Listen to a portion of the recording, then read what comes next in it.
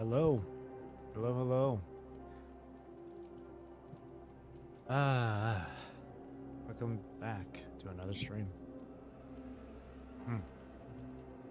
This one, I'm looking forward to. Evernight beat Chapter 16, Punishing Grey Raven. Here we are. This is the Roland patch, right? Cool. I'm excited to check this out. Hello. Hello, Black. Welcome to the stream. Nice to meet you. Hello, hello, hello. All right. Last time I played PGR or streamed it was finishing up. What was it? Chapter 15? Went through all of 15 normal and hidden. Really good read. I really enjoyed chapter 15. All right. And to continue on with the main story here, chapter 16. It doesn't look as long as 15 was. It only has 15 nodes. So I might be able to do the hidden side of it today as well. And then if that's the case, tomorrow when I play this again, might be chapter 17, Surviving Lucem. The one chapter that said to bring you emotional damage. Alright. Let's get straight into it. Hang on, let me get a drink of water real quick. Clear my throat.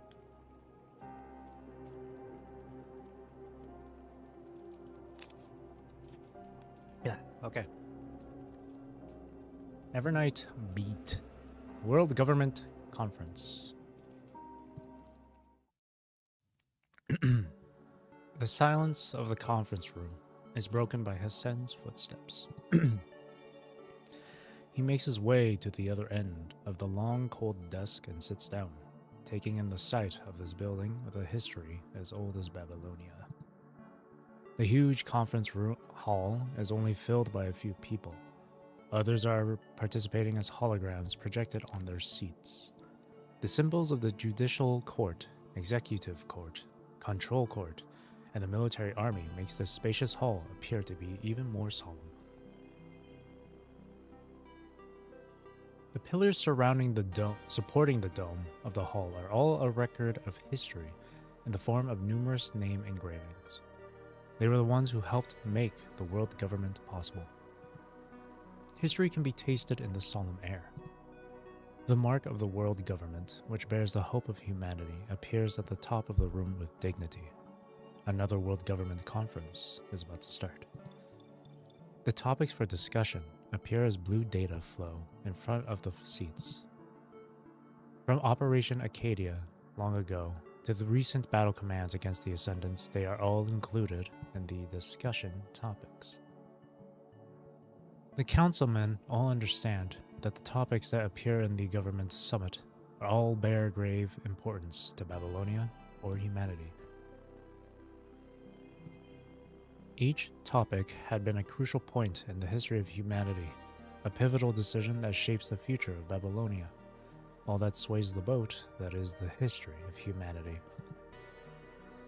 In comparison to that, topics brought up in the World Government Conference affect the world in a far lesser scale, which is why most participate in the form of a hologram. The lights on the dome flicker off one by one, enshrouding the space in darkness. It is as if a veil of ink has been deposited on the conference hall, blurring the lines of things. This dim space allows one to imagine themselves on an isolated island among the vast universe of darkness. Right after that, bits of light begin to illuminate the place like stars.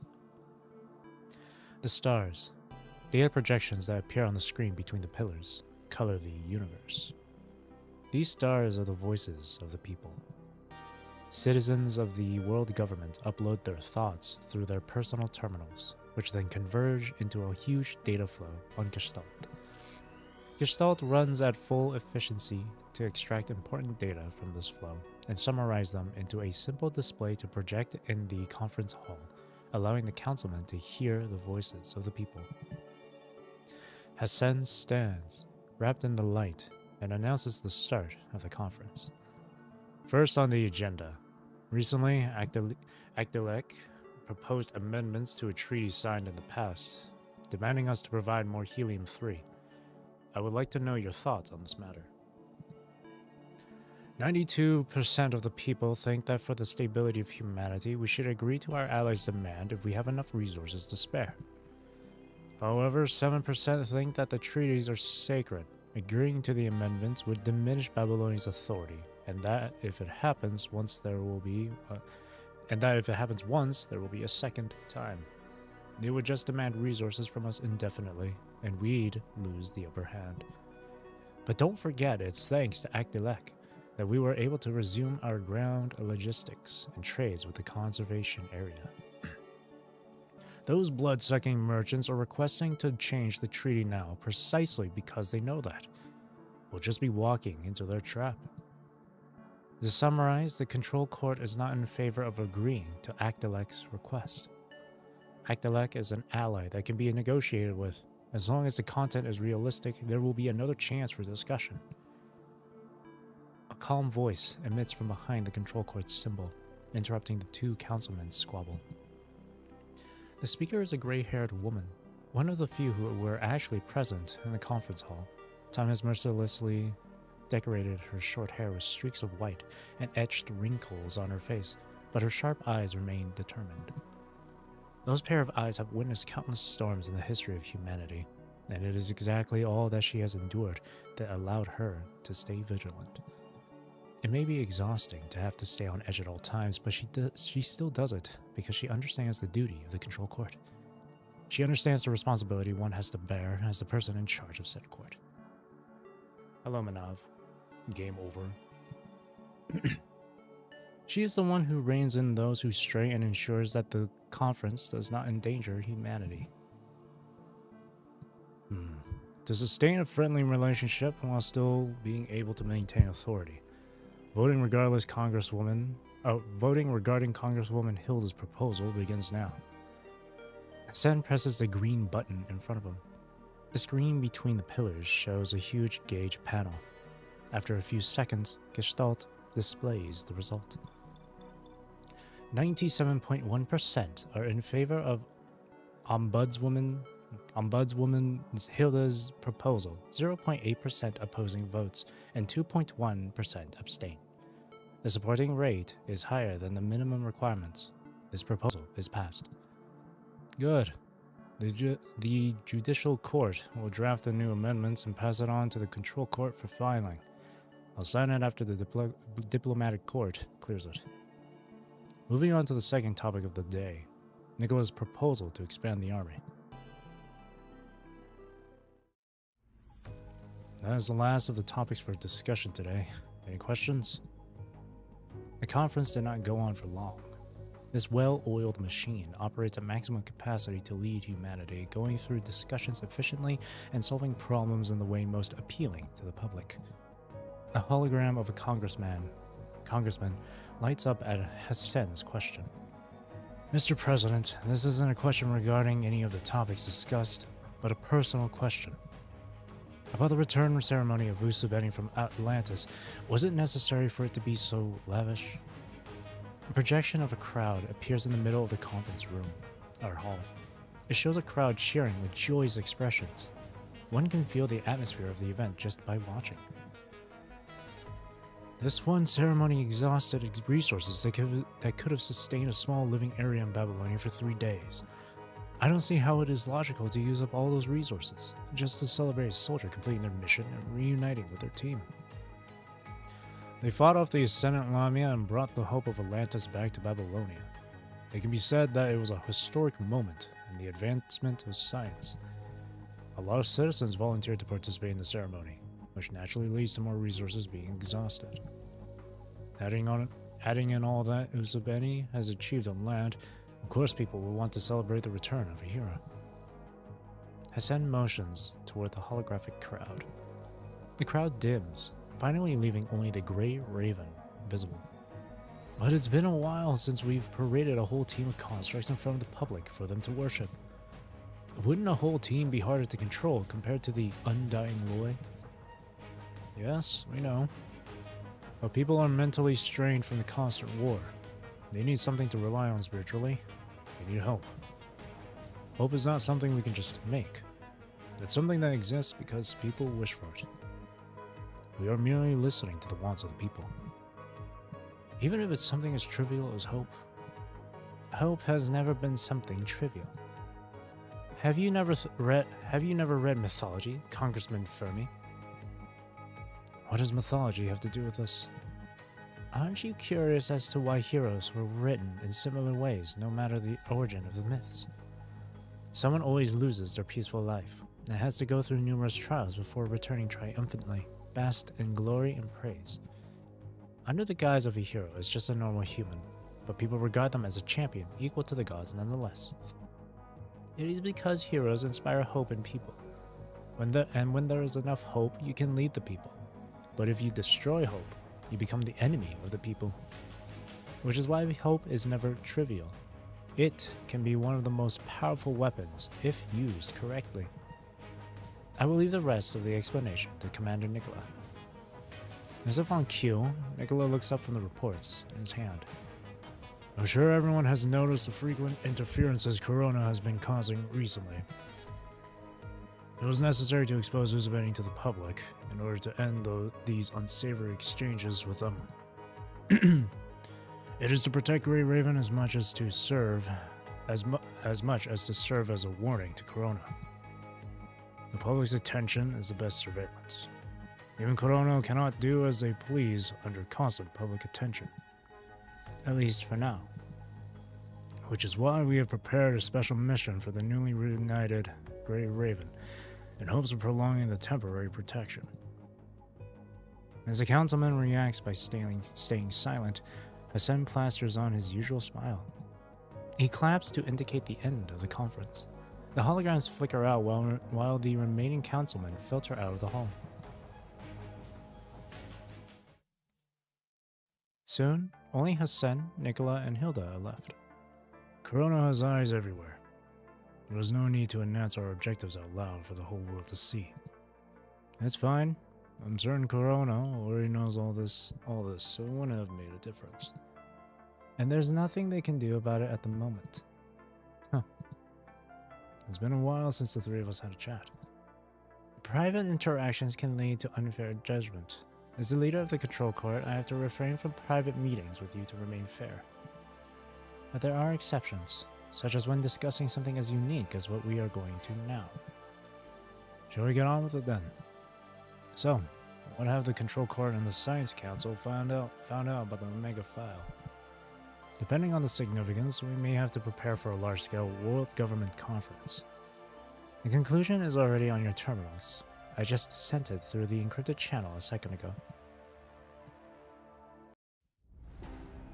Cool. Next. Antagonism.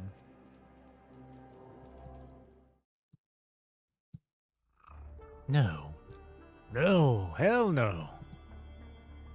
He seems angry. Collins throws this thick stack of files into the air before lying on the black walnut table in the study, his arms and legs stretched like a snow angel. The stuff we made with Luna's data is nothing but an empty show. That thing won't help us evolve, not even for a bit. Is that so? All the data entries from the reports I've seen have suggested that it's better than any frame in existence.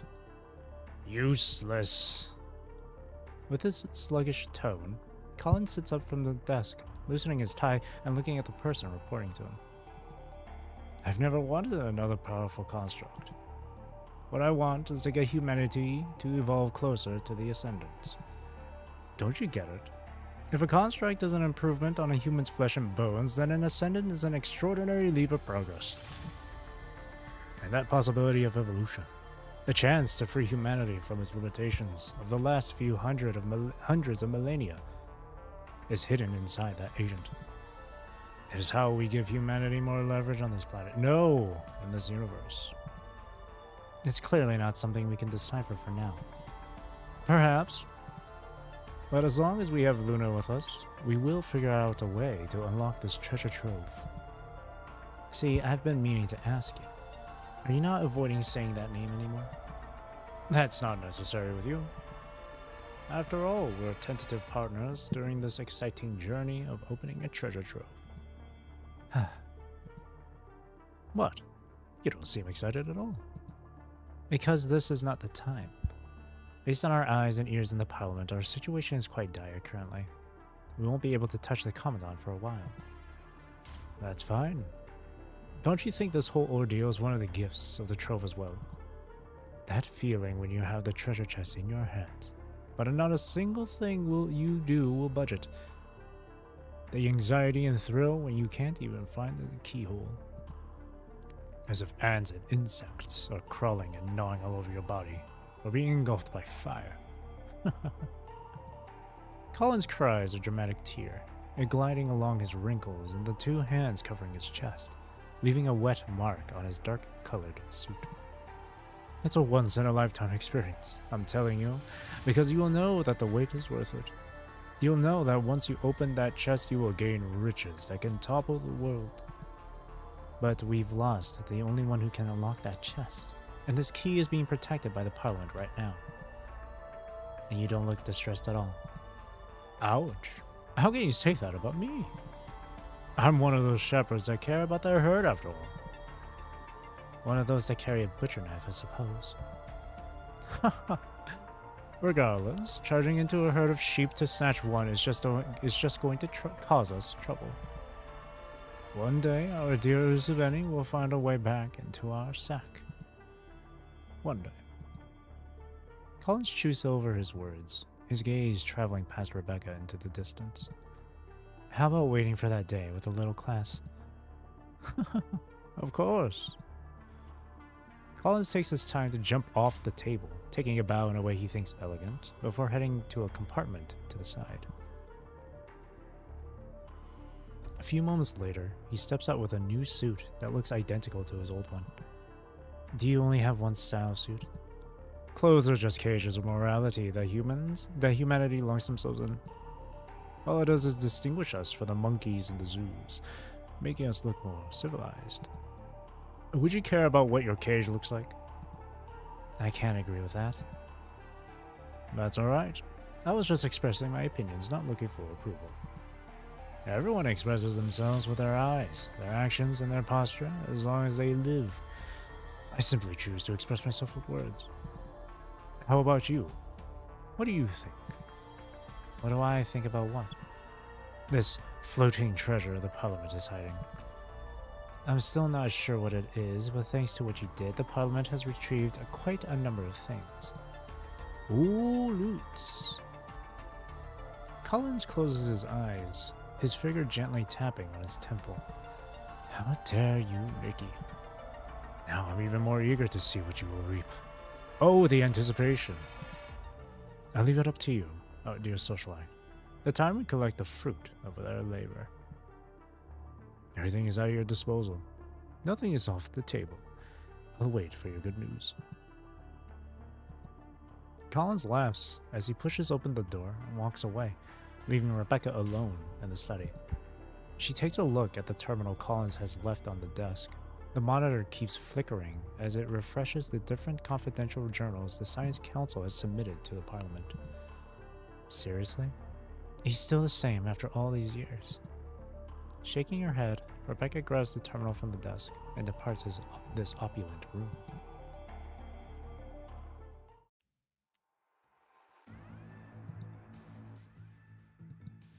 Asen and Nicola have been silent like this for the last 10 minutes as they read through the content in the terminal. They read it over and over, making sure that they had not skipped even a single footnote, nor misinterpreted the meaning of any single line. Due to the clearance level required, we have monitored the entire process of researching the Omega file. During the process, the Science Council followed the experiment approaches recorded in the Omega file. Combining the research data of Lustrous and the rest left behind, they were making attempts non-stop day and night. Eventually, they reproduced the phenomenon the Atlantis researchers observed. That means the punishing virus can indeed be absorbed. Hassan can feel his voice shaking as he says it out loud. Everyone in the room understands what that represents. The punishing virus, the bane of humanity's exile from Earth, is now something that can be eliminated. This long, drawn-out war has finally seen a hopeful glimpse of victory. Humans finally have a chance to reclaim Earth. And the prices paid in the past have not been in vain. All those sacrifices can finally see redemptions. Atlantis has passed us a torch of hope, and its flame will light the fire that burns away the punishing virus on our planet. Nicola also expresses a hint of being moved. He closes his eyes slowly, remembering all the little things from the past. Exhaling a deep breath, he breaks the shock and silence in the Parliament room with his resounding voice. We know the how, and we can see the finish line. We don't have any reason to waste time here, then. Exactly. The Omega File is humanity's treasure. Move the Science Council's resource distribution to the highest level and prioritize all their needs. The moment we develop the devices that can absorb the punishing virus, humanity will have their strongest weapons to end this war. After Hassan issues his command, Nicola's expression returns to his usual coldness. Mr. President, don't forget that making a move this big will draw the bloodthirsty sharks lurking underneath. Corona wants our research, but we also want their data. As long as we put on the proper defenses and take the right steps, we can use this opportunity to figure out what Corona has discovered behind our backs. For our upcoming operation, we just have to play along. That's about it. The details have been sent to your terminal. I'm sorry to get you involved in our conflict with the extra requests. That's fine. I just have to make some adjustments to the encryption protocol, and you will have what you need. The coordinates of the Omega file will now change every millisecond. And the data recorded inside is encrypted every minute. Dang. With all these encryptions overlapping each other, Corona would have to decrypt tens of thousands of times after just a day if they want to learn anything from it. If they do decrypt it, the virus I planted inside will trigger, and data from the Corona network will be sent to a set of data chips on my end. Holy shit. That's crazy. Asimov the goat. Asimov speaks fast, but he codes even faster. A series of coding commands appears on the monitor soon before he eventually presses the Enter key with force. You've got what you need. Asimov has not stopped typing, even when he speaks. To him, nothing can interrupt his research on the Omega file now. But in order to progress on the actual application of the Omega file, we need more punishing virus samples to study. I see. Knowing the enemy is the only way to make sure we don't miss anything. Apart from known corrupted and ascendants, we also need data from the hetero creatures and the hetero hive mother. Given the polyphage is beyond salvaging, the hetero hive mother remains we got from the sewage are far from enough. Those remains have all been transferred to the Science Council. I'm afraid we can't give you more. If we don't have it, we'll just find it.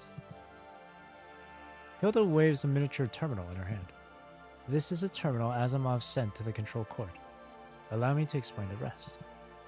It records the abnormal data captured by the Inver device from the glory frame. During the investigation, the Science Council determined that this abnormal punishing virus overload stemmed from the fight between Chrome and the Hive Mother. During the fight, the Hive Mother maintained a faint connection with an entity beyond the sewage system. That connection was the reason Chrome's Inver device overloaded when it shouldn't have. A similar connection has existed before between the polyphage and the Pterygota Queen. A damaging one affects the other, and the wounded side will send out an alert to the surviving side in a way to accumulate experience. Like a defensive mechanism a tribe develops to make sure of its survival. To To know to do that means the hetero creatures have evolved to a fairly high level of intelligence. The abnormal behavior Chrome's info device gave us the data to support that idea. There may be more than one hetero hive mother, or frankly put, having multiple bodies is a shared characteristic of all hetero creatures. The punishing virus emulates Earth's ecosystem to establish its own tree of life. Every branch, every leaf on that tree represents the same hetero creature species at different levels of evolution. The task force has indeed mentioned in their record, the Vonnegut said that hetero hive mother was just a test subject. Then we can deduce that there is a completed or most evolved hetero hive mother out there, and it's hidden somewhere on the surface. I see. We'll send our forces to search for data on the advanced subject. Hassan waves his hand, and the image of the Babylonia hangar appears in the middle of the parliament. A massive number of task forces have already gathered before the hangar, all prepared to march for Earth before the conversation in the parliament even started, ready to send their blades across the enemy's throats. Right now, all they are waiting for is an order to turn the safety off. That order is in the hands of the parliament, locked and loaded.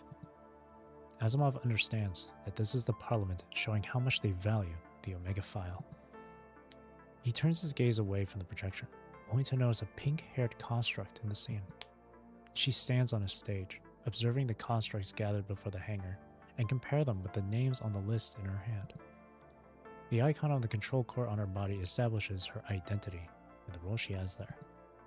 As the scene of the hangar is recorded and projected to the Parliament Hall, this smiling pink-haired construct looks directly at the camera. Oh my god! Asimov feels that she is not looking at the camera. Instead, her gaze crosses the countless cables and reaches the Parliament, or maybe somewhere even further. Of course I know who that is.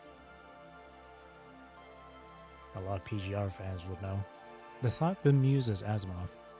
By the time he tries to confirm his feelings, the pink-haired construct has already finished her inspection and left the hangar. Shaking his head, Asimov focuses back on the terminal before him. If you're done with what you have to say, we'll go back to work. Asimov is about to hang up when Hilda's voice interrupts him. Before you go, there's a question I hope you can answer honestly. As the leading researcher on Babylonia, your stance is far more important than every other research personnel. Science is a torch that lights the way to humanity's future, not a wind that fans the flame of some civil war. That's where I stand. Sweet. Ooh, first battle node, combat node, after story. Grey Ravens! Babylonia's artificial sun has set for now. Apart from some soldiers on patrol and the lively crowd in the markets, most people have fallen asleep. As for you, you are sitting in front of the desk inside the Grey Raven break room, going over the recent mission logs. The logs have been arranged from left to right, chronologically by Liv. Your fingertip flips over a page, and another memory is reawakened in your mind. Sitting on the transport craft returning from Atlantis, you receive President Hassan's encrypted transmission all of a sudden. First of all, congratulations on completing this confidential special ops.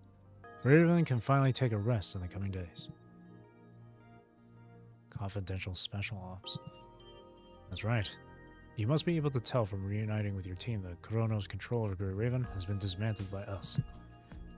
You have proven yourself with your actions, and it's only fair that we reward you with more than just empty words and congratulations. When you're back on Babylonia, we will host the grandest welcome ceremony for you. It's not just to congratulate me, I suppose. You're smart. Now's a pretty good time to do this. Hassan smiles and nods. After the ceremony, Grey Raven will no longer be an ordinary squad under the task force, but war heroes that make the impossible possible. The people will follow you. They will look up to you. You have brought them a spark of hope for victory and overcome desperate situations time and time again. They will see every move the Grey Ravens make. And because of that, Kurono can no longer take Grey Raven away from the people.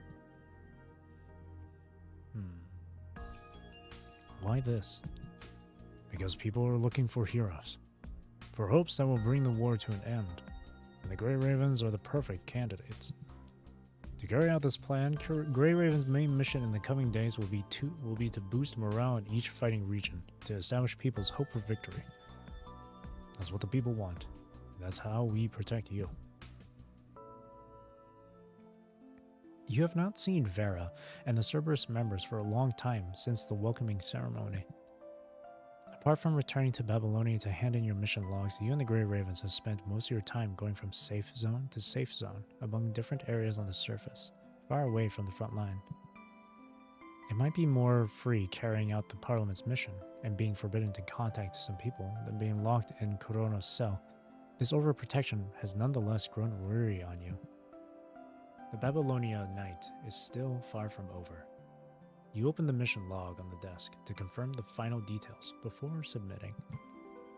As it opens, the recorded scenes play out before you as projections, one by one.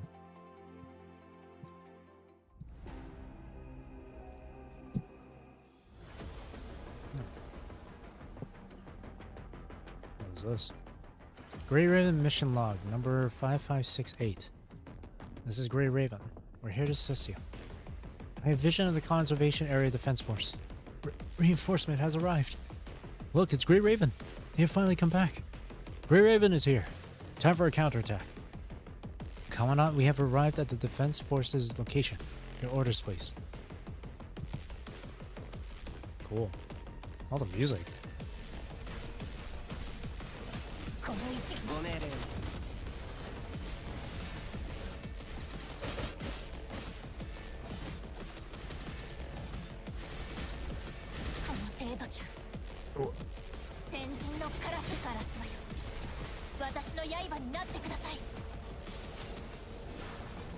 Oh shit.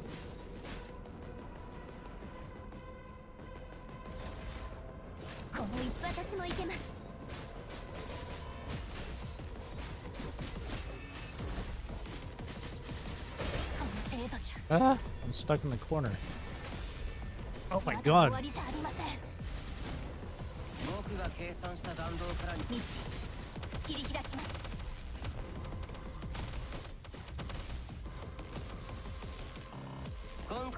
It almost got me there, Jesus.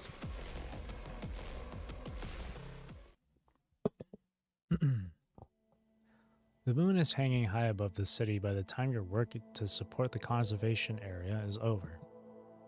Defensive artillery runs silently at the city outskirts. Building repairs inside the conservation area are not over. People set up tents at the foot of the CPF, resting and dining by the sporadic campfire and the moonlight. You can hear the conversation of two soldiers from a nearby tent. They have kept their voices low to avoid disturbing others' rest, but you still manage to hear them, having sat close by. Why aren't you sleeping? Can't sleep.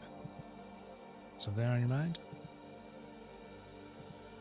The scavenger soldier sighs heavily after a long silence. It just feels unreal. Before you lot saved me and took me here, my friend and I were just wandering about. There was no tent, not to mention a bed, just in case some corrupted showed up during our sleep and took us out. We had to rest back to back, guns in our hands, hidden in a hole somewhere. Now there's a tent and food and Babylonia to keep us safe. We aren't relying on our junk equipment to protect ourselves no more. There's still a gun in my hand, but my friend couldn't last long enough to get help from Babylonia.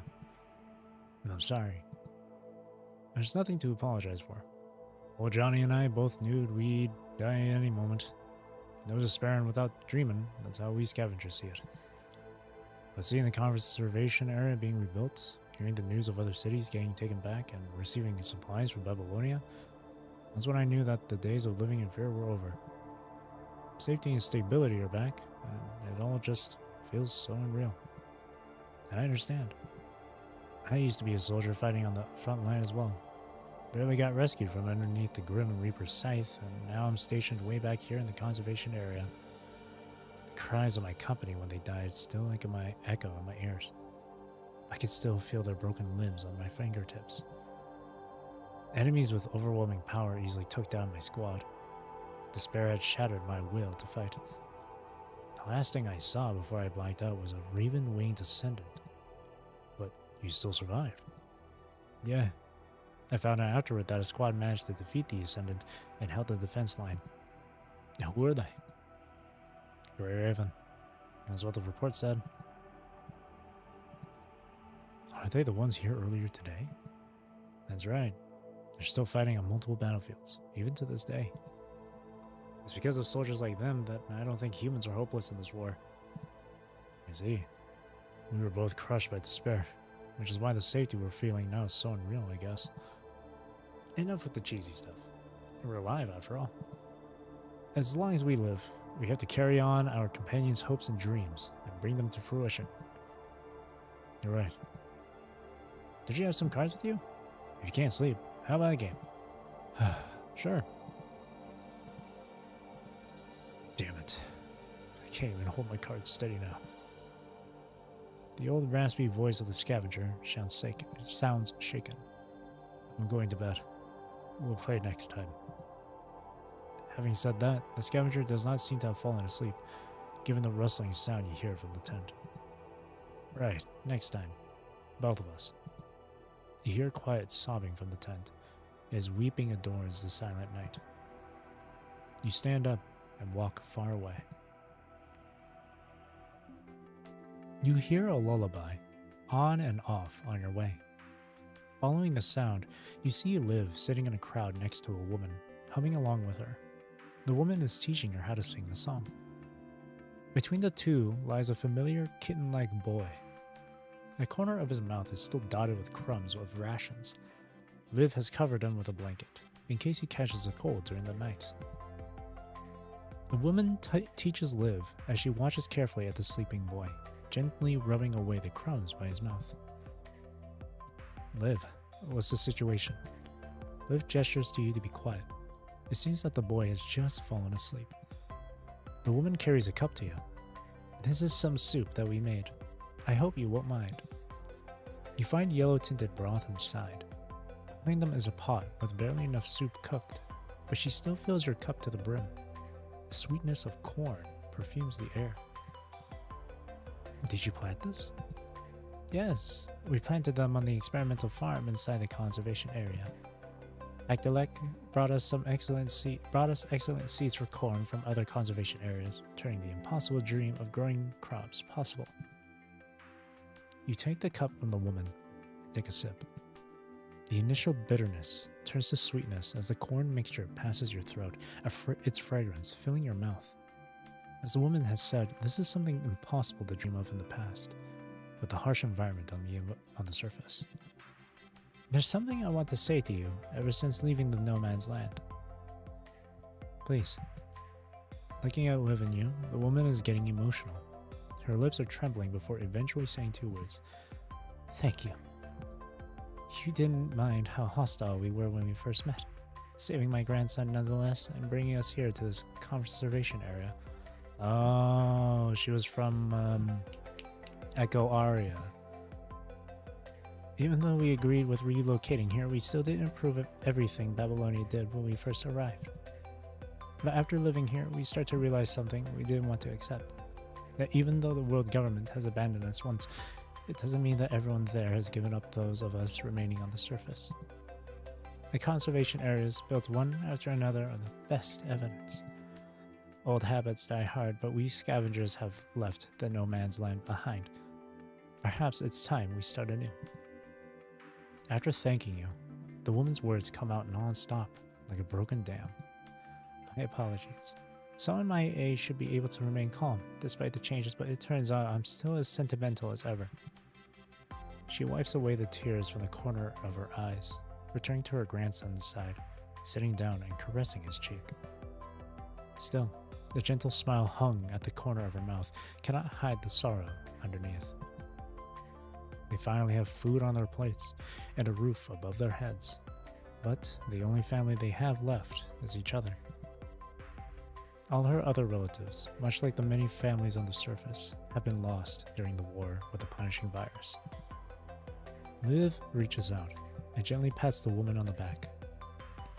The woman is no longer the defensive mother she once was, leaning her head on Liv's shoulders and drifting off to sleep.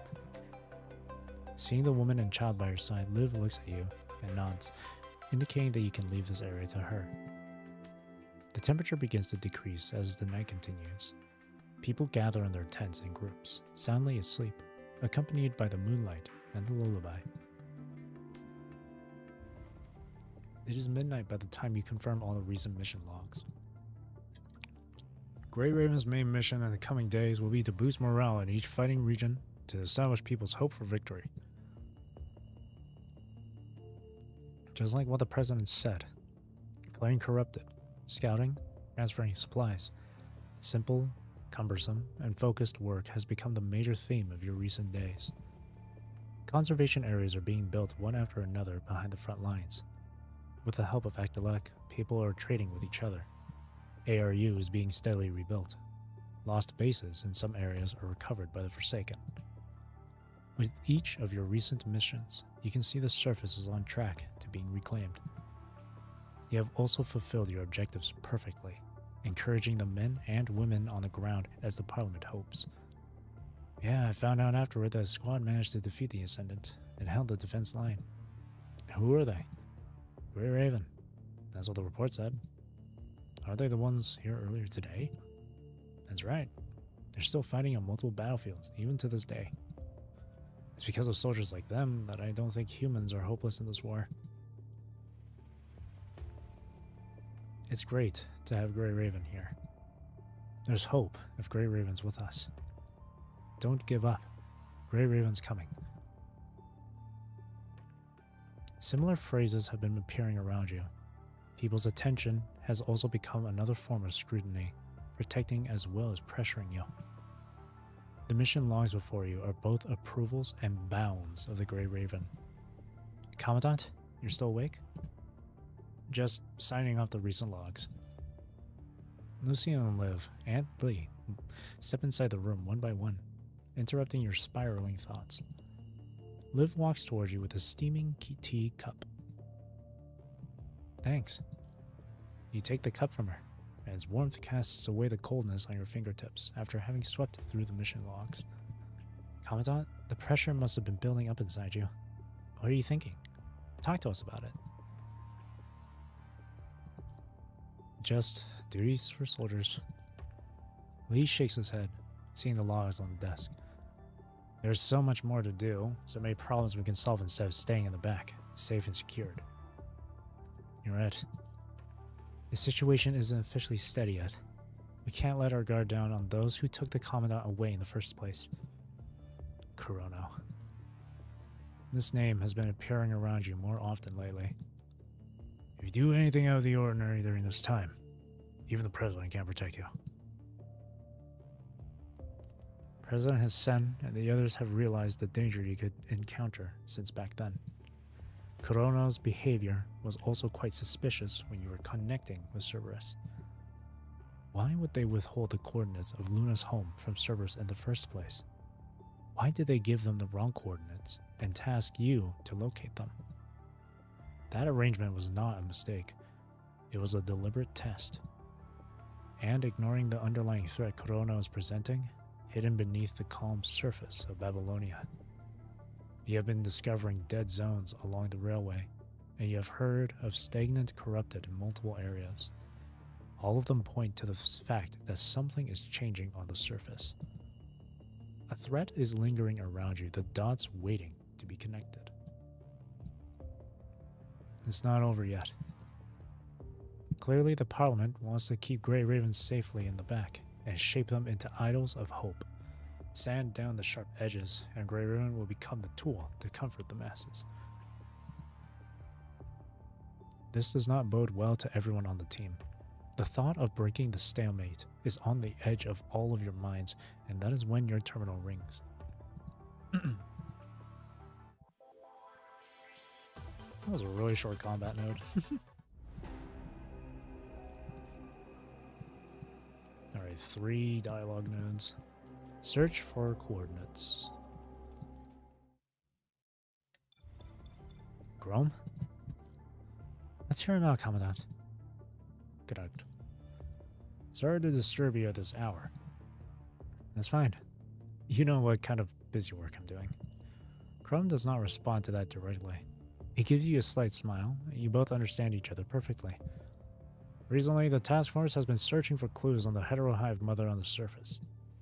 Do you remember Vonnegut mentioning the hive mother in the sewers was just a test subject? Yeah. Right. After that, Asimov and I confirmed one thing as we exchanged data, which is that among the heterohive mothers exists an advanced being, hidden somewhere on Earth, waiting to hatch.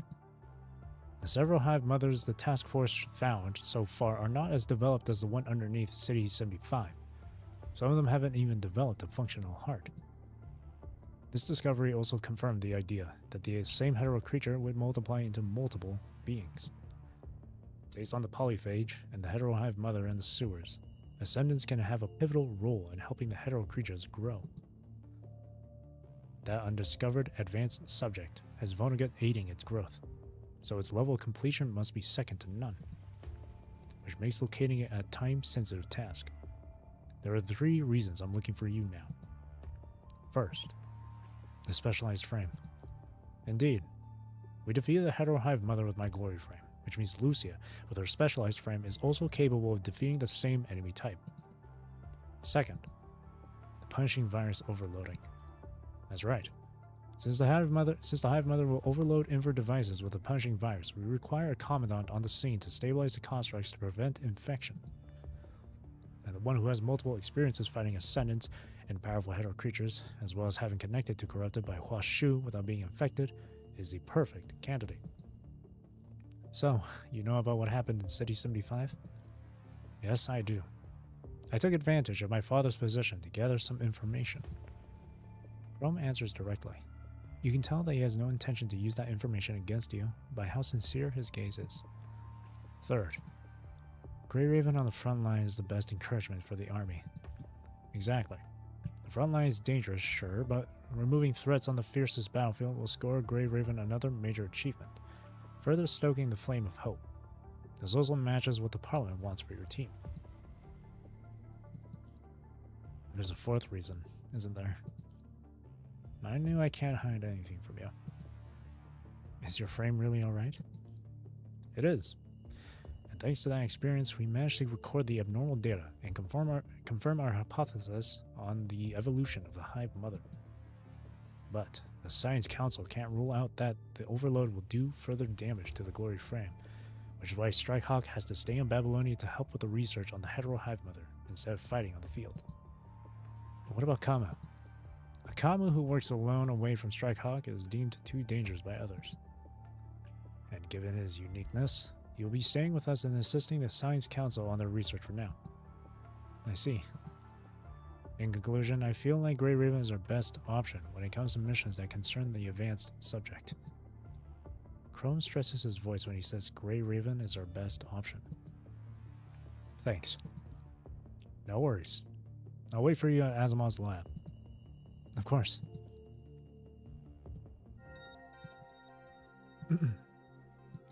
Asimov's laboratory is way messier compared to the last time you were here. Different folders and machines are scattered in the space, making it difficult for you to find a place to stand.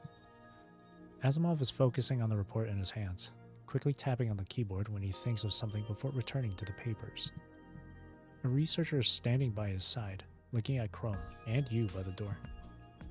Please come in, Chrome and Uzabeti. Turn left for 30 degrees and take 2 steps forward. That is the area Mr. Asimov has provided you to stand. Where are the others? They left after delivering their reports. You 2 are the last ones.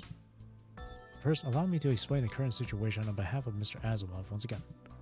The Science Council's current research requires a large amount of punishing virus samples. With sufficient samples, the research progress can advance by 40%. But not any samples. The higher the strength of the sample, the more accurate the data it provides. Among corrupted, hetero creatures and ascendants, hetero creatures are best suited to study, given that it evolves from the punishing virus itself. Among the hetero creatures, highly developed entities like the polyphage, siren, and the hetero hive mother are the most ideal samples. Chrome has already told you about the advanced Hero Hive Mother. Currently, we have discovered and destroyed several hive mothers that developed naturally, but their completion rate cannot compare to the one found in the sewers. So we hypothesize that the Hero Hive Mother, aided by Vonnegut, is most likely the purest being made with the punishing virus. Now, let's exchange information to locate the advanced subject out there. The researcher swipes across the air before him, and a large projection of Earth appears in the middle of the laboratory. Chrome reaches out and touches a spot on the globe, asking, "This is where the sewers underneath City 75 are." There are two known factors. Data of Luna at her prime recorded by Ouroboros, and the time difference between Strikehawk's first retreat from the sewers and our second return there when we ran into Vonnegut. If Vonnegut had moved outside during this time frame, the furthest he could have traveled, given these two factors, would be within this area. Chrome draws a circle on the globe as he says that. Although we couldn't guarantee that he had left for where the advanced subject was. But if... Chrome pauses for a second, hesitating before he continues. If I were him, I would go to confirm the state of that hive mother during this period of time. Although this was only my subjective estimation, we couldn't ignore the faintest possibility. And so, Strikehawk began to search for data related to Vonnegut on the surface, and we eventually discovered some of his unique signals recently. Afterward, we researched outward with the sewers as the center, before we finally came upon matches to his signals in these directions. The circle on the globe gets smaller and turns into a few thin lines, displaying the directions Chrome has mentioned. But this is based on a hypothesis. That's fair, but it's not without its value. Science, after all, is the process to confirm a hypothesis. Asimov says it out of nowhere, his gaze having not moved from his monitor. Here's the intel the Science Council has organized. After analyzing the Hero Hive Mother, although we can't determine the principle on which it is formed, we can confirm several of its features. Abnormally energized punishing virus concentration and interference on the magnetic field nearby. Not only does that interference affect communication, but it could also even affect the surrounding environment. The thing the researcher is listing match the anomalies you have been encountering on the surface. If we can discover the exact coordinates of these anomalies on the surface, we'll be able to narrow down the possible locations of the completed Hive Mother after combining that data with Chrome's circle. Right. Now we just have to take the task force find. Now we just need to have the task force find those coordinates. I think I know something about the coordinates. As Chrome and the researcher look on, bewildered, you mark out the different anomalies you have learned about throughout your different missions on the globe. Their words have connected all the dots among the different anomalies you have encountered recently. No wonder I felt like I was missing something. The anomalies that have been happening all across the globe are no accidents. A new storm is brewing. These coordinates. The researcher nods at Asimov. Asimov takes a look at the dead zones and anomalies you marked, and he frees up a hand before tapping by the projection of the globe. Multiple formulas and equations appear by the projection, the variables changing at an incredibly high speed. The time difference in movement speed. The latitude and longitude differences from the railway, the consumption of helium-3, and the average speed of the internal engine, and the area of the different dead zones can be calculated. Input the coordinates and areas of the anomalies into the function and calculate, and combine that result with the angle where Vonnegut might have been. About 41 to 42 degrees. A conclusion not one of you can come to alone. Then, with all of you working together, all of your clues converge into one single point through Asimov's formula. This is where the advanced subject could be. Asimov stops tapping on the projection and points toward one point on the globe. How's the revitalization of the conservation areas? We've reclaimed 43% of the cities lost during the post-pandemic age. The engineering force has been restoring them in batches recently. 90% of the cities are found freed from corrupted activities despite not being reclaimed by us. It's believed that the Forsaken has managed to take them. 36 conservation areas have been constructed this month, and the preparation work to receive nearby scavengers is ongoing. Good. Hassan stares at the projection of Earth before him, silent. More dots have lit up, meaning more conservation areas have been built. Babylonia's support has formed a network, linking the different areas to it, connecting humanity again. With this network, cities are restored and bases are reclaimed. Although the war is not over, Hassan believes that with the help of the Omega File, the turning point is imminent. The door to the bridge opens up. Hassan takes a look at the time and turns off the projection, looking back at his visitor. What is it? What is it, Nicola? Grey Raven found the coordinates to the advanced subject? Right. The coordinates point to the ruin of Puglia Forest Park, an area not prioritized for restoration due to the terrain and resource distribution. Having not been reclaimed, the existence of an advanced subject is possible. Woodcock was the closest to the forest park, so they've been sent there to confirm. That's why you agree with Grey Raven's application to move back to the front line? Not just that. Hassan sends over a video file to Nicola as he speaks. Nicola taps on the file and the video begins to play. This is where the advanced subject is. Right. Leave no stone unturned, Husbeni. We'll immediately send people to these coordinates that you've discovered to confirm the intel. But the operation to retrieve the subject afterward. The President's hesitation is not without its reason. Discovering the coordinates is only the first step. Even if they do locate the advanced subject there, defeating it and collecting the samples is still a problem. Which is why you and Chrome have agreed that Grey Raven needs to be there during the operation. Therefore, Grey Raven is requesting to join this mission. To be back on the front line. What makes you say so? Grey Raven is essential in the fight with the Heterohive Mother when considering the battle itself, as well as what the people need. State your reasons. Relaying the 4 reasons you have discussed with Chrome to Hassan, you find him standing there, quietly listening. If you can stand before me, asking to be back on the front line, then you must have understood the risks of doing so. Yes, Grey Raven is prepared to fight. Indeed. Right now, Grey Raven is crucial to defeating the Heterohive Mother.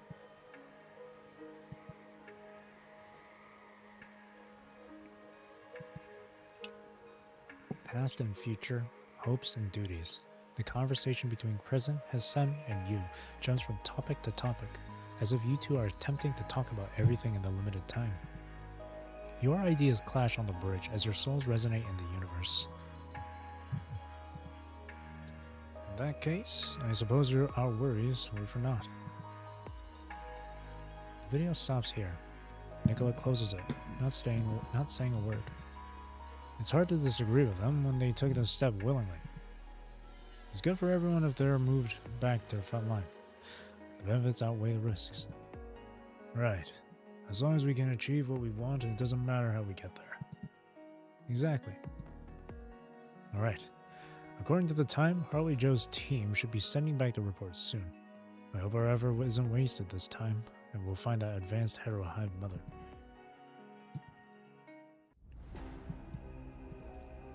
Heterosapien.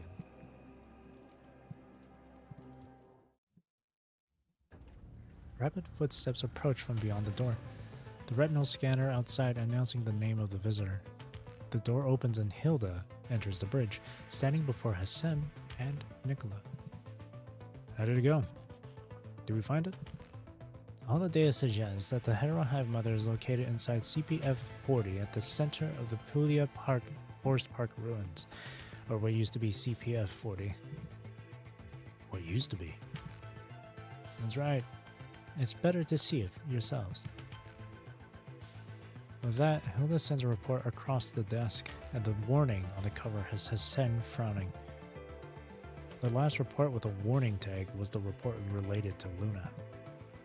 Hassan opens the file, and visuals of the Puglia Forest Park ruins are projected before him. The first thing that enters the vision is a large field that connects the horizon. Beyond the field is a dense forest.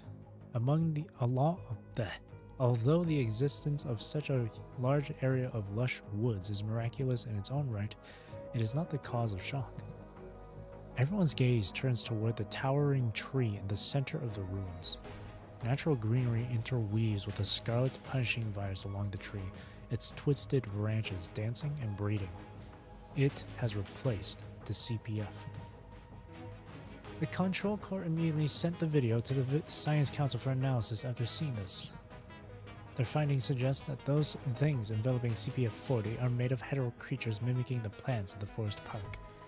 They have recently invaded there. Since there was interference inside the forest, the following video was recorded by the Woodcock Commandant Harley Joe offline, uploaded after they escaped the park. Woodcock slowly approaches CPF-40 after submitting the visuals on it. Their initial investigation has not run into too many obstacles, but as they go further into the forest, strange things begin to happen. Teams that enter the forest from different entry points have reported the discoveries of campfires, human footprints, and scavenger clothing. Why would scavengers appear near a CPF that's not reclaimed? We don't know yet. We found human activities inside the forest park, some of which are fairly new, meaning there was a group of scavengers who entered the park recently before it was invaded by the heterohive mother. That's not our key problem. Following the tracks of human activities, several figures covered in scavenger capes appear before the squad. This area is dangerous. Please stay where you are. We're coming to get you out of here. The Woodcock Commandant shouts at the figures, but they do not respond. The constructs next to him take a look at each other, then raise their weapons and cautiously approach the figures. Only when the constructs arrive before the figures that they realize the truth. Those are not humans that they discovered, but humanoid monsters. Rather than being worn, their capes are just loosely hung on the humanoids' withered bodies. The humanoids slowly turn around, their strangely shaped feet crushing the bones on the ground, making an eerie squeaking noise. The red orbs in their chests are like their hearts, pulsing intensely. The thin bones enveloping them, however, are not strong enough to withstand the strong pulsations. Pieces of bones shatter from the vibration, falling off their bodies onto the ground, crushed by their feet. Now, new bone structures immediately grow from the orbs, covering them once more before breaking and regrowing. Behind all of them hung a smooth, translucent stream, within which lines intricate veins and nerves like an umbilical cord. These figures attached to the cords are like newborn babies, moving about stiffly with their deafening cries. No doubt they are hetero creatures. The Science Council are calling them hetero sapiens for now. The arrival of hetero sapiens signals a grave danger. The hetero creatures' evolution mimicking Earth's ecosystem has reached the stage of Homo sapiens. Evidence shows that they are evolving much faster than we imagined. It took millions of years for apes and humans to evolve into separate species. Comparatively speaking, the hetero creatures have spent less than a blink of an eye. Our enemies have turned from beasts to humanoids in a flash. What will they become next? That is a horrifying but honest question. With how fast they are evolving, no one can predict how the enemies will present themselves next time. As the three turn silent, the chilling video continues to play. The hetero sapiens extend their rotten fingers from under the capes and point toward the constructs before them. Their mouths open and close cumbersomely, making strange, twisted noises. This area is dangerous. Please stay where you are. We're coming to get you out of here. This area is dangerous. Please stay where you are. We're coming to get you out of here. Despite their distorted tones, the hetero sapiens have easily mastered the language skills that human toddlers would take years to learn. Scarlet particles emit from beneath their capes. The construct's infrared devices blare out piercing alarms. Several of the soldiers cannot withstand the shock of what happened in front of their eyes as they stumble back and almost drop their weapons. But their training quickly kicks in, and they immediately retain their composure. Regardless of how strangely the enemy act, it does not change the fact that they are hostile to humanity. Attack! The Commandant orders the team to attack, and they immediately open fire. Bullets lodge into the Heterosapiens' bodies, but they remain undeterred, charging into the firing line unfazed by their shattered bones as if taking a stroll in the storm. Like a flood, Heterosapiens rush in from every direction of the forest park, rushing the Woodcock defensive line. Wounds begin to appear on the soldiers' frames, and the muzzle flashes begin to decrease in numbers. Confronting the massive number of enemies, Woodcock has no option but to retreat. The video ends with a frozen frame of the hurried retreat of Woodcock. Hassan closes the report, rubbing his temples with his fingers. Luckily, it's not too late. Heterosapiens have only appeared around CPF 40. Intel on them has been synchronized to all ground forces. The Science Council is further analyzing the footage, hoping to understand the Heterosapiens more. What's important is what we decide next. We still have to face the Hero Hive Mother after defeating the Heterosapiens. To get a sample of the advanced subject, we will pay a hefty price. Which is why the Control Corps believes we can make use of the Longinus Arsenal during this operation. But doing so also means we will give up on retrieving a sample from the advanced subject. Without the sample, progress on Omega File will fall behind by at least 40%. That is too long when the situation on the surface can shift at a moment's notice. That's right. The Longinus Arsenal can only be used in the worst case scenario. Omega File is an important turning point of this war. It is worth the risk. Send out the task force, defeat the Hero Hive Mother, and retrieve our samples. As Grey Raven has expected, they will be instrumental in this mission.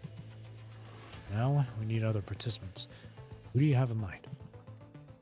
Hassan looks at Nicola, who pauses for a second before speaking a name. Hans. His strength is crucial to this operation. The Grey Raven, with their specialized frame, is our assault breacher vehicle for the Hetero Hive Mother. Hans is our best choice to safeguard the vehicle and deliver it before the enemy. Since comms with Babylonia are jammed to the forest park, we can't issue commands to the ground troops there directly. It will require someone with the ability to observe the battlefield and make judgment calls. Whether to use the Longinus Arsenal to destroy the Hetero Hive Mother, or to order a full force assault on it to retrieve samples, to save the surviving scavengers, or to extend the hope Grey Raven brings. Each decision is critical, every choice burdened with the immense pressure. Hans is one of the only commanders who can shoulder that on the field. He's been in more wars than any of us since the Golden Age. His experience makes him the best option to guide this mission on the surface. But his health has been getting worse. I don't know if he will walk out of the Puglia Forest Park ruins alive. You just said the Omega File is worth the risk. Fine.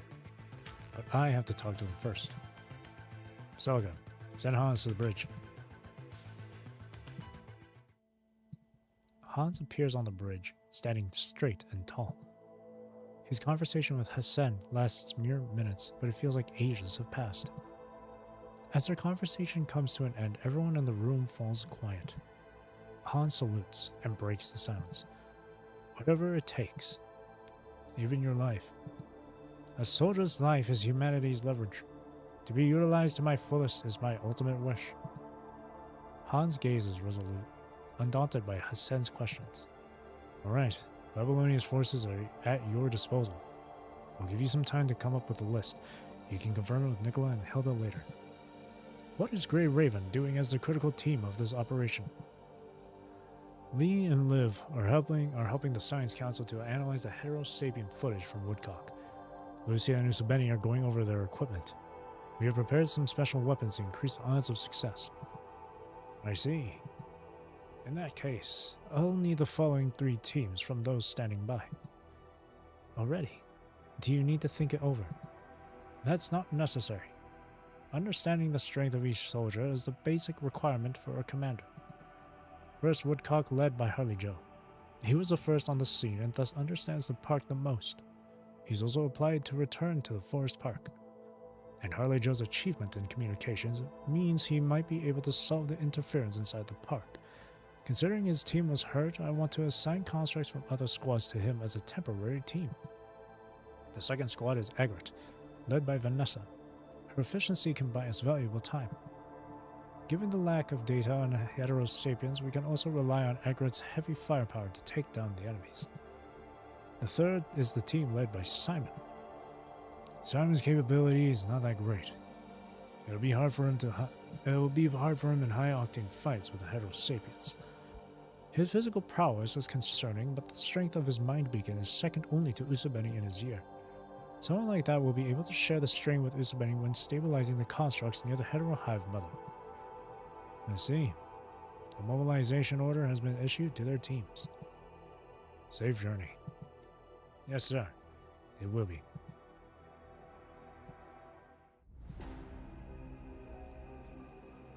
Next.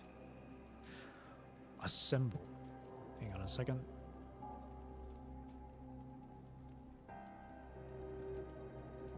Yeah, just not take a drink of water.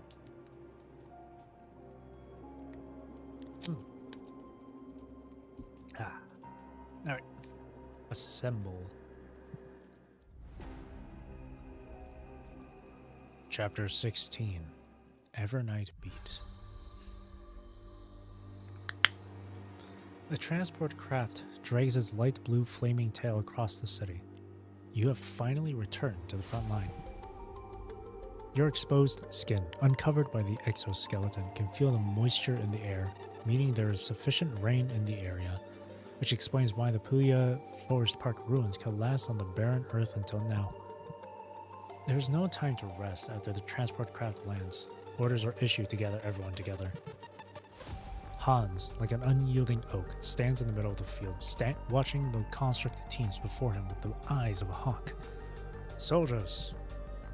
Hans is not very loud, but his voice is firm enough to reach every one of your ears, making you all stand straight. I'm sure you've read the briefs. I'm Hans, commander of the ground forces in this mission. No matter your valor in the past, your job now is to follow orders. My judgment takes precedence in unexpected scenarios. Understood. Understood. Understood. After the familiar introduction, Hans cuts straight to the chase. I won't repeat how important this operation is. Based on Woodcock's initial reconnaissance, the advanced Hetero Hive Mother is located inside the yet-to-reclaim CPF-40 at the center of the Puglia Forest Park ruins.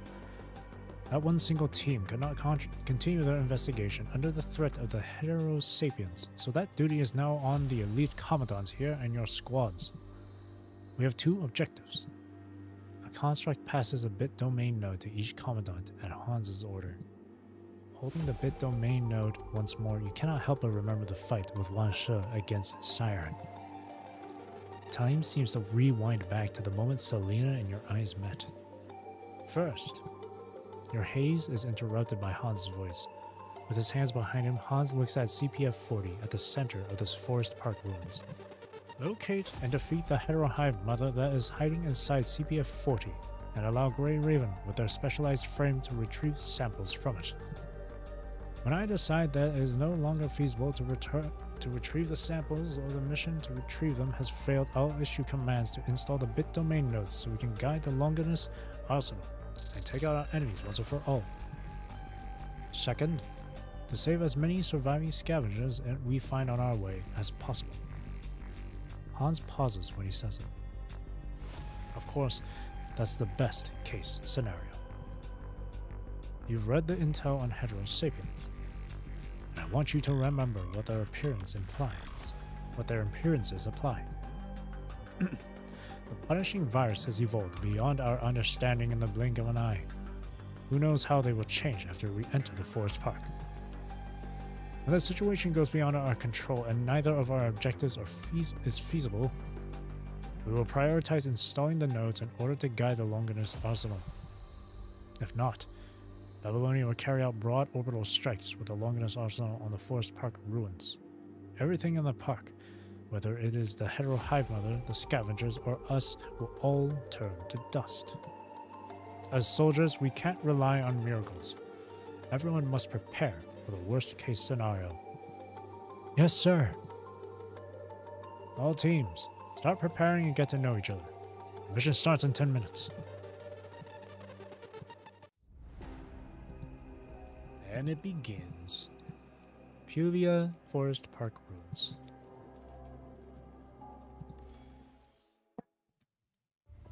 Although Hans has given everyone 10 minutes to ready up and get to know one another, the oppressiveness around the camp has made it hard for any of you to begin introducing yourselves.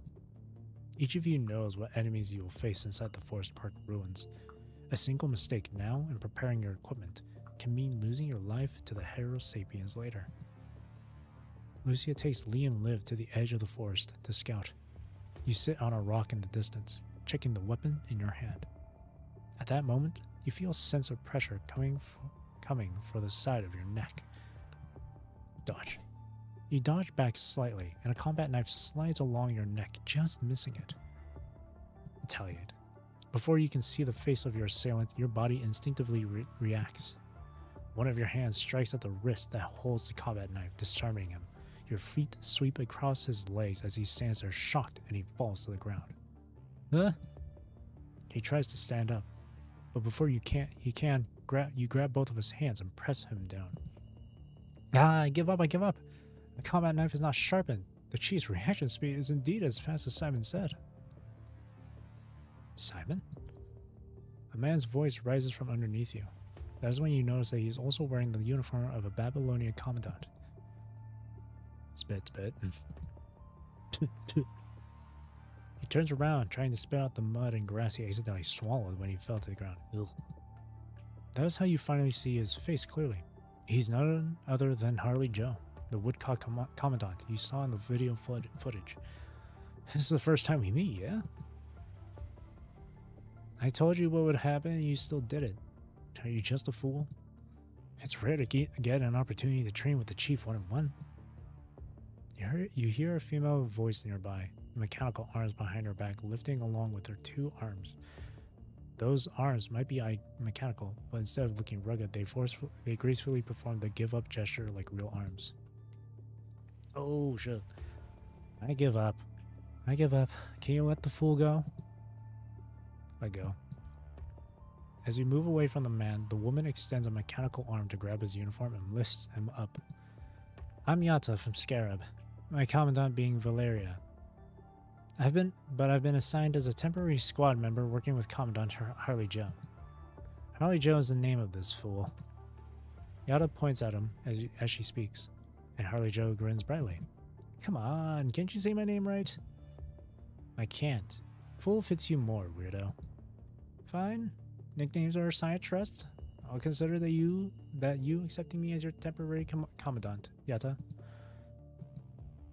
So, why are you here?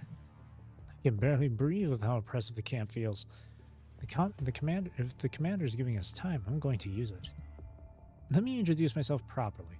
I'm Harley Joe, a commandant from your year, like Simon. I'm Musabeni. Yeah, I know. Simon doesn't stop talking about you. Harley Joe wipes off the dirt on him and walks towards you. Yata walks to the side, observing the surroundings, alerted. I suppose you must have seen the footage we Woodcock had sent back. Most of my team was hurt during that encounter, and are all getting treated at the nearest conservation area. Why are you back by yourself? Instead of simply worrying by my companion's sides, I'd rather teach the heterosapiens who hurt them a lesson. Which was why I applied to return here, being only slightly hurt. That's how I'm back in a temporary team with Yata. Aren't you nervous? Regarding the heterosapiens. The truth is I'm scared shitless. You can feel it yourself. He grabs your hand and lays it on top of his wrist. His intense pulse confirms his story, and the whispery tone he takes when he talks about the heterosapiens suggests the same thing. As a soldier, I thought I'd seen my fair share of powerful enemies, and I'd long forgotten what fear feels like. The hetero sapiens don't look scary, and they aren't particularly powerful. The fear they cause stems from how little we know about the punishing virus. I feel like the punishing virus is adapting to Earth's environment more and more. It's evolved into the humanoid hetero sapiens in such a short period of time. What is it after next? To replace humans and rule Earth as an entirely new life form? It's scary to think about, isn't it? Of course I have to be back to prevent that from happening. This is Earth. If anything should get kicked out, it's the punishing virus. Not to mention that conquering our fear, defeating the enemy, and acquiring victory are what we soldier folk should do. If we don't stand on the front line, who will? Civilians? I don't want that to I don't want what happened to me to happen to more people. What? Oh, nothing. Nothing. Forget it. And by the way, we don't want to be too nervous. A tense bowstring will make the bow snap quicker. I guess that was why the commander was asking us to introduce ourselves. Therefore, I deem the vibe in the camp extremely unhealthy. I shall remedy that. Oh, Yata, why are you standing right farther and farther away? Both of you are not vigilant enough. You should put some distance between you the first time we meet, not chatting the way you did. Speaking of which, where is Simon? Are you looking for me? You hear Simon's voice at the mention of him, and you see him leaning on the construct next to him, wiping the corner of his mouth clean with his hand weakly. Harley Joe immediately walks up and holds him steady with the construct when he sees Simon. Simon, you okay? I'm still not used to the transport craft. You looked fine when we gathered it earlier. Because Hans looked scary. Oh, repressing your physical discomfort with sheer fear, huh? Commandant, they are... As you talk, Lucy and others return from the edge of the forest, confused at the sight of multiple unfamiliar squads. I'm Harley Joe, and this is my good buddy Yata. Don't say that. We're not that close. Just a temporary squad member and her temporary commandant. This is Simon, and this is his teammate. Harley Joe completely ignores Yata's correction and continues to introduce everyone. 10 minutes are over. Gather up. We're heading into the forest park. Hans's voice shows up near Simon out of nowhere. He jumps up dramatically away from Harley Joe and the construct holding him. Silence. Before we know more about the hetero sapiens, we can't rule out that loud noises would attract them. Hans gives Simon a deadly stare before waving his hand, and his teammates immediately spread out, preparing for attacks from hetero sapiens. Egret, led by Vanessa, also walks up from the side and stands next to you. Found anything during preparation? I picked up some plants and gave them a taste. Analyzing them now. What about the hetero sapiens? Nothing about them. But there is some information about this park we didn't record. Woodcock tried to clear out the plants on our way to quickly approach CPF-40, but the red glowing trees spilled out some strange liquid and raised the punishing virus concentration in the nearby area by 2%. Undamaged plants didn't do anything similar. It might be related to the hetero plants adhering to their surfaces. Oh, and I named the plants with characteristics of the hetero creatures, hetero plants. Clearing the plants without damaging the red matter is quite difficult.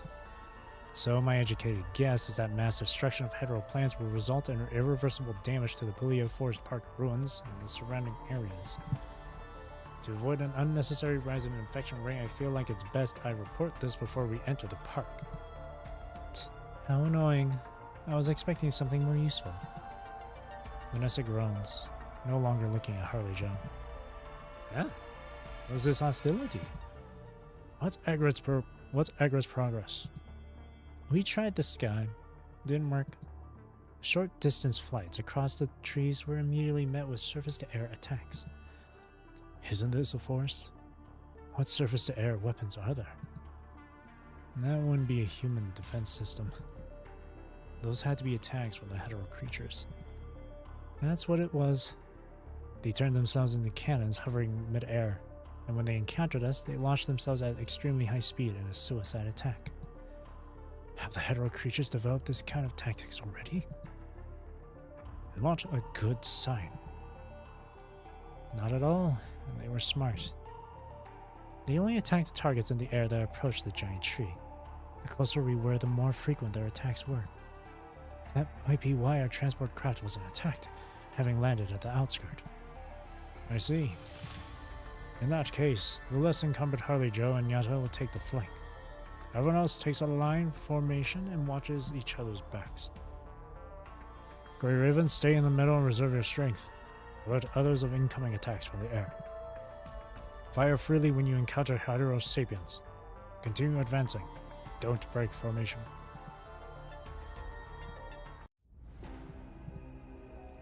March on. We don't know much about the hetero sapiens.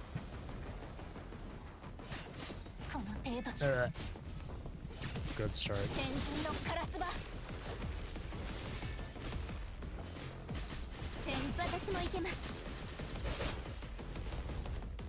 Whoa, what the heck?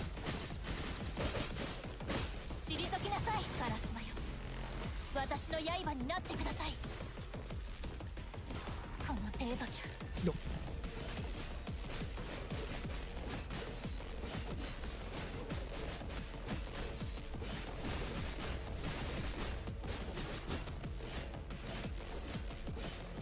Nice. Particles in the air seem to be coming from the same direction. Wait, why is there a metal plate here and someone seems to have stepped on it? Let me read a guide. That's going by way too quick. I can't read that fast.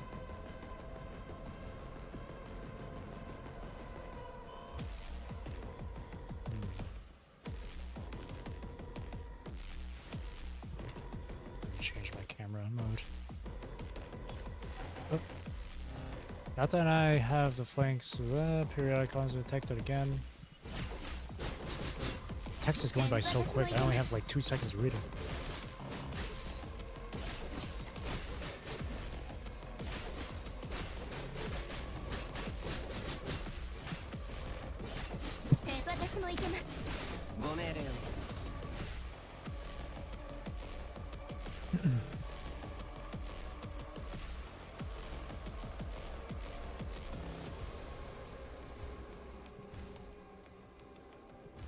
Can't go this way.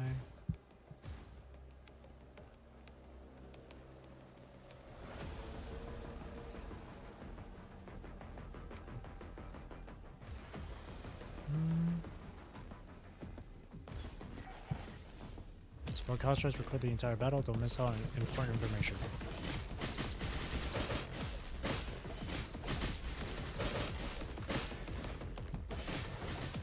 Oh shit.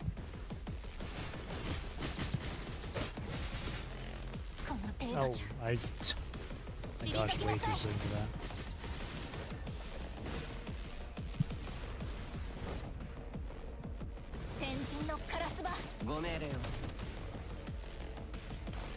Ooh.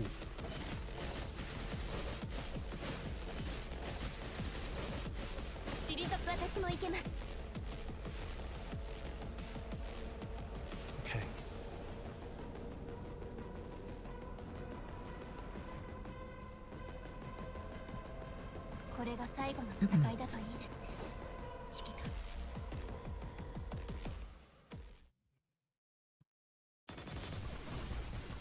Oh shit. Encountering the hetero sapiens in real life is much more intense than seeing them in videos. Their bones are fractured by Agrit's firepower, their fragments hitting your exoskeletons with a dull thud. Their bodies turn cold as they lie on the ground among their remains, motionless. Check your wounds, or continue moving in 2 minutes. You will begin to carry out inspections and repairs as you receive your order. Your head is slowly recovering from the spike of adrenaline, but you can still hear the voices of hetero sapiens from all corners of the Forest Park ruins, warning you not to let your guard down. The cyclic comms interference happens to stop now, and you all receive a transmission at the same time. Attention all ground units. Important message from Babylonia. I repeat, attention all ground forces, important message from Babylonia. To avoid the comms interference cutting this message short, we are sending the recorded message to your terminals repeatedly offline. Please download the attachment once you are in a safe position. Hans opens the attachment after hearing the message, and the video attached displays the ever-familiar red tide. Above the red tide are static corrupted frozen in place, scarlet liquid spilling out from the gaps of their bodies. This liquid flows to the ground along their bodies, forming multiple small pools of red tides. Afterward, the red tides devour those corrupted before heterosapiens crawl out from the crimson liquid. The heterosapiens, originally thought to only appear in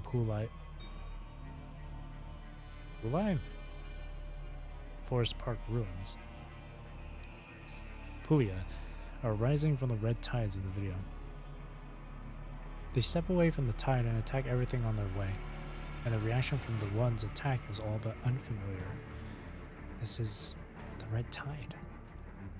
In the footage, the victims' bodies break up after being attacked by the heterosapiens, falling to the ground, before dissolving and reforming by the heterosapien strikes, regardless if they are mechanoids or humans. You have seen that in City 75 multiple times through the Spear of FOS, the manifestation of being devoured by the red tide. Hassan shows up at the end of the projection, his expression solemn, and explains what is happening everywhere on Earth. As you can see, the new heterosapiens are showing up everywhere around the globe. Hetero creatures, as a product of the punching virus, are rising from mechanoids that have been infected. They form small-scale red tides everywhere with the corrupted activities, breaking down machines and attacking humans, rapidly raising the virus concentration in the area, and turning more and more areas into dead zones. Based on our observation, the global punching virus concentration is rising exponentially. How did that happen? Didn't we clear out all the red tide in a previous mission? Technically, some areas were cleared of the red tide. We never understood how the red tide appeared. We only knew that it showed up near a powerful hetero creature, which is why Babylonia could tackle the red tide problem by taking down the polyphage and siren. The red tides now are different from the one in City 75. They appear within the corrupted and spread with the help of heterosapiens. They move faster, hit harder, and mobilize more freely. It's a new threat to humanity. Babylonia is actively preparing a response for it. All task force members, remember your duties as a soldier. Hold your position, protect the civilians, and wait for a notice. May humanity endure. Unlike the red tide projections in the past, the red tides now come with more threatening physical forms, taking over lands where humans live relentlessly. This is a warning to humanity, telling us not to let our guard down because of momentary victories. Humanity has been reclaiming lands, rescuing people, and re-establishing bases. Meanwhile, the punching virus has also been growing, testing humanity with fiercer forms every time. The enemy won't stop. To exist is to evolve. That's why we can't stop as well. Like the president said, our duties come first. What we should do now is hold our positions and complete our missions. Have we finished analyzing the data we got from actual combat? Several constructs, including Liv, step forward and present their analysis to the group after hearing Han's orders. It's done. We have synced the data to everyone's terminal. The construct named Eleanor speaks first. Her soft tone slightly calms the tension around you while pulling everyone's focus on them. Some of our discoveries might help with the situation out there. That's scary. Holy shit. They just keep evolving and get strong and keep getting stronger. Clockwork. Given the physical feedback we got when fighting the heterosapiens, we once believed they didn't consist of any sensory organs for pain. But we got a completely opposite conclusion after analysis. Their sensory receptors are incredibly active. Liv points to the heterosapien diagram before her. Extremely potent electric signals spread in their nervous system after they're hurt. Unlike humans, however, the signal doesn't end in their brains but in their umbilical cords. They're uploading those signals. Right. Although they have developed humanoid forms, the heterosapiens have yet to develop a human-like society. They still maintain an insect-like hive mind. The heterosapiens form the receiving ends of the nervous system that is set throughout the forest park, uploading stimuli from the outside world and letting the central system process all the information. Like a spider web. The closer we are to the CPF, the more heterosapiens there are, like insects protecting their queen. Hives, uploading signals. I see. That was why Liv said we might be able to help with the situation out there. Right. Heterosapiens only show up in groups, like cells growing underneath the skin. Their signals won't be uploaded until they have been gathered and organized. Before those signals are uploaded, these heterosapiens are sharing their senses. If we dislodge the umbilical cords that are used for uploading their sensory stimuli, they will have to experience those stimuli themselves. Failing to handle the input, their frail bodies will break. They will be hindered, if not paralyzed. Right. Their extremely sensitive sensory organs will become their biggest weakness in this case. Which means breaking one will cause a chain reaction. I get it. Domino effect. Push one and they all fall. It's kind of an effective and elegant tactic. Hans nods after hearing the reports from the support-type constructs. This intel will help the other ground forces tremendously if we can pass it back to Babylonia. The question now is how we send it back. Buzz. A buzz echoes within the Puglia Forest Park ruins, signaling another wave of comms interference. Do we have to wait for the interference to end before reporting in? Time is of the essence when we're fighting on the surface. I don't think it's a good idea to waste our time here. Harley Joe, we're farther in the forest now than when Woodcock was first here. Have you finished calibrating your algorithm? Yes, Commander. Just in time. Harley Joe takes out a mechanical device from his backpack as you all watch, and he places it on the ground, tinkering with it. This is...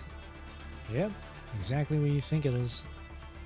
Harley Joe stops his motion and leaves the machine on the ground. Now, everyone, try to communicate without using your voice or your audio module. Why bother? The result's the same anyway. So you got it. It's a comms amplifier. That's right. I modified it myself. We couldn't use it since I wasn't done calibrating it, but after the last few cycles of interference, I have calculated the optimal amplifying level in the forest park. Vanessa takes a few steps back, distancing herself from Harley Joe. Sure, but the effective range isn't ideal. Oh, her mask is off. We can fix that if we adjust the way it's wired like this. Whoa, look how proficient you are. Look at how proficient you are. Not my choice. Short halt made me learn it. Her mechanical arms pick up the device on the ground like tentacles, navigating inside it smoothly and deftly rewiring it. Ah, I see. This will increase the effective range of a single unit. Those are some very impressive skills in modifying a device like this. Hold on, did you just say a single unit? You heard me. And this is what we're gonna do next. Harley Joe flips over his backpack and pours out a pile of these devices, all stacking up into a small hill by his feet. I'll be calibrating them, and Yata will be deploying them. As long as they aren't destroyed, we can contact Babylonia when the network of these amplifiers reaches a certain scale, even with the comms interference. Sounds like a lot of work. Someone has to do it. Fine. You're my temporary commandant, so I'll listen to you. Criticism can wait till it's over. Alright, break's over. All teams will advance in wedge formation. Agrat will lead, Grey Raven and my team will take the rear. Harley Joe and Yata will stay behind the team to take care of whatever enemy remains and deploy the comms amplifiers. Simon's team will cover them during setup.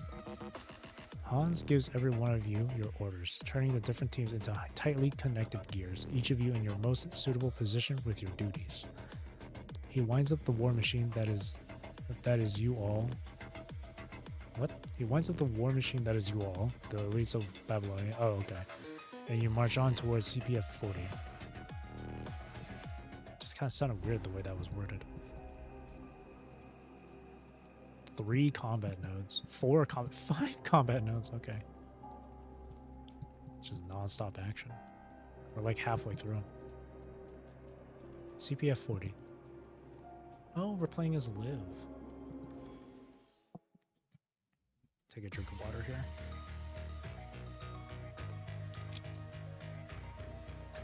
Okay. The comms interference is solved with the help of the comms amplifiers from Harley Joe. You continue your journey towards CPF 40 after Hans has reported your discoveries to Babylonia. As the waves of heterosapiens in your sight are defeated, one by one, your field of view begins to broaden. The central purification filter that was the basis of humanity's life on the surface against the punishing virus is now penetrated by the crimson plants erected in the middle of the field, twisting and towering. We're finally here. More heterosapiens from our flank. How much more of these boring folks do we have to kill? Hold the line! Can't just barge into CPF 40 yet. You'll all look for cover around CPF 40, withstanding waves of heterosapien attacks. Our initial scan shows that the CPF is still running at low power. Parts of the centrifuge module are at its base or down. The punching virus concentration inside the tower is steadily rising. Some of the passageways inside have been blocked by plants formed by the hetero creatures. It seems that we'll have to keep scanning even after we're inside to find the right way. Any scavengers? I'm sorry, but we haven't found any yet. Hans stares at the CPF 40 before him and thinks for a second before speaking up again. We're adjusting our plans. Vanessa, your tactics are better suited to fighting on the surface. Take Everett and station outside the tower. Guard the entrance after everyone else enters. Roger. Anything goes? Anything goes, as long as you can take down the heterosapiens returning to the tower and the force and safeguard our path of retreat. Okay. Harley Joe, see the gap at the top of the CPF. Harley Joe narrows his eyes and looks toward where Hans is pointing. Let me see. Found it. Based on how the light is shining through, there does seem to be an opening underneath the branch at 11 o'clock. Right. You and Yata will climb up the CPF along those plants and open up that gap from the outside, creating a second path of retreat as a backup, in case the inside teams cannot leave via their way in. Roger. My team will lead inside the CPF, and Simons will take the rear. Grey Raven stays in the middle, and we'll escort them to the closest point from the hetero hive mother, making sure they aren't worn down before fighting it. Afterward, my team will deploy the bit domain nodes around the hive mother. Simon will help use Subeni stabilize the constructs inside the tower. But mind beacons will be everything that stops the constructs from being infected. Roger. Everyone raise your defense level to the maximum. We still know nothing about the situation inside the tower, so stay alert. With that, Hans signals his team to breach the main entrance of CPF 40, and you begin to enter.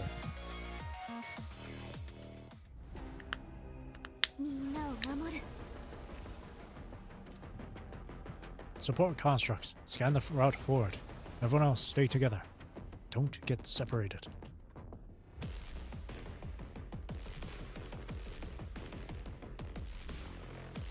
Scanning complete.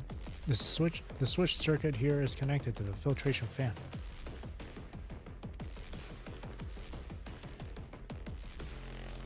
Oh shit.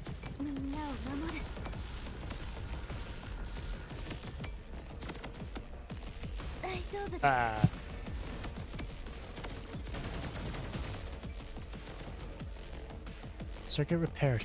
Turn off the fan and we can keep moving forward.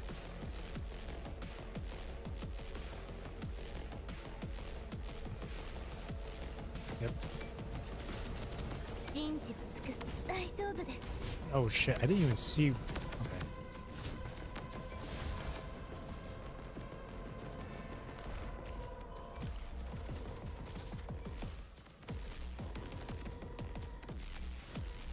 Oh Jesus Christ. I can't even hear them coming down for the attack.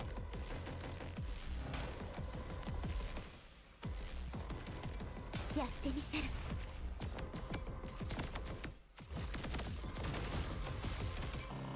we go.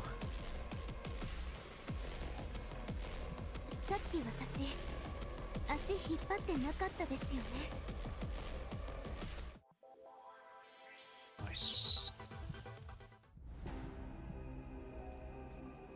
Oh boy. Arrival.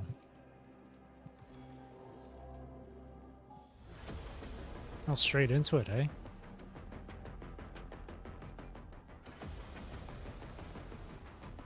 These enemy designs are so cool. Watch out, everyone. It's difficult to come back if you fall from here. The same applies to the enemies. Correct. We can ease a lot of pressure if we can make good use of the fan. Hey, McLoves. Hope you've been doing well. Welcome to the stream. Come here! Whee! Whee!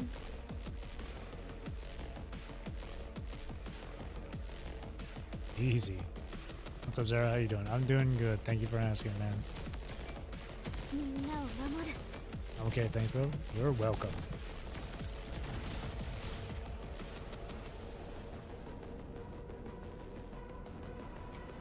Chapter 16 right here.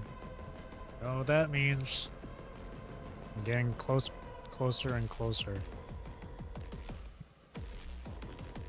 I can move the box.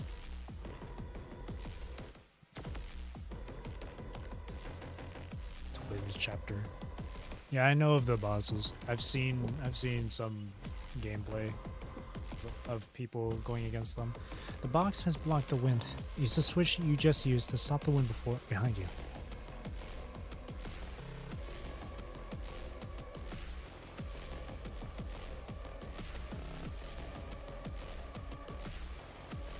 Scanning complete. We can head upwards, and leave now.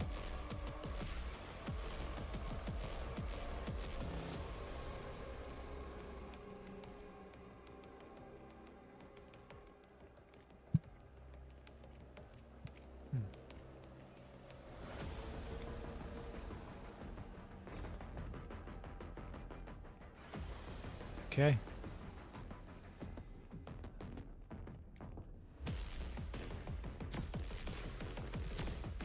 Oh. Do we have to hit this, or yes?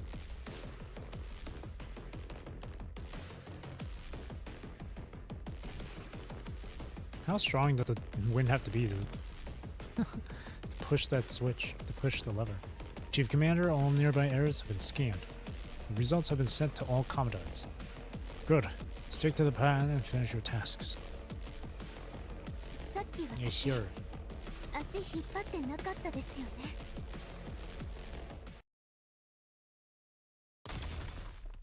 Another gate inside the CPF was blown apart.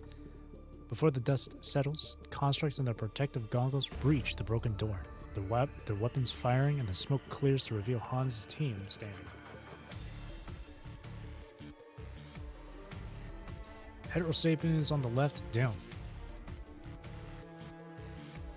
Flammable canisters on the right, secured. Area secured, Chief Commander. We spotted bullet holes from shotgun rounds and signs of explosions on the walls. These marks are accompanied by fallen Heterosapiens, more often than not. It's not us, and it couldn't have been the scavengers. Record it, and confirm the data. Roger. How's Simon's team doing? Simon's team is trying to secure the location inside the tower that connects to all inside teams. Whichever construct shows a sign of infection, he can immediately connect and help stabilize them with the Commandant. With his help, all constructs inside the tower have yet to show any sign of infection. All anomalies regarding the Inver devices are resolved the moment they arise. He's playing the role of an emergency firefighter pretty well. Right.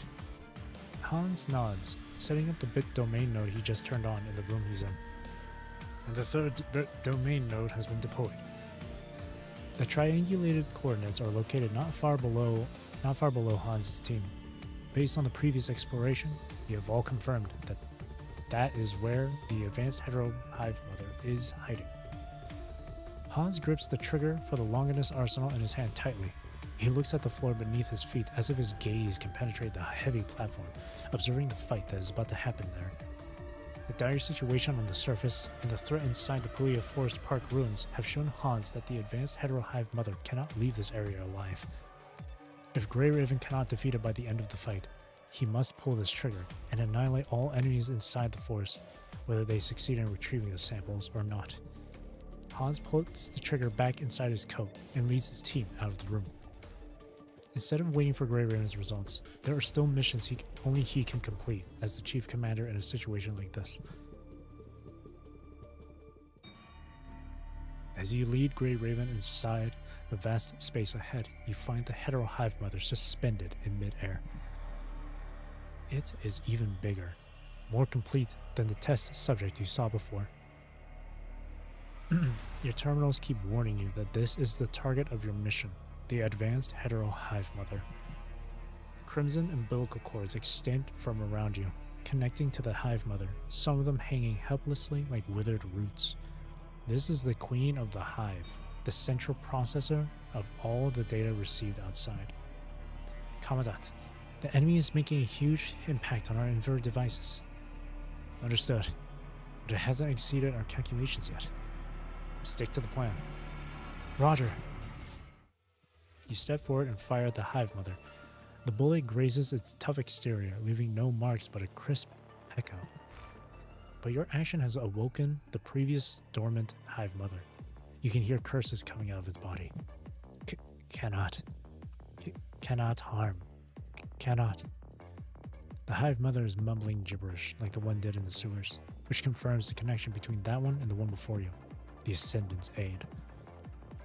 Immediately, its tentacles strike at you with unfathomable speed. Now! Copy. Lucia rushes before you, her red katana unsheathed, severing the tentacle reaching for you. The thruster behind her buzzes. Even with the exoskeleton and its temperature regulator, you can still feel the temperature around you dropping. A freezing breeze emits from Lucia's thruster, and the hetero hive mother's movement is visibly slowing down. That state only lasts but a second. As Lucia raises her blade and thrusts at the gap in the hetero hive mother's shell, it suddenly bursts with immense strength and dodges, putting some distance between them. Live. The evading hetero hive mother suddenly freezes mid-air, multiple pink electromagnetic walls holding it firmly in place. Enemy pinned down. Fire. Fire. You fire again at the hetero hive mother. This time it does not pay your bullets no attention like the first time, and instead shifts its body when they are about to hit. Like the first time, however, the bullet hits its shell and ricochets to the side, leaving a mark on the wall of the CPF. Commandant, I'm ready. Activated. Roger. With your command, Lee presses the button on the machines nearby. Ever since you fired your first bullet, Lee has been sneaking to the side and trying to repair those devices, while the rest of you try to draw the hetero hive mother's attention, buying time. The mechanical devices buzz, and the punching virus concentration in the area begins to decrease. The rhythmic contraction of the hetero hive mother's shell sped up as a reaction to the change. Every push inward stresses its exterior immensely, giving it a seizure. But this is not a phenomenon you know about regarding the hetero hive mother when the punching virus concentration lowers. Fire! Your doubt lingers but a moment. The window of opportunity the Grey Ravens have created must be seized, so you hold down the trigger on your gun, aiming not at the shells but the countless umbilical cords above it. They snap, one after another, these wires that upload information from the outside. The broken ends of the cords start to wilt and pale. The scarlet liquid cannot hold its own weight and spills from the broken cords, spilling over the hetero hive mother before flowing to the ground. You notice a hint of black liquid within the redness, coming not from the broken umbilical cords, but the pulsating, retracting shells of the hetero hive mother. No. Lucia leaps forward, encompassing the hetero hive mother with her unbroken tidal-like strikes. Within the glistening reflections, the hetero hive mother curls up on the ground in a strange position, its shells trembling from the blade and its retraction, as if they are going to be peeled away from the pressure. Still, it is lowering its center of gravity, making sure the part underneath the shell does not get hit by Lucia. Grey Raven has carried out your plan, removing the hive mother from its nutrients, ceasing its access to the outside world, and pinning it down. It's just a matter of time before you defeat it and retrieve the samples.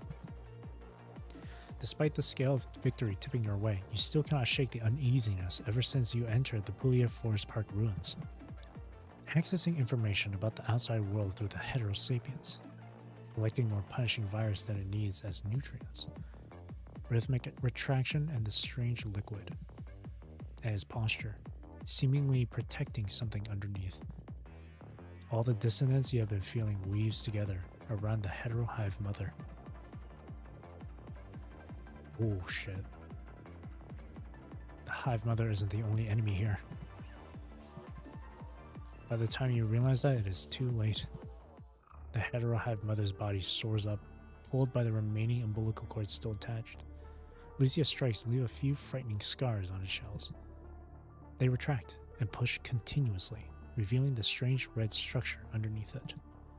Black liquid keeps dripping down the red structure. The seizure is getting more intense, but the hetero hive mother no longer cares about the pain it is feeling. The revealed red structure bulges outward from the pressure, the shape hidden inside its translucent skin getting clearer and clearer. A human figure. Your guess is only half correct. There is indeed more than one enemy from the very beginning. The hetero hive mother has been hiding something else. Children, ready to be born. If hetero creatures have the concept of childbirth, that is, two figures break through the edge of the red structure, black liquid spilling around them.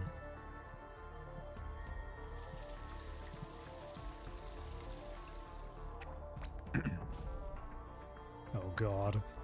With the last drop of liquid emptied, the two figures drop to the ground.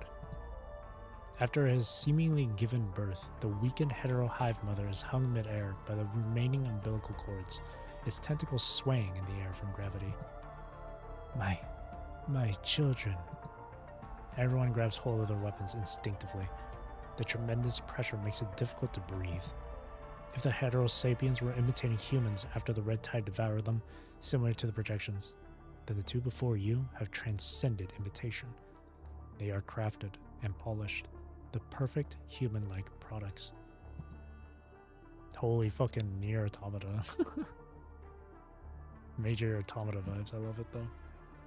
Their hollow eyes sweep the gray ravens, but you do not feel them focusing on you at all.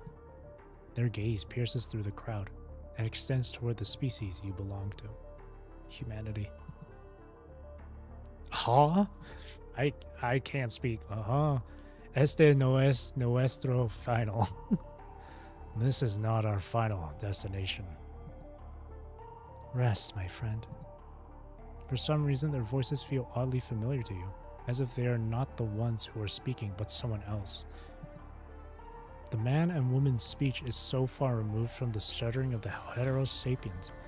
It is clear that they have gathered enough knowledge from the countless hetero sapiens out there in the park. It has taken them but a dozen seconds from birth to fluent speeches, but their blank expressions tell you that they are still mimicking phrases others have said instead of presenting their own ideas through language. The urgent situation makes it difficult to think about who they are mimicking. The enemies raise their hands, and a strange gush of wind blows past you. Hetero creatures seem to have evolved to a new height at that moment. Yeah, that entire thing just reminded me of in Nier Automata, when like Adam and Eve are born from the machine. Nice. Evacuation. Yeah, we're getting the fuck out of there. Since the twins appeared before you, the hetero sapiens have been growing deafeningly, while the hetero plants tip their branches and leaves toward the ground. A celebration, as well as a show of submission. The sharpest blade may slay the dragon, but it will not stop a calamity. Oh, that line goes hard. Standing before the most perfect creation of the punishing virus instead of the hetero hive mother, the mightiest squad pales in comparison. A powerful blow slams you onto the wall of the tower. You cannot help but cough with your lungs pressed. You look down at Liv in your arms, who managed to evade the strikes from the twins when you pulled her away. Even with Simon helping you stabilize the constructs, you are at your limit, keeping the 3 gray ravens from getting infected right now. Oof, damn it. Damn. cold sweat begins to form underneath their artificial skins. The impact of their mind has made even standing difficult, as the three have to steady themselves with whatever they have nearby. Being in the same room with the hetero hive mother and the twins, the Grey Raven's inverted devices are getting hit twice as hard. With that, Lee, Liv, and even Lucia with her specialized frame are all briefly immobilized. As the Grey Ravens struggle to counter the strikes and their frames accumulate wounds, Liv has finally figured out how the enemies are attacking them. As you pull her away, she quickly tells you how the enemies are attacking you without moving at all. The back cylindrical pellet is the true face of the high-speed flying attacker. Even in the blink of an eye, Liv has still managed to catch that the pellet was the bullet you fired at the hetero hive mother previously. No. That thing is not a bullet. It is an instance of them imitating your attack. From her analysis, the damage dealt by this attack is far beyond that of a bullet for both humans and constructs. The twins can speak clearly, but that does not mean they are beings capable of communicating with speech. Because since their birth, all you can feel is their hostility. Intuitively, they feel angry. It is clear they are angry, because you have hurt their mother, the hetero hive mother. You can see that Lee is leaning on the broken mechanical devices and shooting, while Lucia is kneeling nearby, supported by her blade. Help Lee up.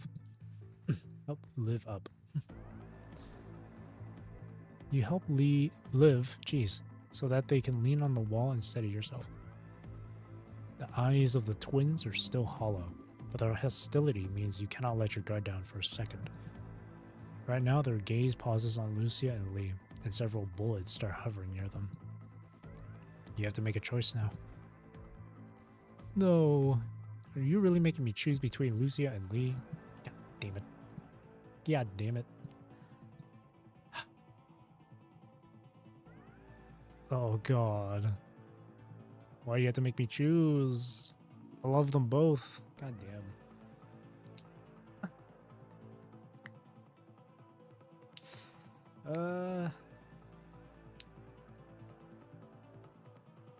Lucia's got her specialized frame, so I feel like she'd survive longer. She'd be able to survive the hits, I think.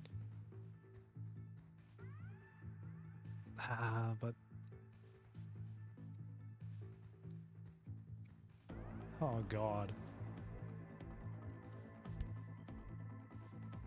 I met with a dilemma.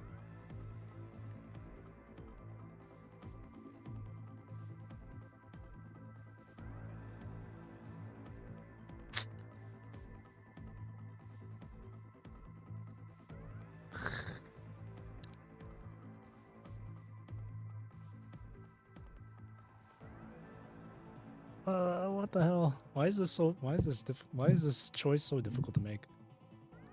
Fuck. Oh man.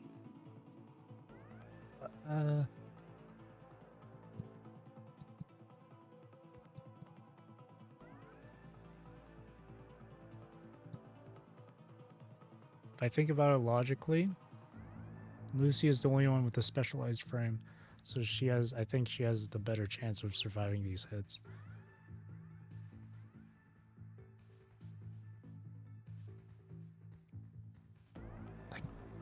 I'm gonna pick Lee because of that logic. You focus the power of your exoskeleton on your legs and dash toward Lee.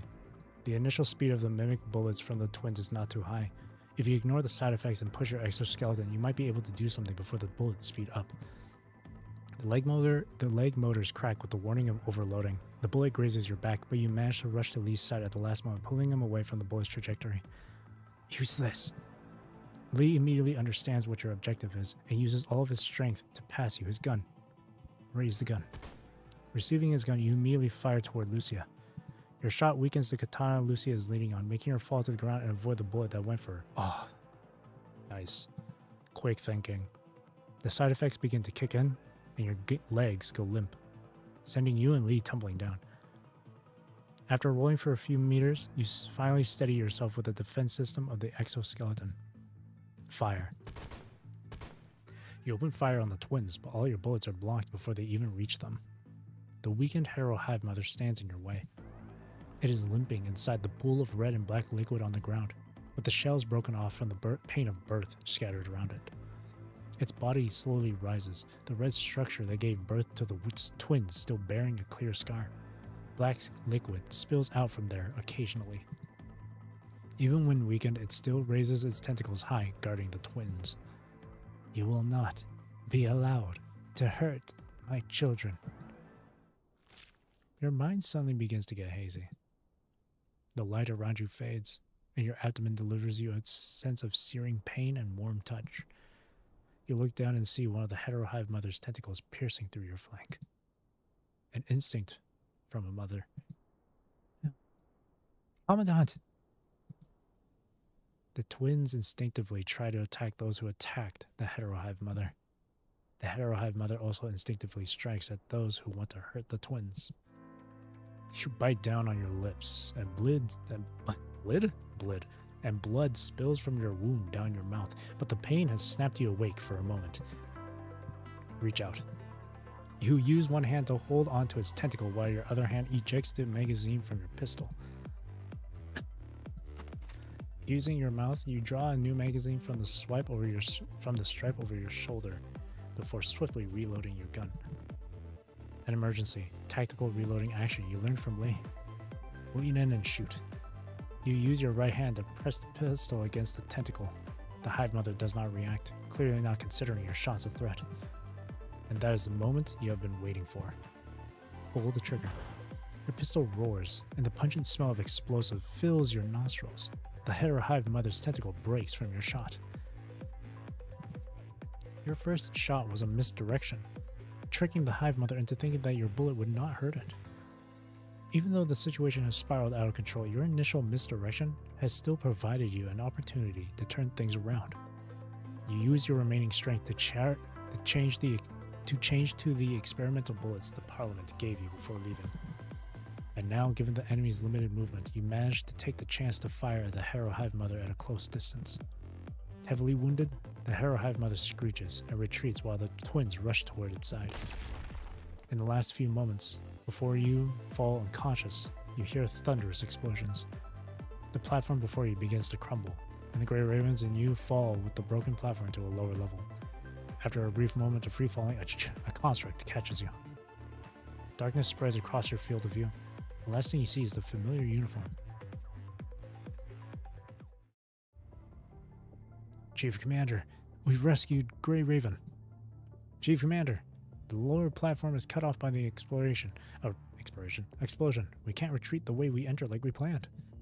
Start moving up, with the exit Holly Joe made at the top of the tower. Hearing the construct's reports, Hans immediately orders the teams to switch direction and retreat upward. The enhancement has become a burden to the Commandant. I'm adjusting the energy output of the exoskeleton and using them to keep the Commandant alive. Lucia and the others have finally shaken off the effects of the interference, and they immediately rush to your side after standing back up. Chief Commander, the Commandant informed us before passing out that the heterohive mother has left a broken tentacle in the wound by the abdomen.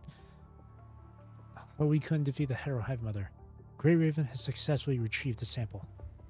Hearing Lucia's report, Hans walks to your side, his hand on the wound in your flank, frowning. Help Liv perform first aid on Usabeni. Retrieve the tentacle first in case of another infection. With Liv, Eleanor, and the other constructs working together, the tentacle in your flank has been extracted and placed inside the sample container. Liv quickly bandages you. Eleanor swiftly wipes off the sweat on your head while injecting you with a serum. But given the poor environment, your blood still pours from underneath the bandages, dyeing them red.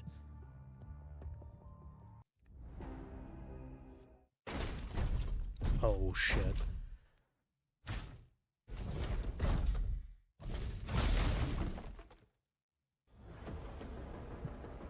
Kids, I did a quick maintenance for you, but you still need to watch out for existing damage. Don't push yourself too hard. Thanks. We're fine. Let's move up and meet with Harley Joe. Commandant, please hang in there. 3, 2, 1. Let's go. Oh, he's coming. It's coming.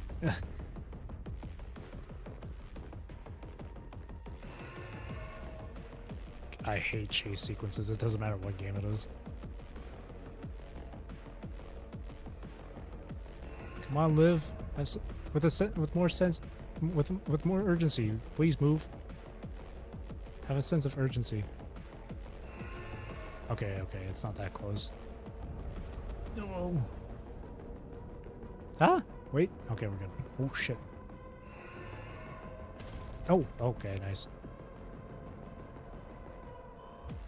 I'm reminded of Nier Automata again.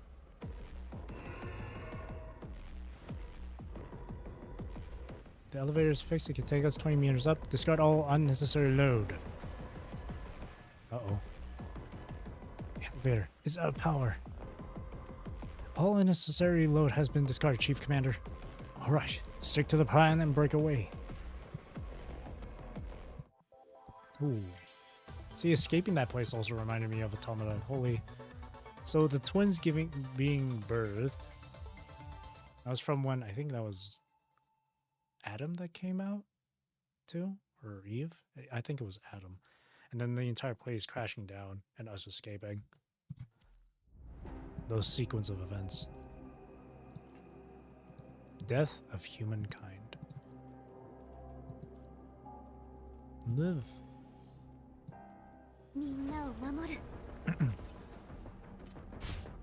Enemy engaged. Commencing battle.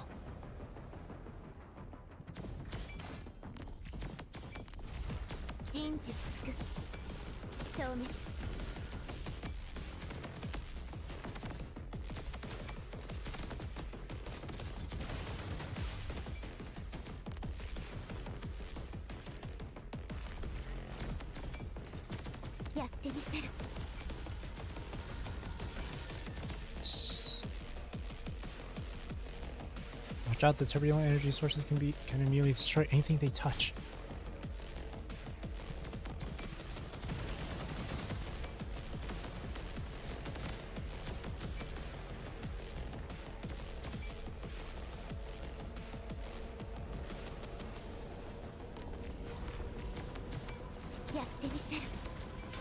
Oh no.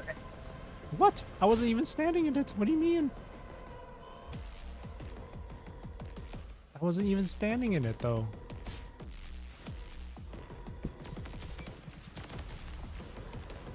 I was well out of that. Oh shit.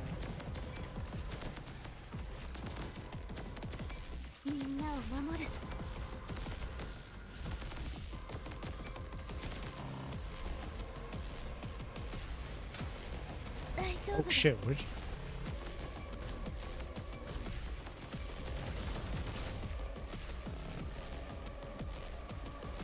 Oh, wrong way. Okay.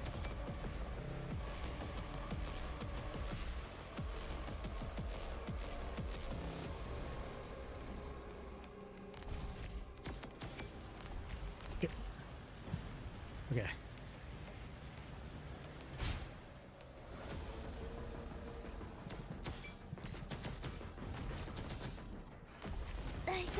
Oh no. Oh.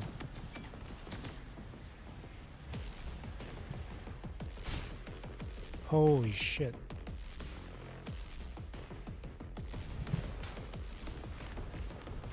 Get me out of there.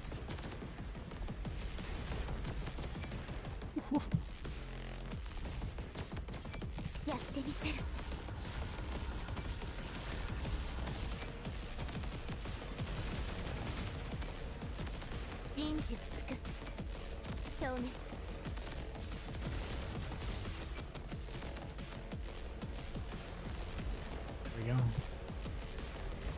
Wait, what? You didn't get blown away? Okay. This way!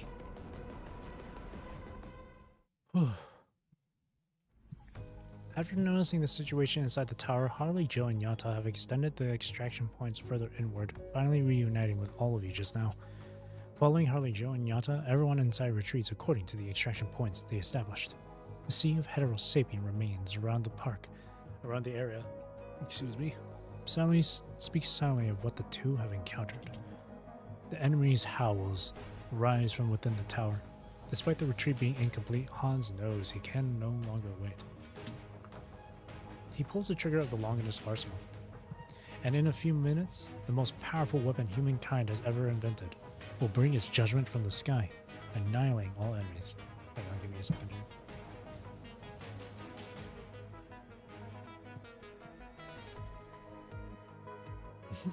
My friend just sent me a meme.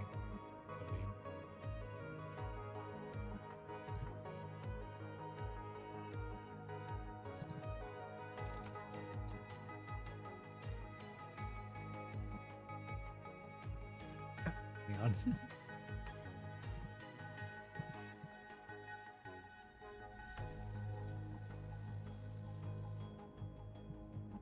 Okay. And yet the signal from the trigger has not been sent.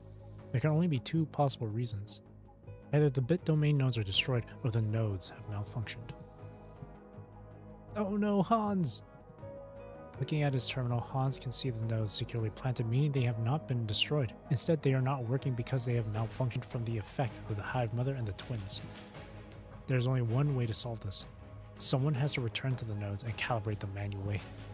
Realizing that, Hans puts the trigger back inside his coat and looks at Simon and Holly Joe, who are helping the rest to retreat. Holly Joe, Yata and you have the highest mobility. You two are in charge of bringing the sample back to Babylonia after we're back on the ground. Roger. Yata and I have just assembled a portable rocket.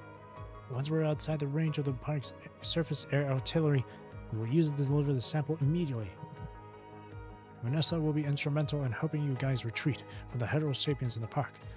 Once you're on the ground and regrouped, follow her orders. Understood. Let her know. Protect Simon on your way out. Musupini is dying, so Simon is the only one who can protect the constructs from being infected. It all depends on him whether all the constructs can get out of this place in one piece. Taking on the responsibility as the sole person to stabilize all the constructs, Simon leans on a construct next to him, wiping off the nosebleed from being fatigued. Simon, copy. What about you, Chief Commander? There's something wrong with the bit domain nodes. They require manual calibration from someone with Commandant clearance. I'll stay behind and finish my mission, making sure that the Longinus Arsenal hits the Hetero Hive Mother and ends its reign inside this forest. No, Commander. It's too dangerous for you to go alone. I'll come with you. Enough. And Hans scolds the construct next to him. None of the commandants here can protect the constructs from being infected with the Hive Mother and the twins present, apart from Simon and Usaberi. Going back this way will only make you my burden. Hans stresses his words when he says burden, ensuring that everyone present understands where he stands. But there is no but. I've fought more wars since the Golden Age than the miles you walked. Are you questioning your superior? Questioning my ability to return from the gates of hell? Still, if you still feel the weight of your duty as a soldier, then you will finish your mission. I will finish mine and initiate the Longinus Arsenal, and you will finish yours and escort the sample. That's how we don't fail this uniform. Chief Commander, I will be back. Trust me. With that, Hans walks past everyone and heads in the opposite direction of the extraction point. Hans! Walking alone, Hans no longer has to face the heterosapiens, most of whom are drawn to other locations due to the previous fights. Now he is facing the purest malice from the punishing virus. Infection. The fire's concentration inside the tower is growing exponentially. The protective suit Hans is wearing has reached its limit long ago. He removes the earpiece so that the repeating warnings do not interrupt his thoughts. Right now his mind is sharper and more active than it has ever been. Move forward. He walks toward the bit domain that requires his manual calibration. That is his mission, his duty, his unwavering belief as a soldier. Capillaries underneath his skin begin to burst.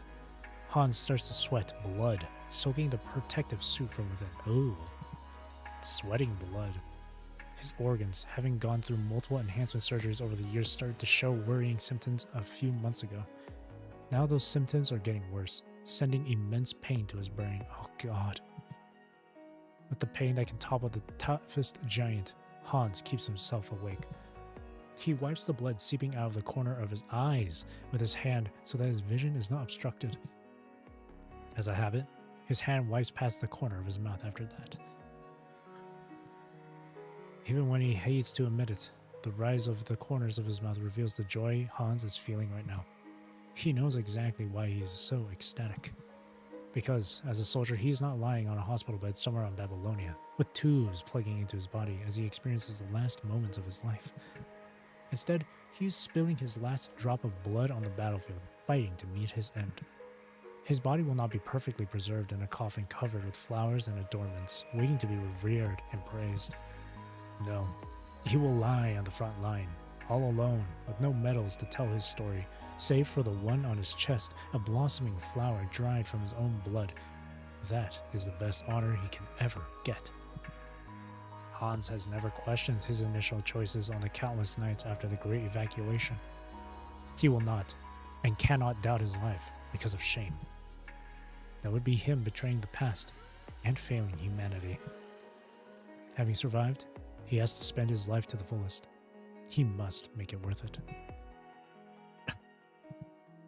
As he walks, Hans suddenly feels his foot give way. His right leg has gone limp from all the infection and the exhausting fights. And so, he uses his rifle as a crutch, hobbling forward. Whatever it takes. Even your life. A soldier's life is humanity's leverage. To be utilized to my fullest is my ultimate wish. Both Hans and Hassan know that the battle in the Pilia Forest Park ruins will be the last fight Hans can participate in. 10 meters. He is glad that he has not betrayed his vow. His right hand can no longer hold onto his rifle, and Hans falls to the ground. He cannot wipe away the blood coming out of his eyes anymore. Using his still mobile left hand, Hans crawls forward, undeterred from his target. Move forward until the end. From an opening of the tower, Hans sees the starry night sky.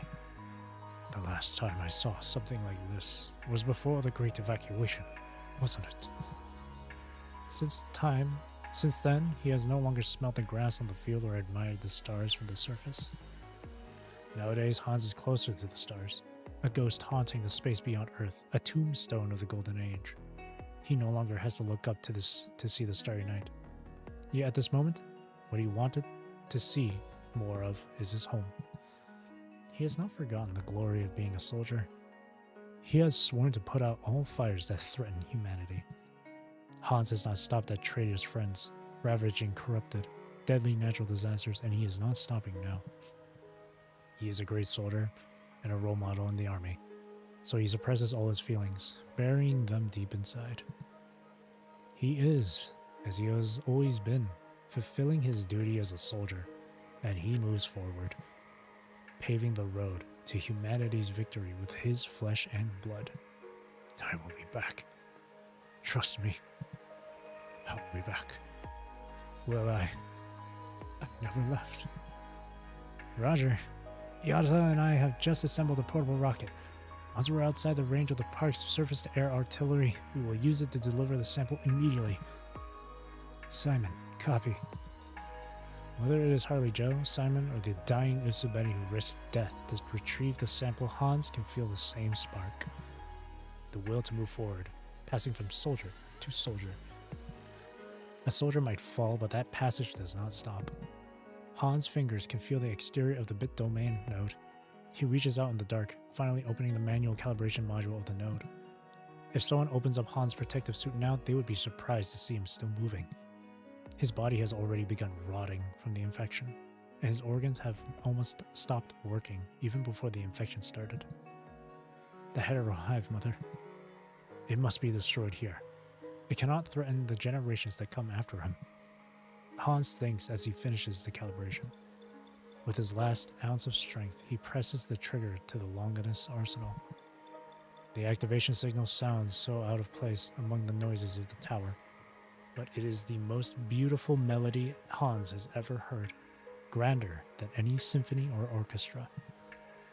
After many years in countless battlefields, Hans knows that his duty as a soldier has finally come to an end.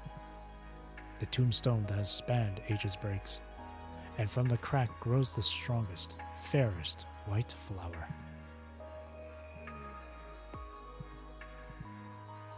Arnold, I'm coming back. 07. No, Hans. 07, Hans. 07. Dang. Unidentified twins. Okay. I will be... Oh, man. It's kind of hard to see this text, eh? Hang on a second here. Select the color. Okay. I will be right back. Give me a few minutes.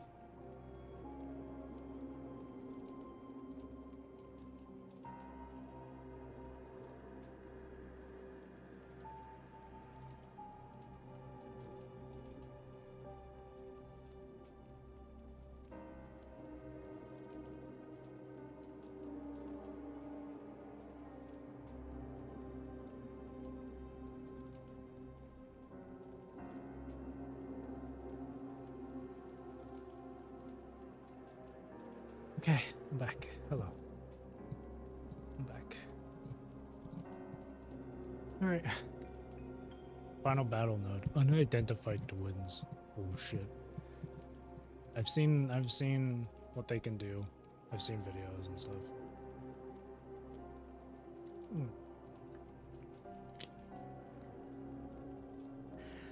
And it does say cleared, so I did do this when I think Evernight B came out. I just don't remember. Here we go. Unidentified twins. I think it's fighting. I think we were fighting them.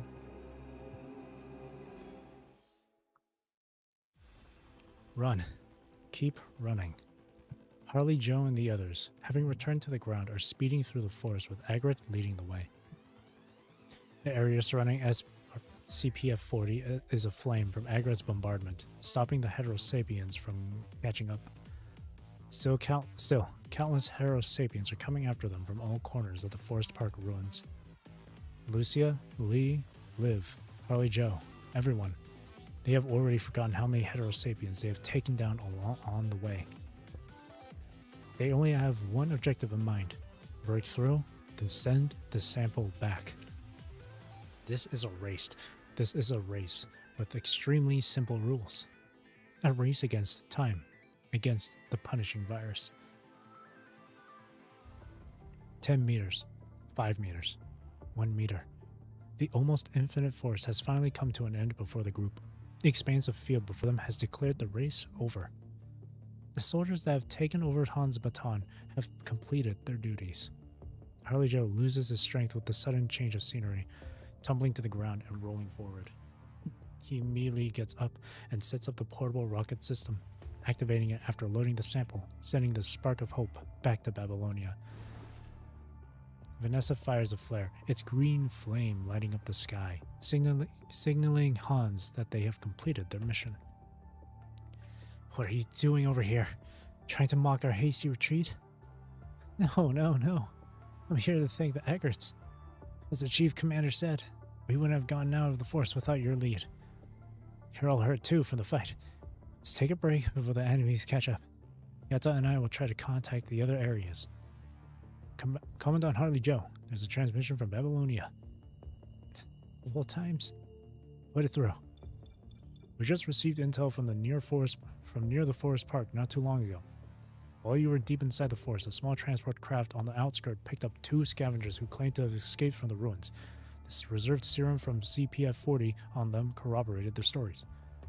They are the last survivors in the forest park. Despite, we urgently dispatch large transport craft for your retreat. Please hold. After Babylonia's message ends, Harley Joe passes on the message to the group that has just escaped. The mood immediately relaxes a little. It is one of the few good news they can get, all things considered. Simon, we all got out with our infrared devices more or less intact. None of us constructs were infected. I'm glad I can help. Help y'all. The chief. It's good that I can share Uzubeni's burden. Right, I can't believe you did it all yourself. That's Simon. Simon? Construct's tone starts getting nervous as he sees blood dripping down his uniform. Blood is dripping out of Simon's eyes, nose, ears, and mouth, dyeing his uniform bright red. Simon cannot respond to the construct now. As strong as his mind beacon is, the stress that should have been carried by 2 can easily crush one's healthy brain within seconds. With that stress on his mind, Simon held on for minutes until everyone retreated from the forest park ruins where the enemy's effect on the infrared devices weakens. Medic! No, wait, who knows first aid on humans? Simon is... With his cry, everyone gathers around Simon. Harley Joe lays him down on the ground from the construct's shoulders, and a few support-type constructs begin to check on him. Simon. Sir. The support-type construct is getting anxious from the extended fight and the constant hits. Eleanor crouches next to her, gripping her hands tightly. Don't get frustrated. With timely treatment, this will not be the end for Simon and Usabeni. Right. The support-type construct finally regains control over her trembling body. She is about to say something, but when she saw what lies ahead, she stopped. Before her, 2 figures approach from the horizon. The grass underneath their feet are obfuscated by a red glow appearing on the ground. They walk toward the makeshift campsite the group just built. They walk faster and faster, and the size of the mutating ground also expands. The distance between them and the camp shortens in a brief moment. They are no longer the unmoving newborns.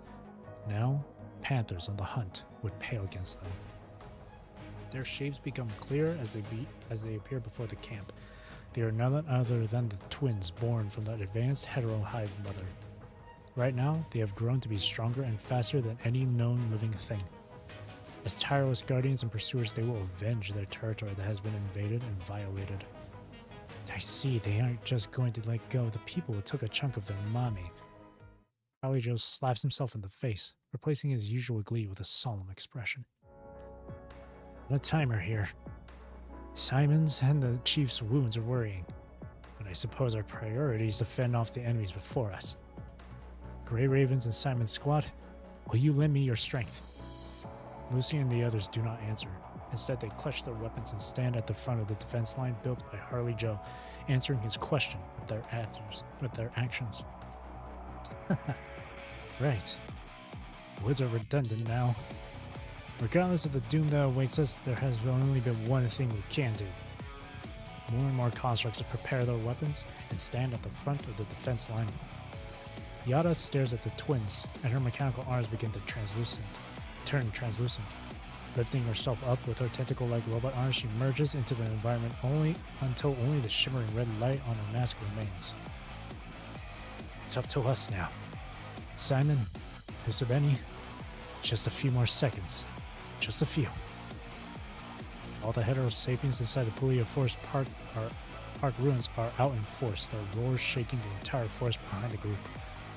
Meanwhile, the twins stand before all of them, silently declaring humanity's demise. A war between humanity and the punishing virus begins anew, here and now. Oh fuck. Here we go.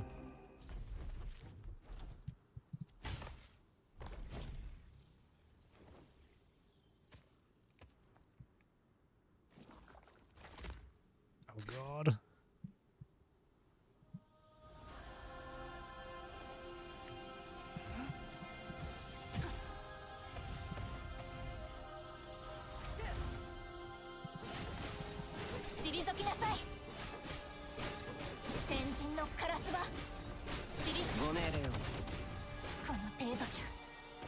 Oh, what the heck?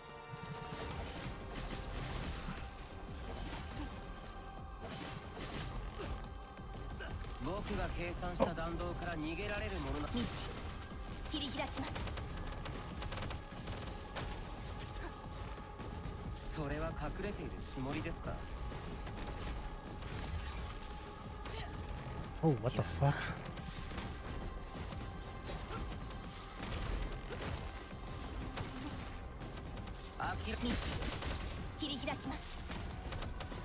We don't have Liv to help us heal.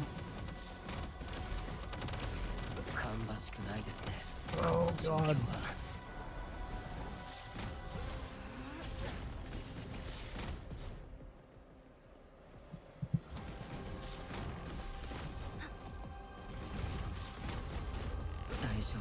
Oh shit.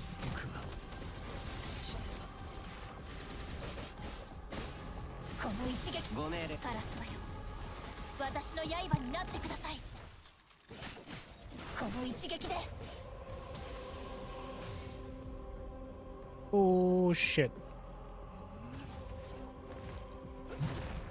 Nice.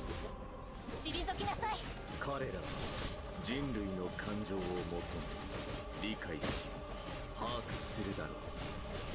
彼らは人類の過去の知識を出し否定し覆すだろう。僕が計算した弾道、あなたたちの結末はただ一つです。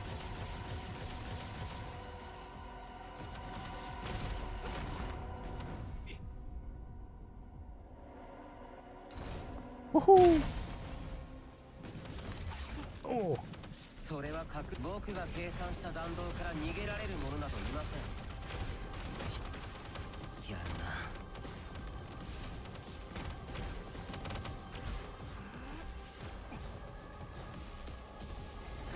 な。Ah? Oh. 隠れているつもりですか? Oh, Jesus. God, this fight is so fucking cool, though.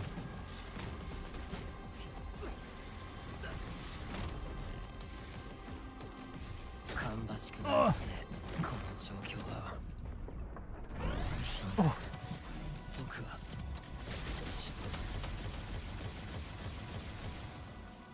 僕が計算しただ。それは隠れているつもりですか?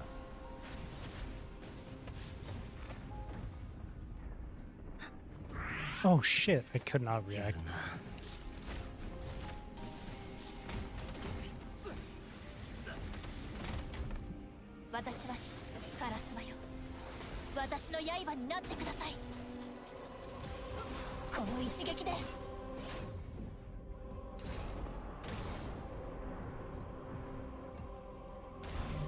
Oh, damn it.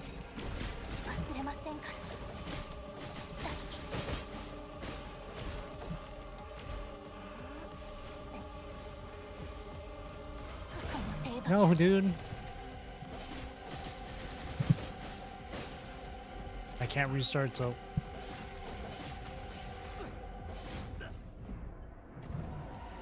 Damn it.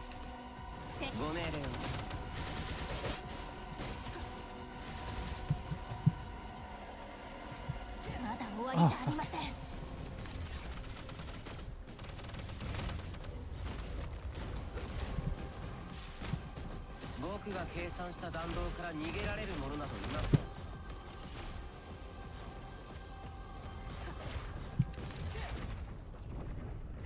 Oh, Jesus. Oh my god, dude. この状況はあなたたちの結末はただ一つです。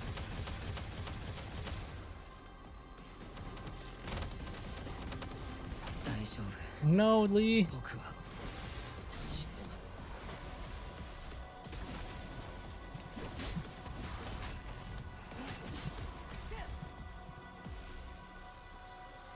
ない。先人のカラスバ。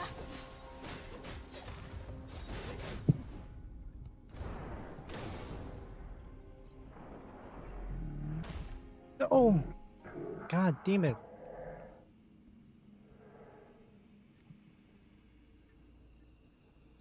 Your consciousness drifts in hazy darkness, as if dreaming an endless dream. In the dream, there are many blurry figures and loud noises. The singular blackness is replaced by the red of an undying, unending flame. Loud noises explode by your ears, almost shattering your eardrum. In the next moment, all voices disappear.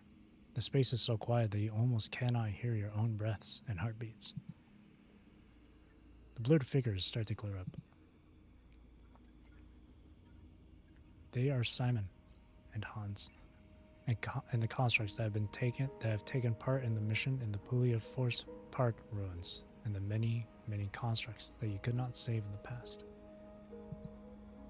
They are saying something to you, but you cannot hear it now. They salute you at the end of all endings before fading into the darkness. The darkness removes your sense of space, but you can still feel nausea from getting a concussion. A ripple appears in the darkness. A pink light glistens in the dark, slowly approaching, stopping right before you.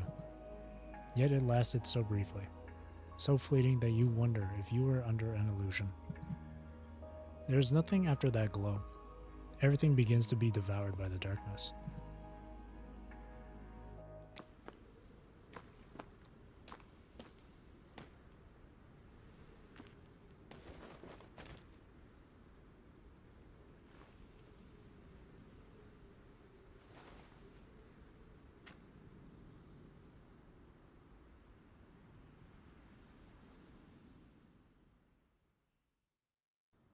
Oh, live. Live.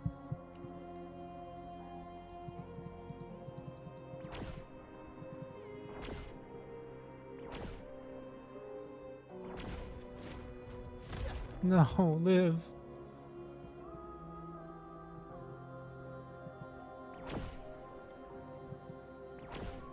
No. Ah. How about everyone we promised? They're just toying with her. No, live. Rest in peace. Live.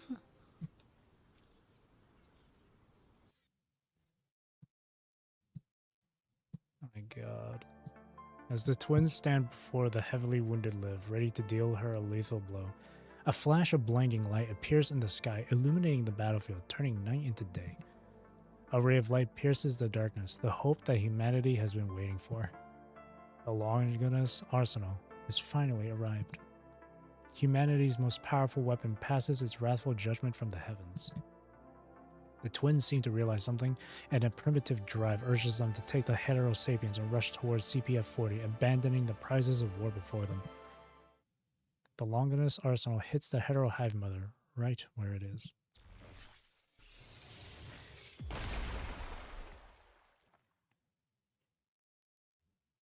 Following that, a burning white light covers the twins and the hetero sapiens that are approaching the tower. The hetero hive mother disintegrates into pieces inside the white light before further turning into dust, vanishing into thin air. Towering flame covers the moonlight as a searing wave of burning hot air spreads from the tower. Multiple explosions devour everything in a brief second, from insignificant human lives to dreams that never were. The Longinus arsenal has finished striking. The hetero sapiens have turned to dust under its light, disappearing from the face of the earth. Where CPF-40 was is now a massive crater, its surroundings battered and bruised. After that, red liquid gushes from the crater. It gathers itself and transforms, growing back into humanoid forms. The large, wilting heteroplant stretches from their sides, wriggling its way upward, growing. The twins look at the heteroplant, lost, failing to find the mother that was once here, that was once in their memories. They stand by the crater for a very long time. Several dandelion seeds float toward them from afar, flying past the twins before the heat from the ground propels them up and further away. The twins look at the dandelion seeds vanishing into the night sky, lost in thought. If hetero creatures have no boundaries to their existence, then there is no difference between them, an evolution of the punching virus and the immortal virus itself. The end of life gives life meaning. Departure is simply another test, a necessary rite to adulthood. From now on, the twins will no longer be able to find their mother, but the Puglia Forest Park ruins are just the beginning of their lives. They turn and leave. Like the dandelions disappearing into the night, they will march to their end on this infested planet, and they will learn and grow, experiencing all that Earth can offer until they witness its end too. Oh God.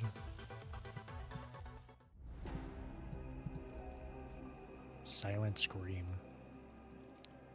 Was I supposed to clear that fight, I wonder? It has been several hours since the twins left the main battlefield of the Puglia Forest Park ruins. No, I guess never mind. I wonder what happens if you actually do, or maybe it's supposed to be entirely like scripted that you're going to lose no matter what. The transport craft mentioned in the transmission finally appears in the form of the burning carcass of a plane, crash landing before the teams that retrieved the sample of the hetero hive mother. Eventually, the different teams could only manage to save the pilot, and they begin their retreat on foot. But they see the same thing regardless of where they go. A crumbled CPF tower. Farms burned down, and the lingering stench in the air like the smell of white phosphorus burning through flesh. These disasters from the punishing virus have never left Earth. More and more people join the retreating forces. They abandon the well-constructed defense lines and conservation areas, moving the front line back. To live, people are giving up on the rebuilt houses, the unwieldy weapons, and the stored rations. Everything they built is now given up for survival. All they can do now is search for survivors. Liv. Numb, Liv drags an injured survivor forward. Even though her frame is almost entirely spent in the previous fight, Liv is still pushing herself to go forward. Oh, Liv. Every step she is taking stresses her frame. The feeling of pain spreads from her feet to her entire body, but that does not stop her from moving forward. How many has there been? After settling Usabeni and the rest, Liv returns to the front of the rescue line. Her mind is way too foggy to know how many times she has performed first aid and moved the wounded. I need water. The survivor makes a plea. His voice was weak but resolute in his last request. Hearing that, Liv immediately takes him to one of the last few water supply points within the ruins. But the water at the supply point is already murky and stained. The survivor on her shoulders never got to take a sip of water from his homeland before he passes. They were talking just a second ago. Now they are a life apart. In the blink of an eye, a life passes away next to Liv, quietly. Even with all the treatment she can do, Liv still cannot save this life from the call of death. Ever since she has become a medic, Liv has been in the company of death. She should be used to the fact that she cannot save everyone by now. But regrettably, she can still remember every name on the casualty list and the desperation she felt as they passed. In the face of death, Liv cannot become accustomed to it. The wounded cannot wait. Liv adjusts her emotions before she continues searching in the ruins like a machine. At least she will not miss the next one. I must move forward. Liv knows that as long as the punishing virus is ravaging Earth, no one can afford to stop to grieve. Is the eternal solitude of death the only cure for this depressing reality? Sharp machine parts are sanding down Liv's artificial skin, revealing the mechanical skeleton underneath. The constant act of moving the wounded has her hands sparking. Another crumbled wall has been moved. Liv wipes away the dust covering the face of the injured buried underneath, finding a small construct, her short white hair darkened from the fire, stained with vital fluid and blood. I want to go home. It's alright. Don't be afraid. I'm taking you home. Seeing the girl's face, Liv remembers a past memory. In the memory, Liv was lowering her voice to comfort the girl before her, as Liv was the last one facing the massive corrupted that destroyed the city. Stay quiet.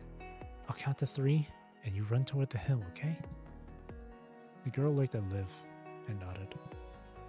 In that distant past, the army was also retreating like they are now, giving up on the districts one after another. During that retreat, Liv saved a little girl that was at a similar age to when Liv enlisted, adorned with silver hair just like her. As she sees the girl who got turned into a construct and got injured on the battlefield of despair, Liv begins to feel a sense of familiarity. A question rises in her mind. Did I really save her? The last time she saw the girl, she was alive, direct in her expressions and fear. This time, she is another chilling construct like her, having trekked through countless battlefields. Having saved her from a hopeless battlefield, Liv has delivered her to countless wars to confront death. What will she think when she is about to die? Will she want to go home like she once did? If death is inevitable, should they not suffer as little as possible? Can I really save everyone? Does anything that I do mean anything? Is this really salvation in this ocean of pain? It's not just her. Hans, Simon, Lucia, Lee, and Usabeni. Everyone has fulfilled their duties as soldiers to their dying breath. But now, so much is lost. A breeze blows past the battlefield, sending a bag of hydrangea seeds from the little girl's arms to Liv. What flower will blossom, and what fruit will they bear when the seeds are planted? No one will know. The farmers are gone. The farms are lost. That bag is damaged by the fire of war, the seeds soaked in blood and fuel. Liv looks at the heels of remains before her. She knows this scene exists not only here. The cities and defense lines lost all look the same in the transmissions. Humanity is once again connected. Akdalek, the Forsaken, ARU, and the countless scavengers. Not by hope, but by the desperation that the punishing virus has brought.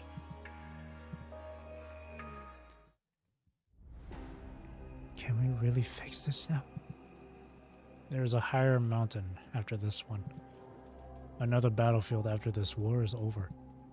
As long as the punishing virus exists on Earth, nothing will be fixed.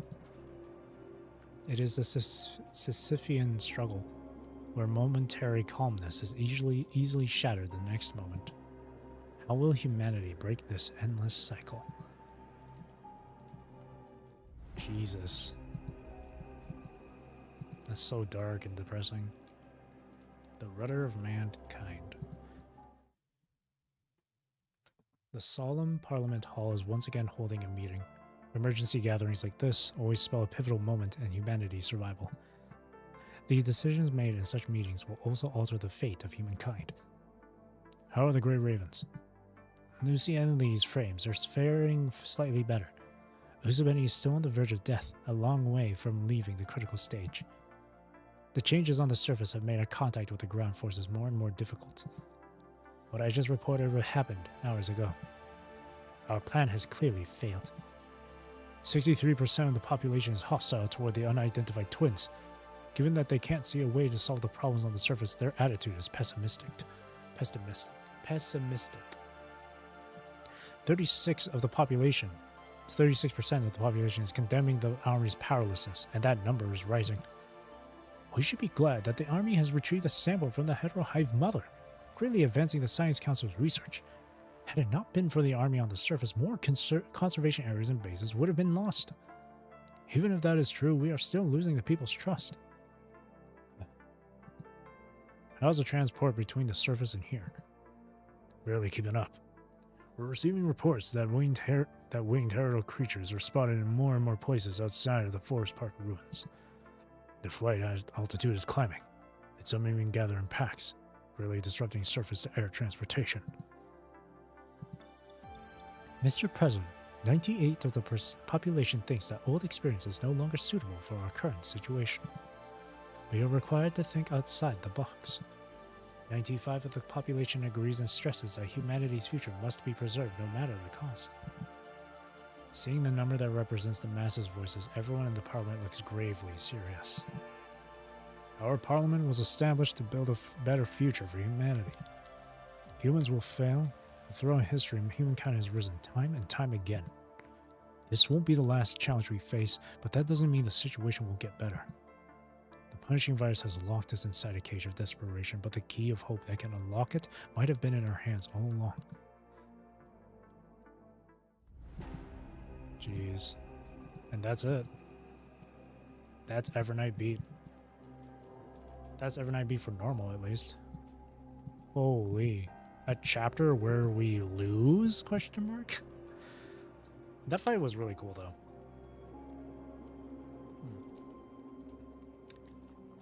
I've seen countless videos on various other bosses of punishing Great Raven, even ones that I've not fought yet. And I gotta tell you, the way Kuro Games designs these boss fights, the way they design these bosses is so good. I cannot stress that enough. I've played Souls games. I've played Dark Souls Remastered, Dark Souls 3, Bloodborne, Elden Ring. I've played other games like Code Vein and other hack and slash games and stuff. But like when it comes to boss fights, this game continues to impress me every single time I get further into the story. This game and like Final Fantasy XIV bosses, both of these games, though very widely different from each other in terms of gameplay, continue to impress me with boss mechanics and boss designs so much. I love it. I love this fight here with unidentified twins. I love that they can enter Matrix, that they can slow time like that. And you have to time your dodges to then go into Matrix yourself and then attack them. But then they go into Matrix. It's really good. And then with Hive Mother as well, I think that was that might have been the first boss in this game to ever bring in the parrying mechanic, I think, because I don't think any other boss before chapter 14 ever gave like the like tooltips for like parrying and stuff. So that was fun. And the Lamia fight was awesome too. And again, I've seen other videos of other bosses I've not fought against yet, and they are so fucking cool. They do a fantastic job with this game and its boss designs. Their boss attack patterns and mechanics. And of course, the bosses visually look awesome too. Oh man. Yeah, these chapters have been just getting so good each fucking time. And despite me having like ass memory sometimes when it comes to certain things, and I may not remember some details here and there, even if I had just read the chapter, it's still like really good and enjoyable for me. I love it. I really do love it. So they're really impressing me with this. All right. It's only been 3 hours, and we're going to go into doing Hidden. Hidden should be short, so we'll get through Hidden, and then we'll call it a night. And man, tomorrow, I'm going to be streaming this again for Chapter 17, Surviving Lucem. People saying that's the emotional damage chapter. So, I'm going to keep my expectations. I don't want them too high, so so it doesn't, you know, ruin it. So my expectations don't, so that high expectations don't ruin it when I get to it. All right. Hidden. Preparation behind the scenes. So Evernight B is the Roland patch, and throughout the entire normal side of the story we haven't seen Roland, so I'm assuming this hidden portion of it is going to feature Roland in it. Preparation behind the scenes. Recording. The Hero Core shard has been recovered 5 kilometers away from the Aslam docking platform. I was gonna say, isn't this like Eternal Engine area? Compared with the previously recovered shards, this shard shows stronger activity and has the ability to integrate other shards. After killing Babylonia's 4th team to clear the Hetero Core, I recovered a considerable number of shards. Most surprising was that they show a unique characteristic after integration. The properties of the crimson liquid extracted are almost the same as that found near the Hetero Core. The cells devour one another and evolve. The Hetero Core is constantly deforming and disintegrating in this slough. I'm sensing something different from ordinary corrupted. I can't put my finger on it, but I understand that this kind of agitation is similar to what I saw when I was on the verge of disintegration. I see the future of Asnight in this crimson mire. After my analysis, I've decided to contribute my efforts into further research.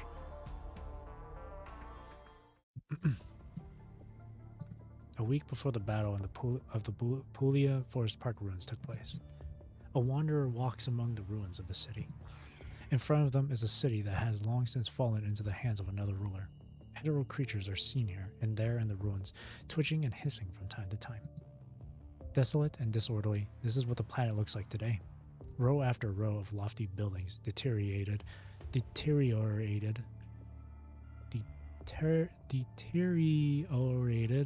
Sometimes I have trouble saying that word. Into dead trees made of steel and cement. Now living creatures fight for survival in this dark jungle. With a muffled thud, the hetero creatures that have followed the footsteps and arrived are torn apart by a flash of light in front of the wanderer. So, the defective product of Gabriel has made it this far. Is that Roland? I can kind of see his white hair. Or gray. The wanderer leisurely puts away his chain blade, and looks at the shadows cast by these distant buildings. In the distant shadows, a few figures are huddled around a campfire, cooking food with simple cooking utensils. Looks like our actor has arrived on set. Let's get ready. It's time for the last performance. Again, welcome aboard, Roland. Save the pleasantries. Feeling the changes in his body, Roland clenches his fists and grins a slightly mocking smile. Aided by some mysterious power, the power bestowed to him by that pure white agent, he can still sense Luna's existence. Even though it's no more than a delicate strand of silk, she is somewhere within this world. The mysterious, merciful one hadn't erased his weak connection with Luna after reconfiguring his body, but the unpredictable agent in front of him seems to mind. Is that enough? You must have known that I rarely give others the privilege to become an ascendant. After all, even though our goal is the same, my selection process is slightly different from Luna's. However, that doesn't mean that I'll be stingy in sharing my power with you. Since it's such a generous offer, I thought you would make the best use of it, rather than take a sip before setting it down. You're very generous, but this is good enough for me. I'm not going rusty yet, and I still need it for most of the time. Yes, this is enough. He doesn't want the risk of wielding such strong power to come back to bite him one day. As long as he maintains a weak connection, he will have the possibility to achieve his ultimate goal. He just needs to lie dormant and wait for the right time. He is already quite adept at doing so. I understand. Vonegas slowly raises an eyebrow and claps. The loyal knight is still unwilling to completely cut off his connection to the king. Does it bother you to have such a troublemaker as your subordinate? No, of course not. This is exactly what I admire about you, Roland. You are persistent, but not foolish. Roland sneers. So much for the flattering. let's cut to the chase. What is it that you want me to do? Seems like you guys already... Oh, it seems you guys had quite the show with Babylonia while I was trying to repair my frame. Too bad I wasn't there. I didn't deliberately hide the location of the test subject, but I didn't expect Babylonia to find it so quickly. But I had no desire to draw their attention so soon. It appears Babylonia is smarter than I expected. That being said, I found a seed that shows potential. As if thinking of something pleasant, Vonnegut's eyes show a clear smile. Compared with this discovery, the test subject was an acceptable loss. First time I've ever heard someone phrase the enemy outplayed us so casually. Some of Babylonia's teams are more troublesome than others. Alas, opposition is not eternal. Conversely, neither is allegiance. Both you and I are focused on net gain, are you not? So long as everything is within my grasp, I can turn anything into an opportunity. After all, I can provide what they need most. Sooner or later, they will definitely consider my proposal. So, that test subject was destroyed and you're going to make an even more powerful test subject number 2, right? I seem to have seen the same tactic used by a former companion. It's a pity that he failed in the end. Indeed, the truly vital mother isn't stored here, so the relic has gone to investigate its condition. Gabriel is well deserving of praise for his efforts in pioneering the gestation of hetero creatures. We need only to take over his unfinished research and continue to explore more possibilities. The emergence of the red tide and hetero creatures is undoubtedly an important step in the evolution of Asnet. Unfortunately, the polyphage has demonstrated the limit of evolution based on hetero cores. These creatures only have the instinct to survive. They show no signs of intelligence or reason. What's the difference between such a thing and those defective products that lose cognition due to corruption? No matter how destructive they are only fit to be called puppets. How can we walk with such creatures in the new world? A large part of Gabriel's failure was due to his blind pursuit of power, his eagerness for success, and his neglect of the punishing virus's will. As for Mother, its appearance served as a guidance to Gabriel's massively misguided path. I can feel that Mother is a condensation of the punishing virus's will. She possesses fascinating possibilities. I have high hopes for its future. So, even you don't know what Mother will hatch. I thought people like you would always want to have everything under control. It seems that we still need mutual understanding. What we can do now is witness the gestation of Mother and welcome the real accumulation of the punishing virus's will. We just need to give her a little push. A push? Before that, I think you should see something. You haven't seen Mother in her entirety, have you? Clearing the stage. Okay. Recording. Hetero cores are placed below the base. Miss Luna doesn't respond to this. For the great agents of Asnet, this power isn't worth mentioning. But Roland shows no concern for this at first, unable to understand Asnet's favor toward him. I'm guessing this is Gabriel talking. Perhaps this is the privilege of humans who share the same origin as Miss Luna. They are different from me. They don't need to be pieced together. Therefore, I cannot understand the real greatness of Asnet. I propose to remove some shards from the recycled materials in the space station, but Roland objected.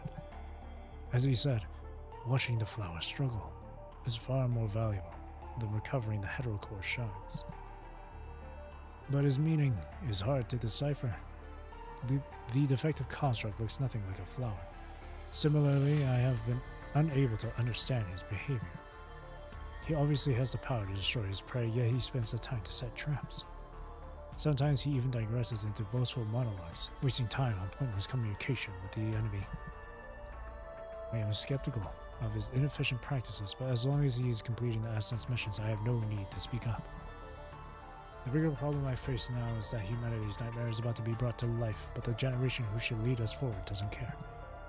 After reaching this conclusion, I detected a mood fluctuation similar to disappointment in my memory circuit. No one seems to pay any mind to this earth-shattering power, but I am sure that this power is the gospel brought to me by the Asnet.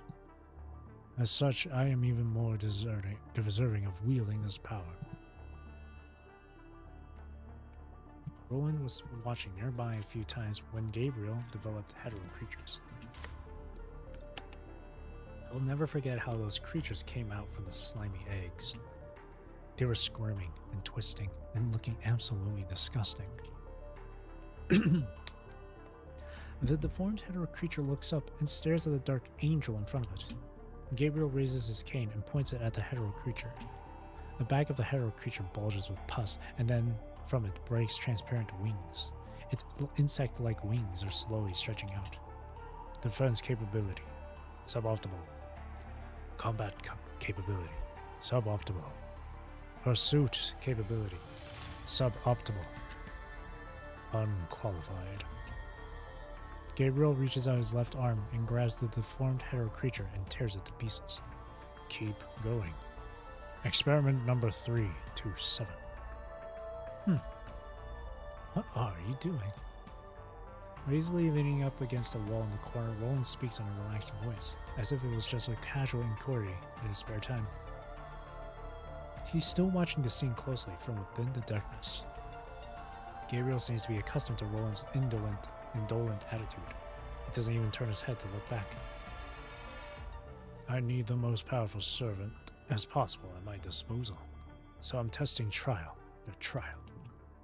As long as they understand that we are superior as ascendants, we can easily bend them to our will. I've been wondering if these things have feelings or thoughts. They look pretty dumb. They have no use for those. An experienced beast only fixates on its prey, lock, and then attack. They are merely tools at my disposal to achieve the long-cherished dream of Asnet. Whether it is emotion or cognition, they will only become obstacles for me to control them. The dark mechanoid is gazing into the deep, bottomless tide of red with a crazy red glint in his eyes. Everything Gabriel pursues is in that deep pool, devouring all the nourishment he prepares and constantly searching for whatever he deems most powerful. It's strange. I remember you weren't like this before. If you still have time to laugh at me, you'd better continue to complete your task.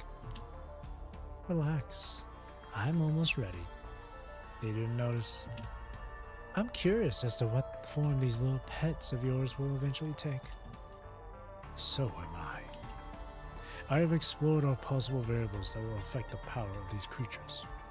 All I need to do now is wait for them to evolve and reach their full potential. All possible potentials. Well then, I'll await the good news. Gabriel has been searching in the deep pool for the strongest power as he understands. What is now presented to Roland is likely to be the answer to that power. The indescribably massive incubator for integrating mechanoid and biological structures is suspended deep underground. Countless tubes flowing with red liquid are connected to it. Babylonia would never have expected this kind of thing to be hidden under the central purification filter that was once the lifeline of the human race. Quite the bold decision. I wasn't the one to decide on the position of Mother.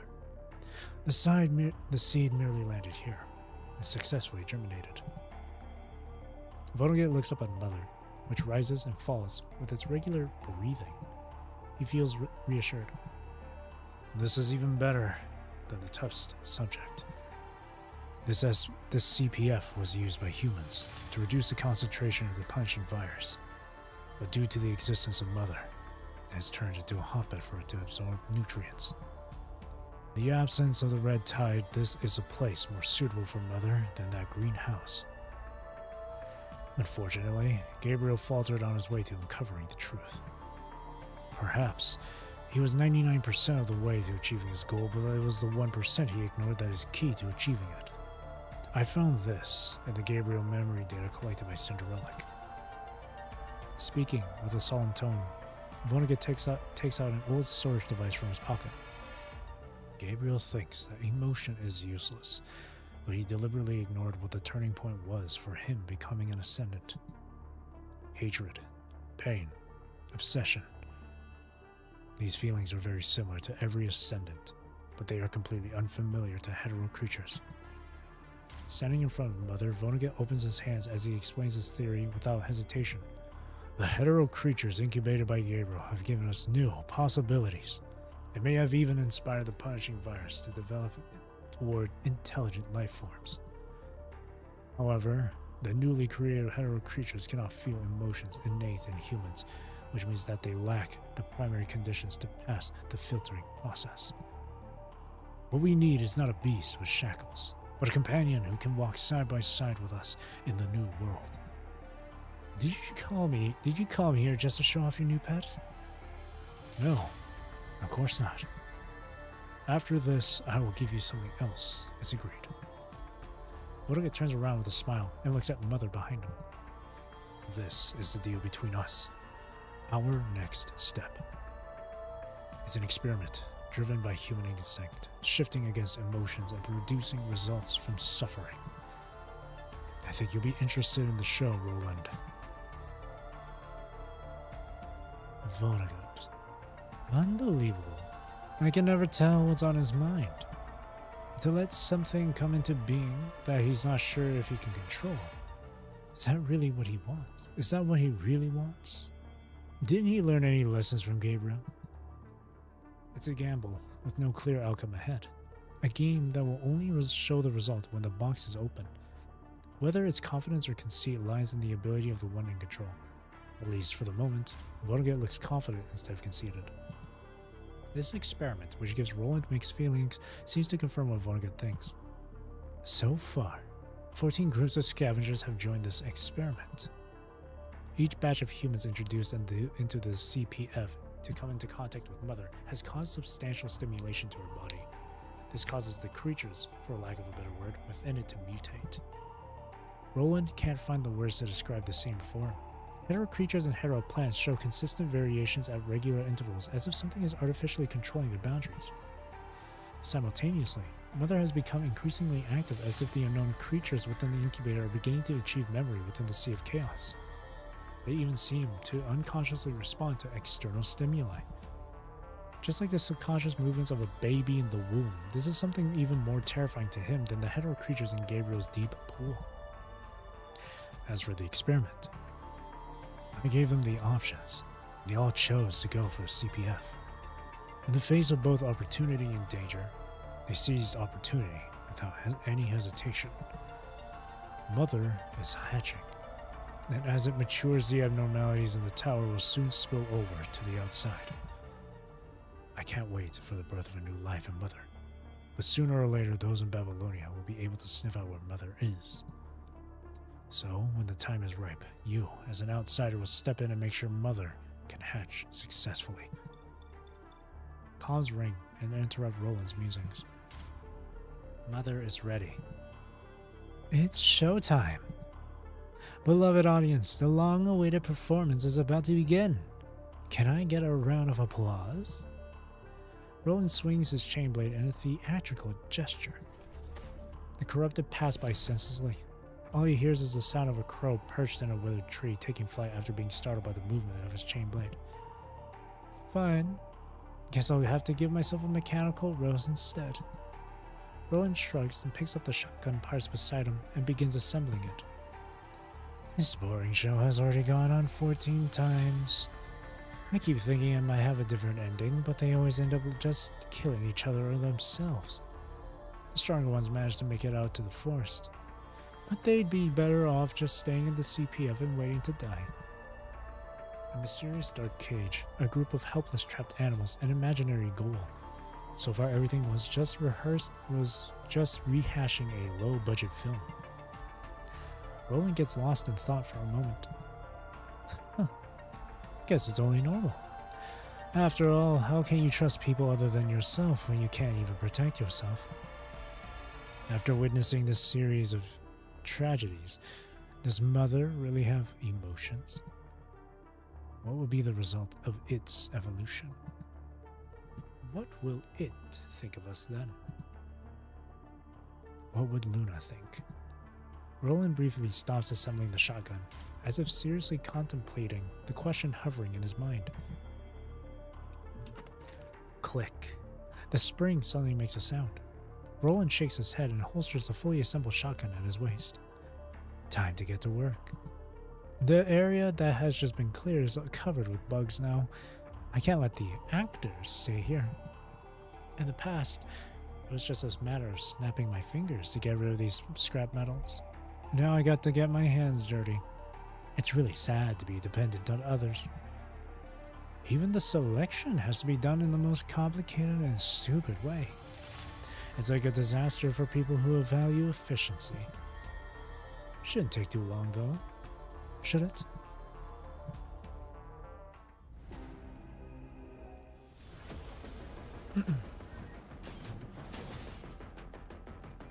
It's a good opportunity to try out my new power and weapon. I did do his tutorial the other day, so I should have a better understanding of how he actually works.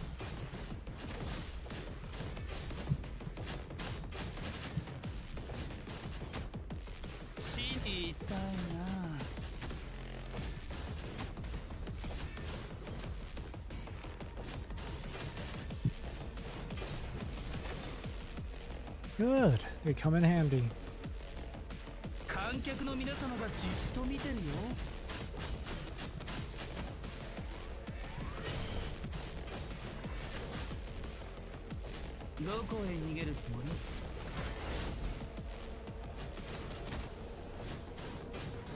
Why can't you just do what I said?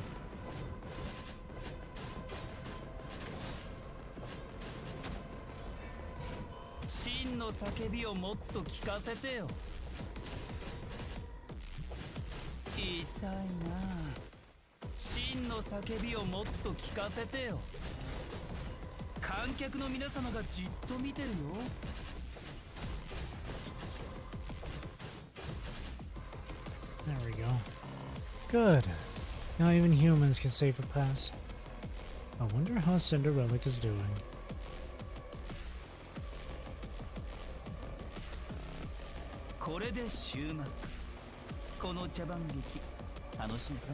His voice is so familiar. I can't put my tongue on where I've heard his voice before.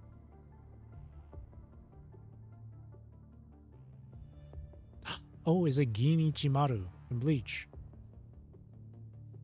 Cleanup complete. The last corrupted stops moving under his chain blade. Roland spins his shotgun and looks out into the distance. His comms rings. Target lured to the designated location.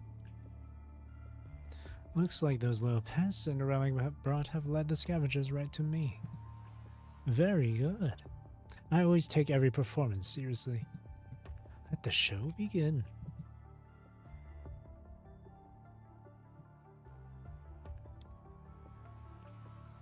Recording. The ability of hetero creatures to imitate fighting skills is incredible. The regeneration speed has also reached the expected standard.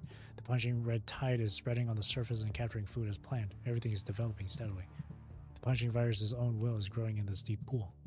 After witnessing the generation and extinction of innumerable hetero creatures, this thought spontaneously crossed my neural circuit. It seems I can advance to the next step in my plan.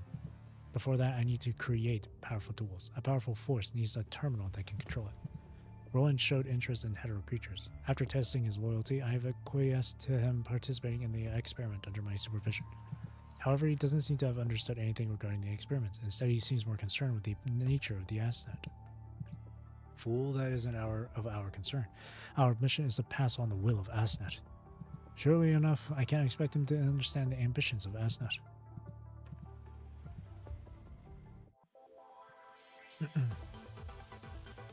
50 cards.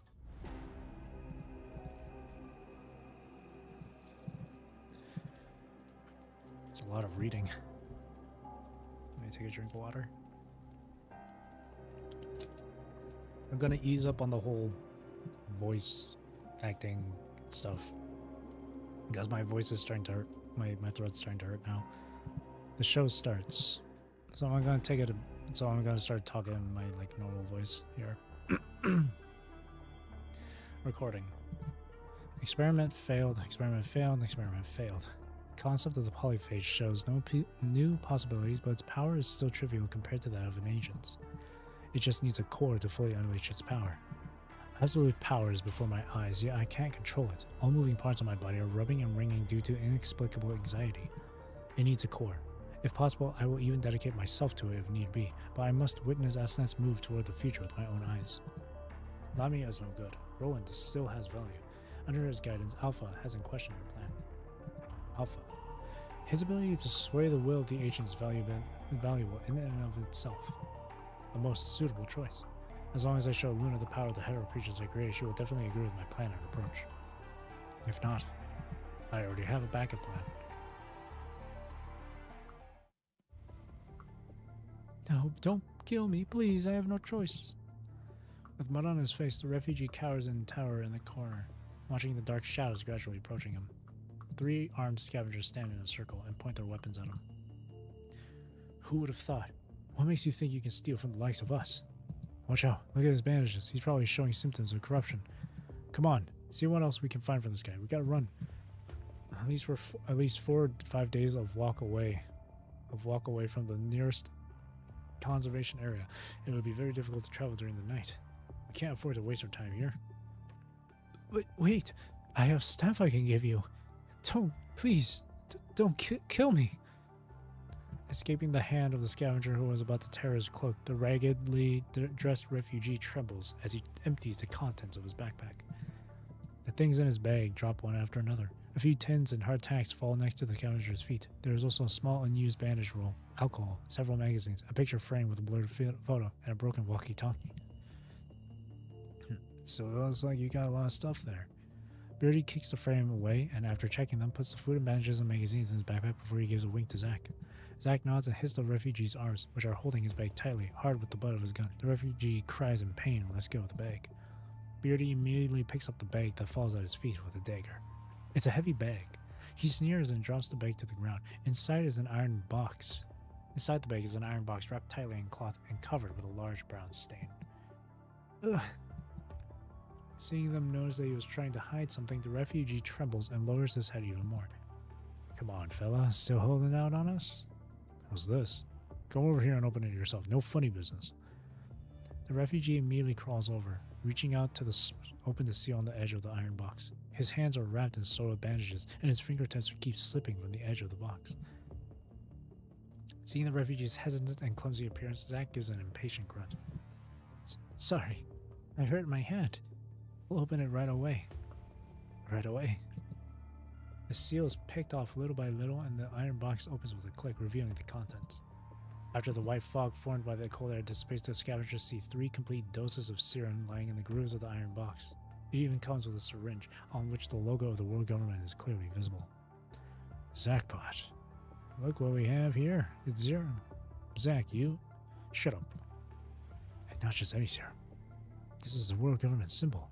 And it's a special military serum, which is more effective than the civilian one. It's also rare, and we don't have access to it. Such a nice little treasure you got here. And you try to steal other supplies.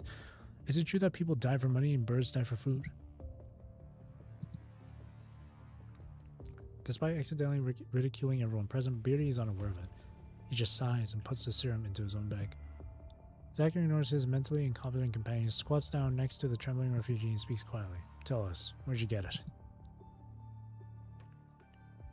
The CPF.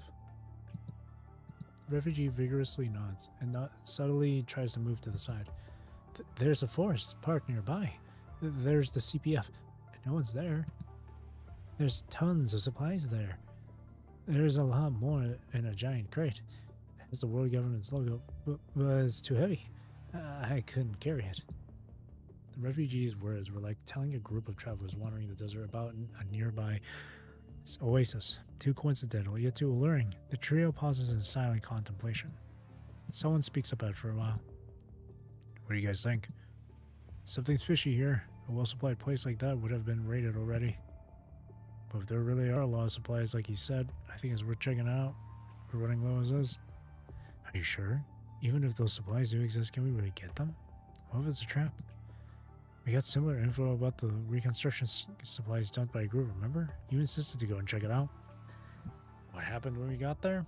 Nothing but the damn red tide and those crazy idiots who jumped into it. We were a man down and Zach almost... But Zach is still alive. And because we passed City 75 on the way out, we got the news about the refugee transfer and the establishment of a conservation area in Babylonia. If you hadn't been taking your sweet time on the way there, we may have made it on time for the last transport craft. You think that was my fault? Huh. If it wasn't for the supplies I found, we wouldn't even be here. Knock it off. Irritated, Zach commands them to stop. Beardy is just about to muster up a retort, but shuts his mouth upon seeing Zach's expression. He grips the handle of his knife hanging down at his side even more tightly. Zach pulls out a map and spreads it on the floor. Where exactly is the CPF? Go northwest from here, then down the road, and you'll find it soon. I swear, I'm not lying. Zach's fingers cross the map in the direction refugee is pointing. The south side of a place marked as Puglia Forest Park. Central Purification Filter 40. Depending on our travel speed and road conditions, it should take us about 3 to 4 days to get there. He wasn't lying about the location of the tower. You're not seriously thinking of going, are you? With the supplies we have now, we wouldn't make it to the conservation area. Cords, how many medical supplies do we have now? Cords hesitates for a moment before speaking again. We used our last vial serum yesterday. Recently, we've been taking too many detours to avoid high concentration areas. We've used too much of our supplies this week. You know, there are no supplies in CPF. In the CPF, we can cross the park in this direction and continue north to find the conservation area. But the moment we left the base, there was no turning back. Zach puts the map back into his bag, stands up, aims his gun at the refugee who had quietly stepped back several meters. You lead the way. Seeing the dark muzzle aimed right at him, the refugee instantly puts his hands up as if struck by lightning. But after hearing Zach, he shows obvious hesitation. What's wrong? Think we got all day? Move it. There. Over there. But there are monsters. And corrupted. It's dangerous. The refugee shivers and points into the direction where a faint green line beyond the city is seen far across the horizon. That park has a lot of corrupted in it. If that's the case, how'd you get out? Hey, what a wimp. We've taken all of his supplies. I don't think he'll survive on his own. Shall we rub him out here? Beardy spins a knife around his finger and grins. Don't kill me. I know how to get there. I've been there several times. I'm the only one who knows a safe route. Need funny games and you know what'll happen next. Clean up and prepare to move out, Beardy. Also take out all of the supplies. I don't think I didn't see that. Okay. Beardy takes the ammo and medical supplies from his bag, hands them to Zach and Cores respectively, and then shows Zach the contents of the bag. That's all. I'm in charge of all the food. Don't say I'm being selfish. Alright, let's hit the road, and... Zach furrows his brows. What's her name? Huh? Said, what's her name? Who cares about the name of a dirty thief? No one seems to ever ask him this question, catching him off guard. Like attempting to swallow with a dry mouth, the refugee answers with some difficulty. Rolmo. My name's Rolmo. Alright, Rolmo. You take the lead. Try to escape. We'll see which is faster, your legs or my bullet. Forced to take the lead, the refugee hunches forward. With his back to the scavengers, the timid look on his face disappears without a trace. His dichromatic eyes, obscured in shadow, narrow slightly as if Rolmo is lost in contemplation. Normally, scavengers act in a group. Their supplies are distributed evenly, and they can decide what to do with their rations. With their own rations. Excuse me. But these people ask different men to keep different supplies. One person keeps all the medical supplies, one keeps all the food, one keeps all the weapons and ammunition. That's why the group forms an invisible chain from which no one can break away. Otherwise, they cannot live on just one form of live on just one form of supplies. In the apocalyptic wasteland with no stable access to materials, losing food means difficulty in moving forward. Losing medical supplies means endless pain and infections. Losing weaponry means lack of defense when surrounded by corrupted. Whichever it is, death would be the final destination. Everyone has the lifeblood of the team, which makes it impossible for them to turn against each other and leave the team by themselves. This isn't stupid or clever, but one thing for certain is that they couldn't trust each other from the start, so they came up with this way to restrain each other. Such a classic configuration, Roland can only imagine how the team will end up. The saga is going to end, as it always does.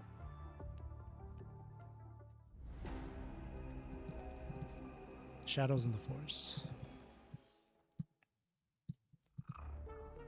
Recording not enough. Not enough at all. Not compared to the power of an ascendant of an agent. The Terracotta Queen, the polyphage. Neither could even scratch the surface of this supreme radiance. This is the final form of real power. I realize that imitation is ultimately futile. What they really lack is the ability to learn. Fortunately, I met an agent with the same view as me. The gentleman repaired my body and gave me an invitation. He affirmed my knowledge and gave me more strength. Thinking of all the possibilities after that, I could feel my hands tremble. This feeling was unprecedented. Based on what I've heard in books, this feeling is akin to shaking with excitement. This instant, uncontrollable glitch made my cane fall into the red tide. Useless emotions only bring trouble. How long will it take until mankind completely disappears from the face of the earth and nature reclaims the cities? During the prosperous golden age, people who kept progressing forward were no longer satisfied with dazzling new things and cutting-edge technology. While many were fascinated by reaching the stars, some people imagined a world without humans. This post-apocalyptic fantasy had always been a popular topic for readers. Vines climbed the walls, tree roots pecked through the asphalt, and rusty steel towers collapsed in the wind and rain. Nature only needs a little sunshine and rain, and it will recapture this land at an amazing speed. Trees take root, their branches strong. Excuse me. Grass sprouts spreading like a blanket. The air smells of moist soil like a pure land that has never been tread on. But this picture, which is too peaceful, seems rather uncanny for the time. Careful. It's hard to walk here. Watch your step. Is there really a CPF? Don't you think it looks a little primitive? Aren't all filters built in cities? Apparently not. It's over there. Zach raises his hand and points toward. Between the heavy clouds and the luscious foliage, a massive dark steel building looms. Oh, it's hard to see with so many trees here. Also, I think I'm going to sprain an ankle. These weird roots are getting on my nerves.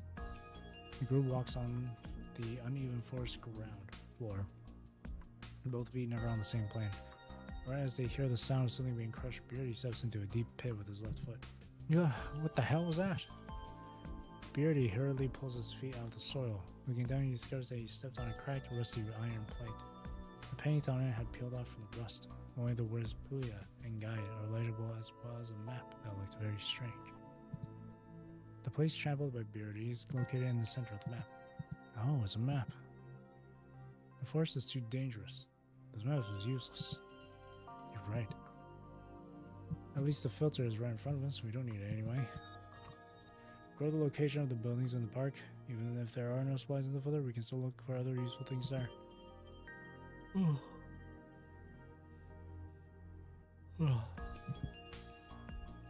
Zach looks carefully at the iron plate on the ground again, then points to the hole in the center of the map. Looks like the facilities are all built around the middle, which is most likely the location of the tower. You just smashed the most important part of the map with a single step. How very you. So what? That means we'll have no problem getting to the filter. Beardy doesn't seem to pay any mind. Instead, he raises his arms and laughs. We're looking for supplies, not dangerous, not destroy things. Sorry. Oh no. I'm starting to doze off here. I think it would be great if we can occupy the filter. After all, starting it should be easy with Zach here. Hang on.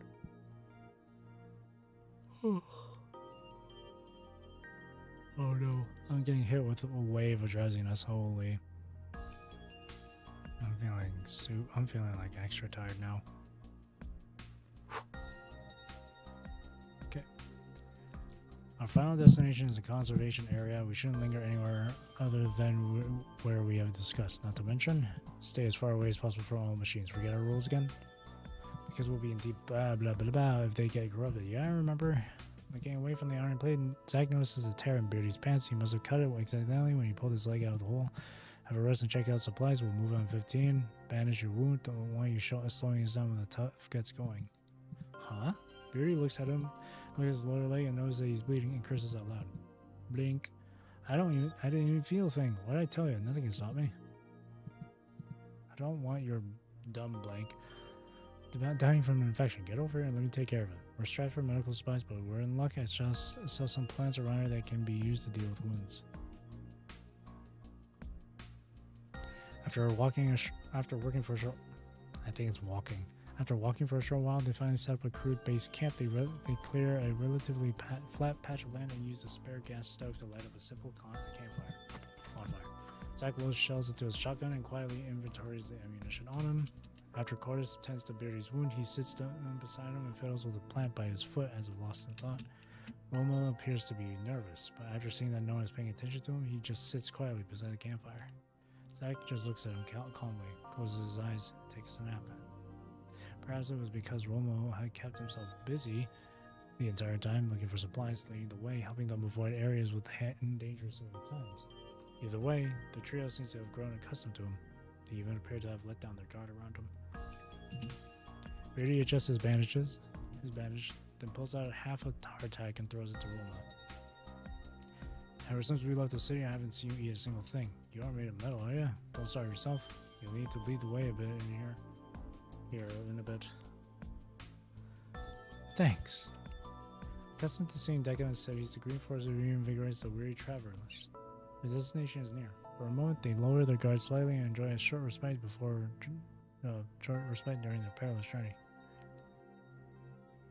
The dreaded whistle echoes in the forest. It seems you have an old tune. Romo looks up at Zack while he whistles. Romo. There's a peculiar twinkle in his eyes. This voice reminds me of a movie I saw a long time ago. There's a scene really similar to the forest. A movie. In a world of never-ending wars and disasters, a young man volunteers on a journey to the tower at the edge of the world in search of a secret treasure that can end the world, thus completing his trial to become a knight. In one scene, the main character arrives at a dark and gloomy forest where he's surrounded by monsters. He fights them for 7 days before finally breaking free, only to find out that the monsters were really, what was it again? Oh, it was the loss of weakness he felt in his heart.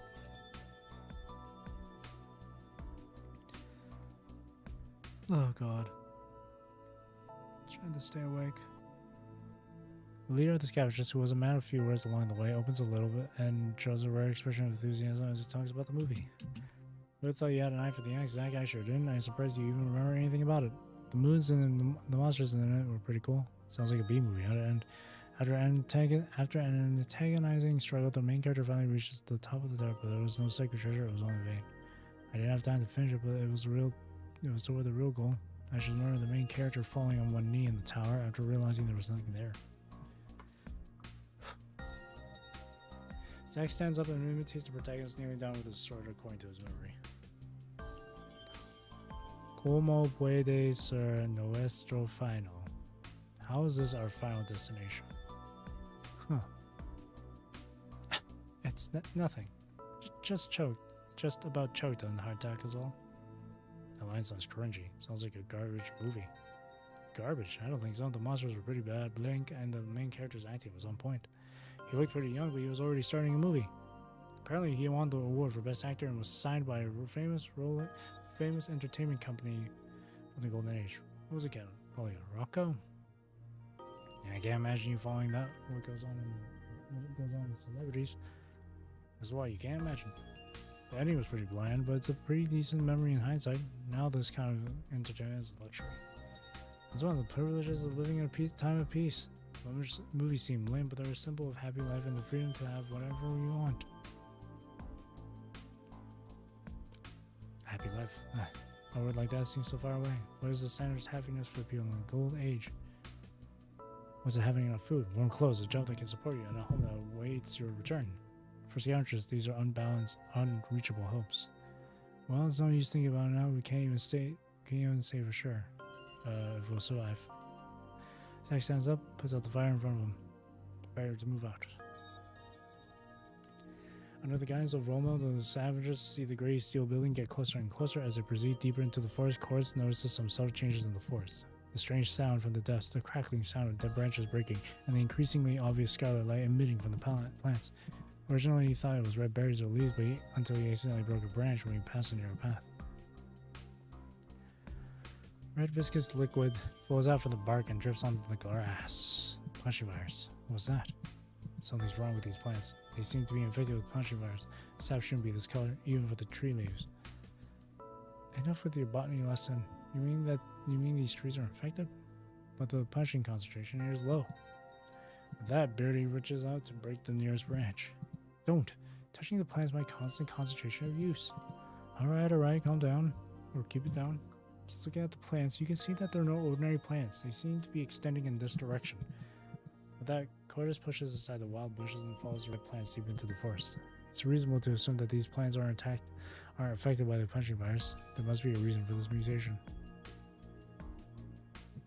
Hey, slow down.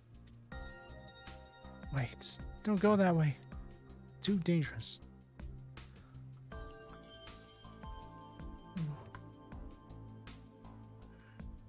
The scene in front of him causes Cordis to be momentarily at a loss for words.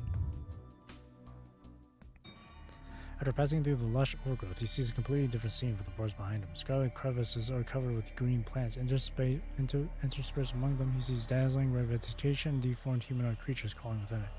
The humanoid creatures crawl on their legs, which are constantly changing shape. The rattling from the menacing bone spurs on their limbs echoes through the forest. Man, my eyes are getting really heavy.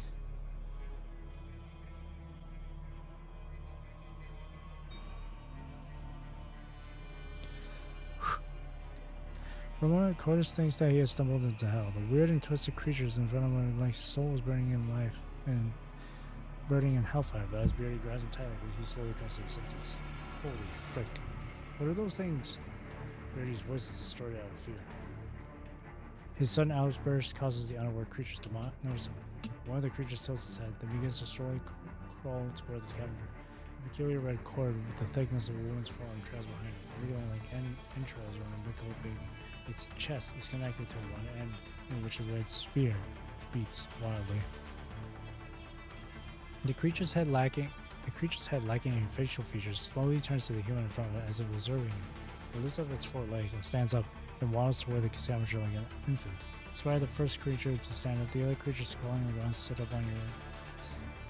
up in a twisted manner. Dozens of pale creatures in the forest stand up and turn to the face. The scavengers, their bloody umbilical cords drag along on the ground with a sticky, oozing sound. Finally processing what he's witnessing, the only emotion that occupies the forefront of the scavenger's mind is fear. As they get within close range, the pale skin of the creatures begins to peel back, followed by the dark red flesh underneath, revealing a cavity in its skull. 2 rows of firm white spurs grow along both edges of the cavity, like a poor imitation of human teeth. Almost exactly like Heart's little creature was from within its ground activity, while mechanically repeating the scream that puts its 2 hands in the front of its chest, one higher with the other. It is the same position as Cordis with his drawn gun. With his gun drawn.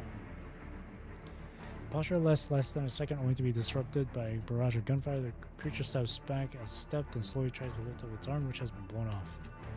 What are you doing just standing there? Zack's yell causes Beardy to suddenly wake up from the nightmare. Pushing Cordis away, the gun in his hand unleashes a fiery burst of flame. The gunfire blasts the creature right in its head and chest. What are you doing? Standing there. Even on the verge of collapsing, the creature continues to mimic them like a mirror, trying to replicate human behavior. The horrific sight causes Beardy's hair to stand on end.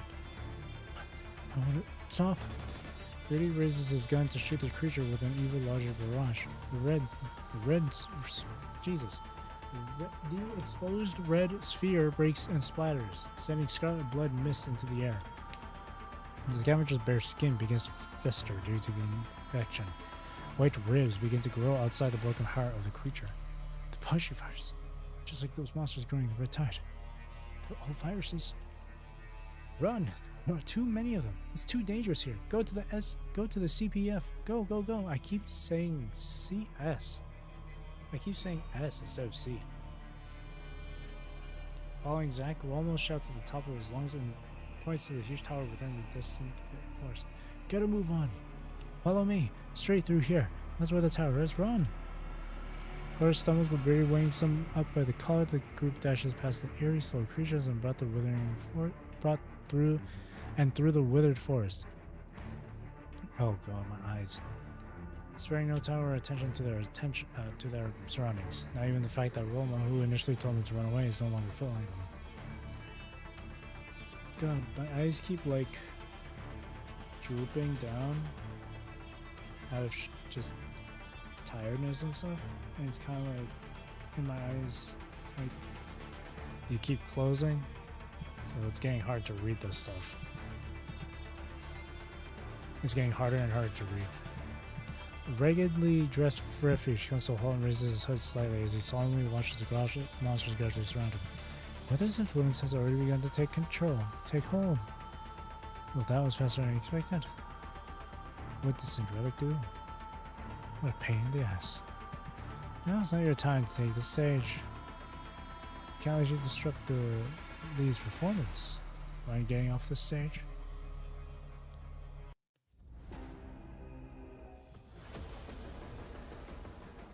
Okay. I'm trying my best to stay awake.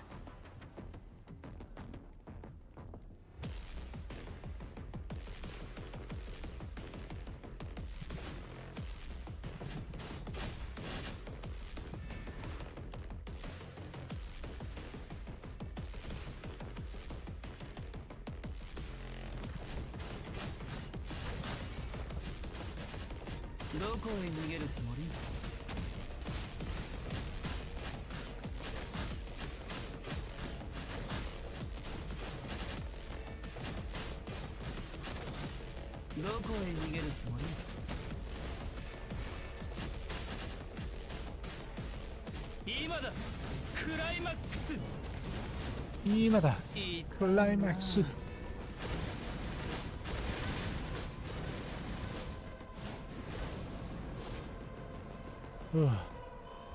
This guy doesn't have any animations with his ults. And I noticed that with Selena too. Selena Tempest.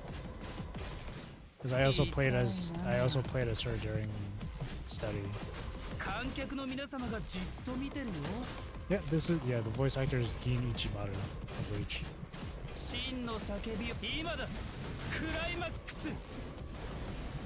Sure sounds like him now.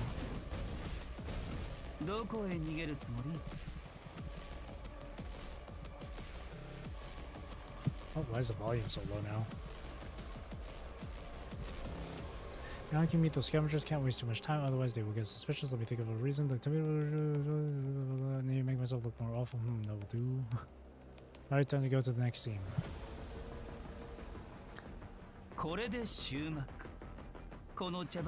Bun Kamishini no Yari.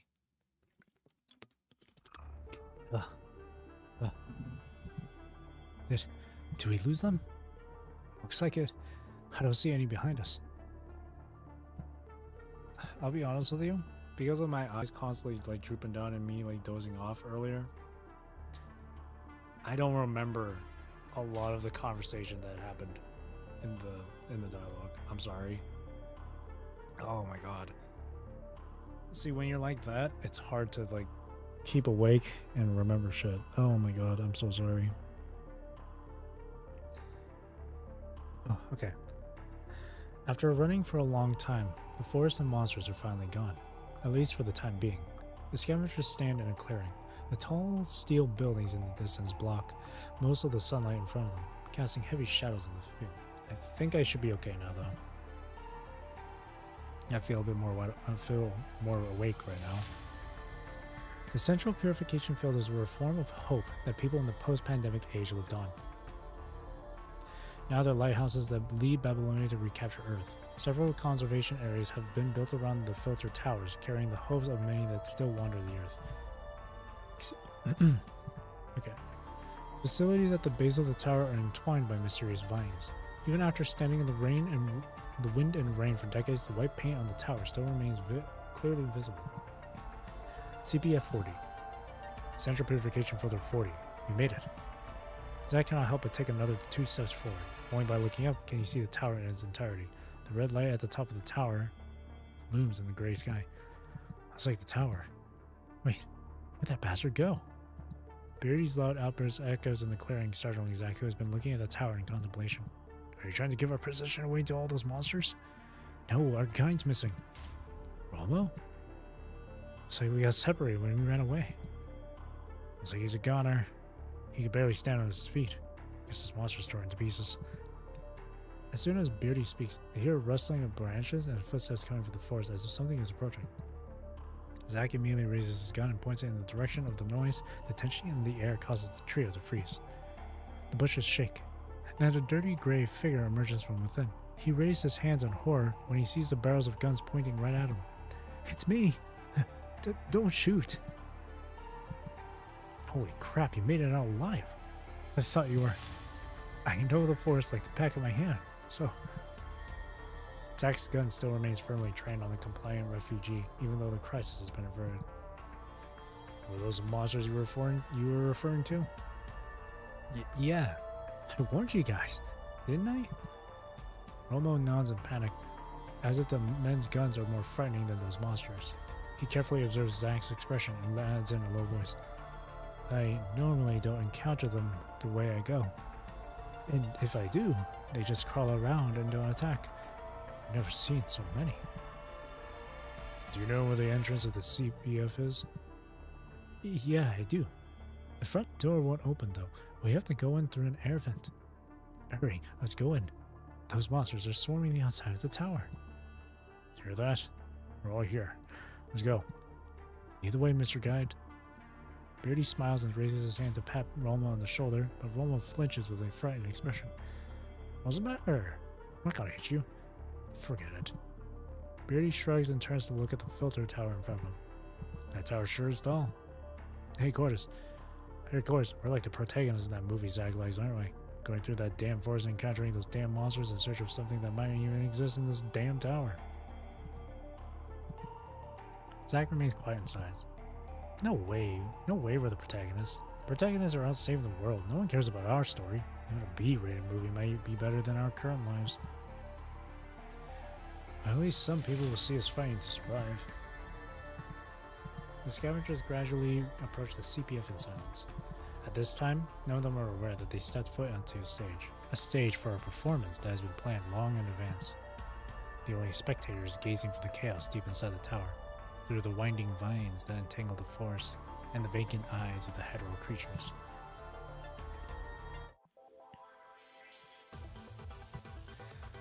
Ugh.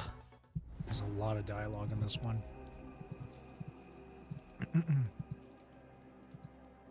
40%?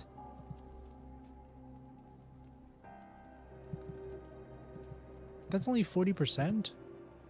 Central Purification Filter. Recording. The impact from the orbital strike has greatly reduced the coverage and concentration of the red tide, but these losses are negligible because that thing has appeared deep beneath the scorched earth. The impact of discovering such a thing is no less than the moment I found the hetero core. At first, I didn't even fully comprehend what that thing was. It's like a revelation, an affirmation of my long persistence. Although it shares the same characteristics as the hetero creature incubators, it must be completely different inside. I call it the mother. It seems that Der Meister is very interested in this new discovery. As one of the rewards for trading with him, I got a helpful assistant. She has a keen knowledge of hetero creatures and is an intelligent candidate for ascension. Using her intellect, I found an incubation method to ensure that mother can unleash its full power. Cinderella calls it maternal love, the protective instinct of human mothers toward their children. She then implanted this data into Mother. Mother has been an excellent incubator. It seems human emotions are completely useless. Maybe my previous directions were mistaken. For this reason, I am simulating a special intervention to observe how emotion will affect Mother internally. Unfortunately, I do not understand emotions. The data provided by Cinderella is too ununitary. I need more human specimens. Intact, low-risk human specimens must be introduced into the area where the test subject is located through non-combative means. This is no easy feat. Besides, the surrounding area has been scorched by the elbow strike. As a result, humans avoid the area out of fear. I must admit, Roland is far more capable in this regard. It's a pity that after the battle with the polyphage I lost contact with Roland. I presume he has already become nourishment for the Red Tide. It seems that this experiment can only be carried out where the highly differentiated unit is located. I release rumors to lure people to Puglia by taking advantage of humans' desires for gains, just like how I spread the Red Tide's gospel. Let these humans who are still struggling on Earth today witness the will of the punching virus. Having made their way into the exposed ventilation duct, the scavengers are crawling slowly inside the narrow and dark space. After following Roma around and around for the umpteenth time, they finally find their way out of the ventilation duct. Flickers of daylight shine through the dome. It's the only source of light inside this giant tower. This magnificent facility, left behind since the time of the Great Evacuation, also falls victim to the ravages of nature. Soft, moist grass covers the connecting passages. Vines and branches get all tangled up between the iron walls and staircases, opening the doors originally used to seal off the mysterious chambers and growing all the way up from the very bottom of the tower. The scavengers immediately see the boxes scattered across the bottom level. They bear the world government icon. Over there, supply crates. The stairs down were destroyed by overgrowth, so they have to cling to the edge and gradually climb down using the bare vines. Right as Beardy is about to reach the bottom, the vine snaps under his weight, causing him to fall to the ground with a heavy thud. The broken vine begins to writhe like a worm. Suddenly, the red plant rapidly regenerates from the severed vine. Convulsing momentarily, the green cuticle covers the entire branch again. Compared with the branches of ordinary vines or plants, this weird twisted thing is more like the tentacle of a mollusk. Beardy screams and dumps the plant in his hand. He quickly takes out the gun that has been hanging on the side of his bag. What the hell is this thing? Seems like the vine is mutated, just like the plants at the forest. If their suspicions are correct, destroying it will only increase the punching concentration, just like those monsters. First corrupted, now I've had enough. Roma. Yeah, I'm here. Are there any of the monsters we saw in the tower, too? I don't know. If I find out you're lying. Shush. Beardy, who was already leading the way over to the supply crate, suddenly turns around and gestures to be silent. Quiet. Looks like we're not alone here. Beardy walks around the pile of supply crates and discovers a person quietly sitting in the corner behind the crates. Or rather, it wasn't a person. It's dead. The corpse is leaned up against an empty supply crate. Its skull had been pierced by a branch, and its mouth hangs motionlessly agape. Its decayed hands were in an empty grip, as if they were holding something tightly before they died. Scarlet plant branches entwine around its body, almost assimilating it with the surrounding environment. The group falls silent at the horrific sight. Beardy curses, then walks up to the body. Hey, watch out for the plants! Beardy replies. He keeps a distance and pokes the corpse as well as the plants around it with his gun, then backs off quietly. It's okay, it's not moving. Confirming that the plants won't ambush them, Beardy kneels down next to the corpse and expertly pats it down, looking for anything useful. Not finding anything, Beardy turns over the backpack that fell to the side, then shakes his head and throws it back. The unidentifiable corpse has nothing that can be deemed useful. Nothing. Looks like there have been at least 3 other groups that came here before us. He points at the bullet marks in the supply crates and grins. I see 3 different kinds of bullet holes, old and new. Let's say there was a firefight here. This unlucky bastard didn't make it out. Check the area, see if we can turn up anything useful. We can't go home empty-handed. The other 3 nod. Readying their weapons, they spread out in opposite directions without having to say another word. Book. Cord stops in front of an unlucky corpse. He bends down to pick up a book that appears to have fallen out of his hand. He carefully turns the crisp paper. The sallow pages are stained with oxidized blood. That's like a religious text. The story of Genesis, Eden, the Tree of Life. Why are you always obsessed with weird stuff? Take only the things that are really useful, Cordis. Don't forget our rules. I know. Series clear. I didn't find anything. How about you guys? Found 2 boxes of military rations and 1 box of pistol ammo. Looks like they belonged to the ground troops. They were hidden out of sight. I almost missed them. Zach, see something? How come with Beardy there's always quotation marks and then there's no quotation marks? I don't get it. Zach remains quiet. He doesn't appear to hear what Beardy has said. He just stares at a spot on the tower. Zach, you okay? You see something? Only until Beardy walks up to him and pats him does he slowly turn his head. His face contorts into a strange expression as he points to the area he had been observing. That's the ventilation facility at the bottom of the tower, which hasn't been damaged by branches and vines yet. The tangled up vines find their way around the fan blades on all the vents. A gust of wind is coming from the depths of the vents, and along with it comes the noise of some large operating mechanoid. The sound is a rhythmic beat, reminiscent of a heartbeat. If I'm not mistaken, it's barely noticeable, but I think the tower is still in operation.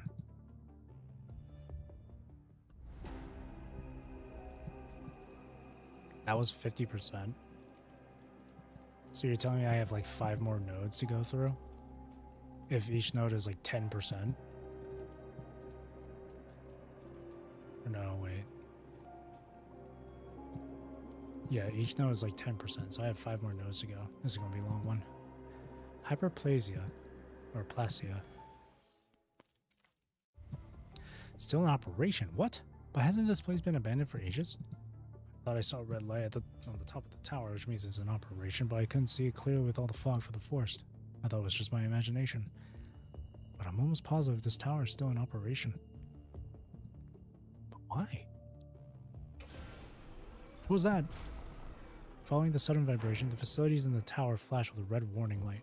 In the dark recesses of the air vent, thick branches break the fan and attack Zach, the closest person to them. Warning. External damage to the central purification filter detected. Damage rate at 50%. Damage rate at 60%. Punishing virus filtration will deactivate at 90%. Please follow instructions and evacuate the tower in an orderly fashion. Intermittent broadcasts can be heard all throughout the tower. Bang. Zach shoots and breaks the fast approaching branch, then notices the change in the vent. Inside the vent, he hears a demonic cacophony of restless stirring and grinding teeth. Suddenly, countless hetero creatures break through the vent and begin pouring out. Mucus from abscesses on the plants is like a torrent of decaying organisms. They entwine, roll, and gather to form new creatures, making a sound just like a swarm of insects. Blank. Blank. We need to get the hell out of here. Run! No time to shoot. There's too many of them. It's too dangerous down below. Get to higher ground.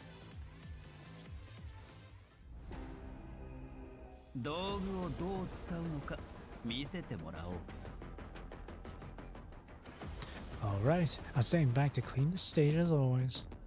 Now affected by wind. What a hassle.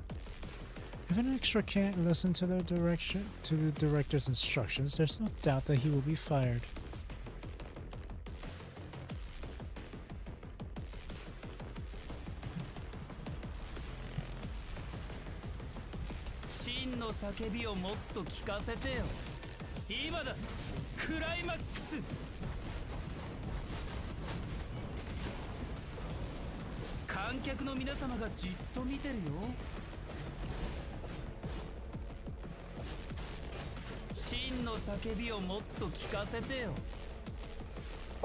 Damn it, I dodged into the freaking thing. Ugh. That's on me.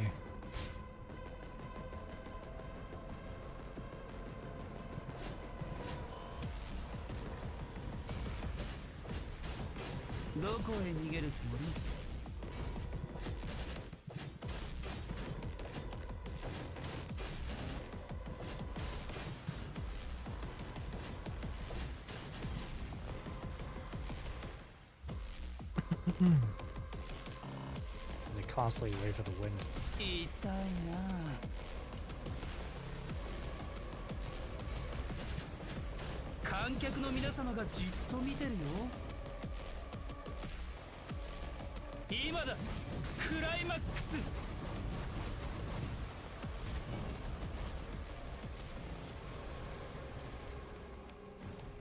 I wonder why he doesn't have an ult animation. God damn it.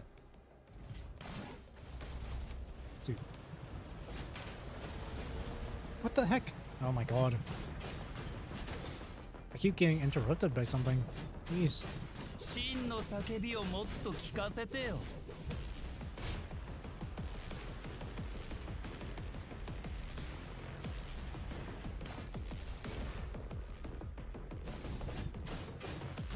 痛いな。真の叫びをもっと聞かせてよ。今だ。クライマックス。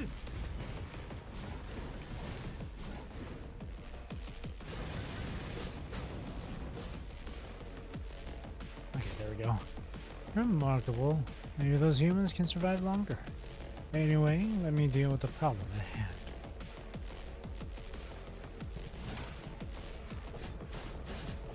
観客の皆様がじっと見てるよ。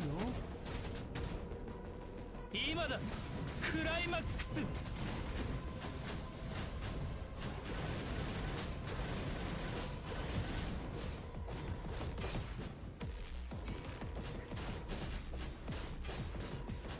観客の皆様がじっと見てるよ。 There we go. これで終幕。この茶番劇楽しめた？ I wonder why he doesn't have an animation for his SIG. Same thing with Tempest, Selena Tempest. That's what I've noticed with them. The airtight valve is tightened under the joint force of the 4 people. The scavengers sit in the compartment at the periphery of the tower, gasping for air. The swarm of hetero creatures is barricaded on the other side of the door. They appear to be safe for now. But this is... oh, shit. Hang on. Oh, shit. There's a freaking flyway.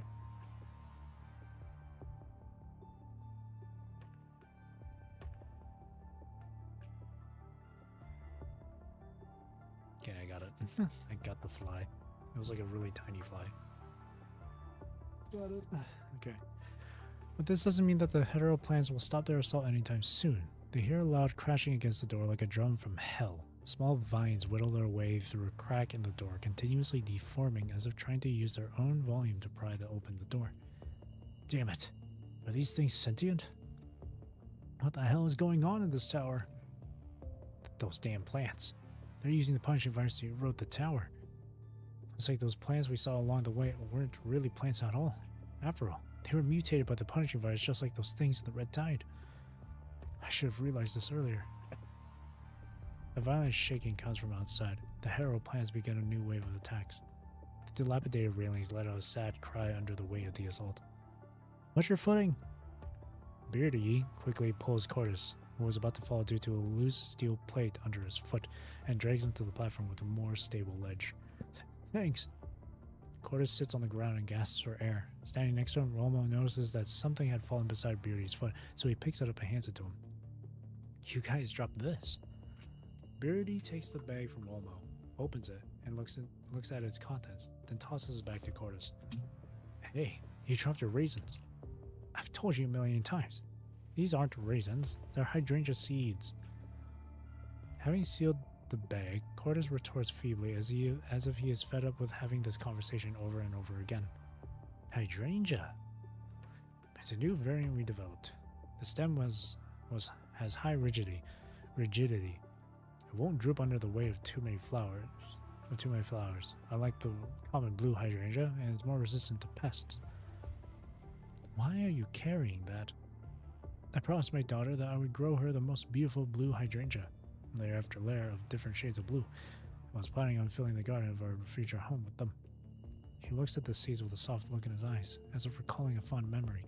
However, his expression fades a moment later, replaced by deep sadness. This is my research. Or rather, the last fruits of my research. I can't even find a safe place to live in. Here you are talking about planting flowers for your daughter. Where's your daughter now? And when we went out to look for supplies, the city was attacked by corrupted. My daughter went missing. When I got back, all I saw were ruins and corpses. The seedlings I wanted so desperately to plant with my daughter were also destroyed. I looked everywhere, but I never found her. I later heard she was rescued by ground forces, but with how many casualties the army has suffered, I don't know how many people are still alive. I haven't been able to find anyone else in the ground forces. Wherever they are, it's likely to be a battlefield. I can't always run the risk of getting too close. After such a long time, I was about to give up. But I heard that people can see their separated family members in the red tide, so I insisted on going despite Zach objecting. When I got there, I didn't find her. And I even caused... That's all in the past. The most important thing is that we're still alive. You should be happy you didn't see your daughter in it. There's nothing good about the red tide. Maybe you can ask your daughter when we get to the conservation area. Don't give up. And I heard there's a place in the conservation area for growing crops. We can have a stable and safe place to call home, and then you can make your daughter's wishes come true. Zach pats Cordis on the shoulder in silent consolation. Cordis stands up with a bitter smile and puts the bag of seeds back into his breast pocket. If we can even get out of this place alive, that is.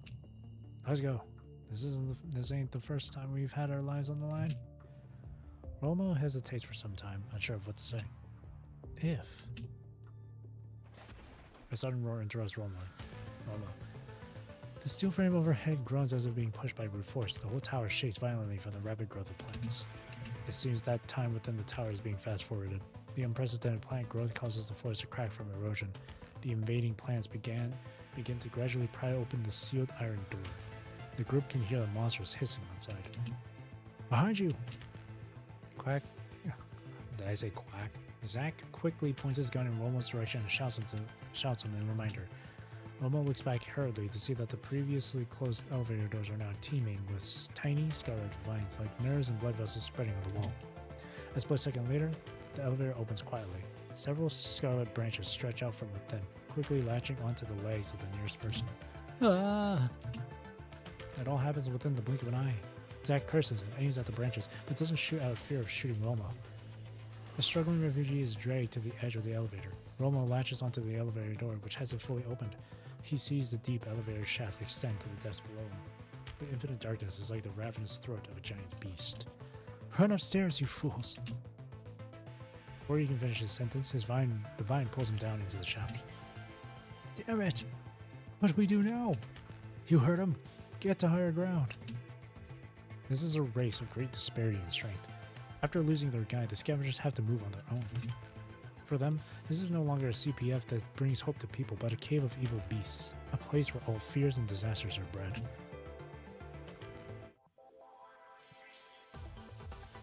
Whew. 60% corruption. There's a slight gust of wind from the elevator shaft. The steel frame creaks with the tension of the chain blade as a figure in the gray cloak slowly descends from above. In one fluid motion, this figure gracefully lands on his feet without producing even the faintest of sounds. If there is a stage and a spotlight, he must be the acrobat garnering all the attention of the crowd. The figure walks down the intricate staircase with the familiarity of walking one's home. He takes off the hood that has been covering his head, shakes his messy long hair, and gives a curtain call to the petite figure sitting in the room. Mission complete. Are you satisfied with my performance, miss?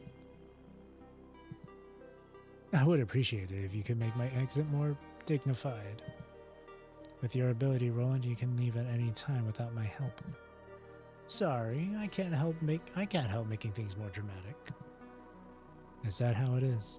I see. She gently nods in understanding and casts her eyes back to the monitors. This is the location closest to the CPF's centrifuge array, as well as the central hub underground.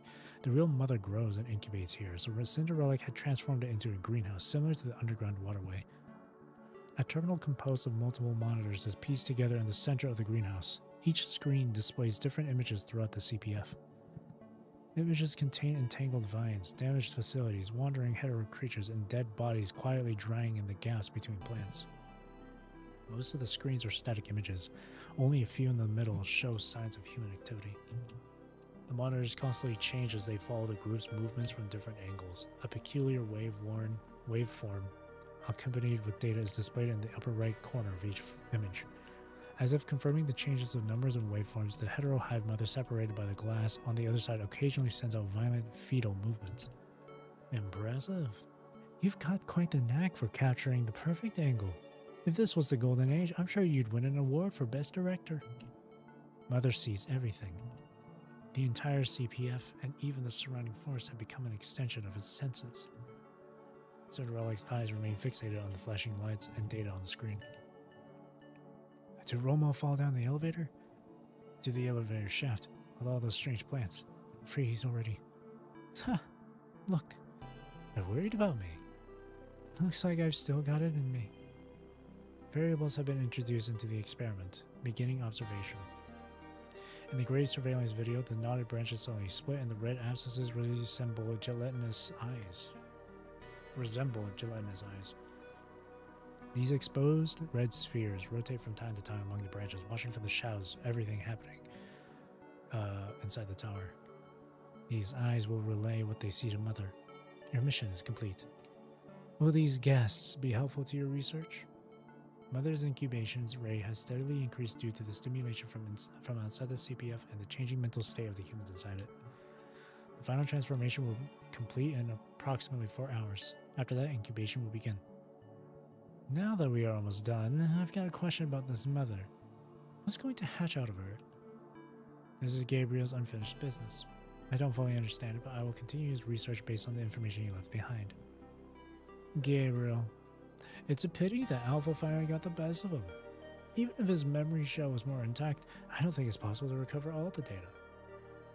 I watched his every move while he tinkered with those hetero creatures, so I know the details of his experiment.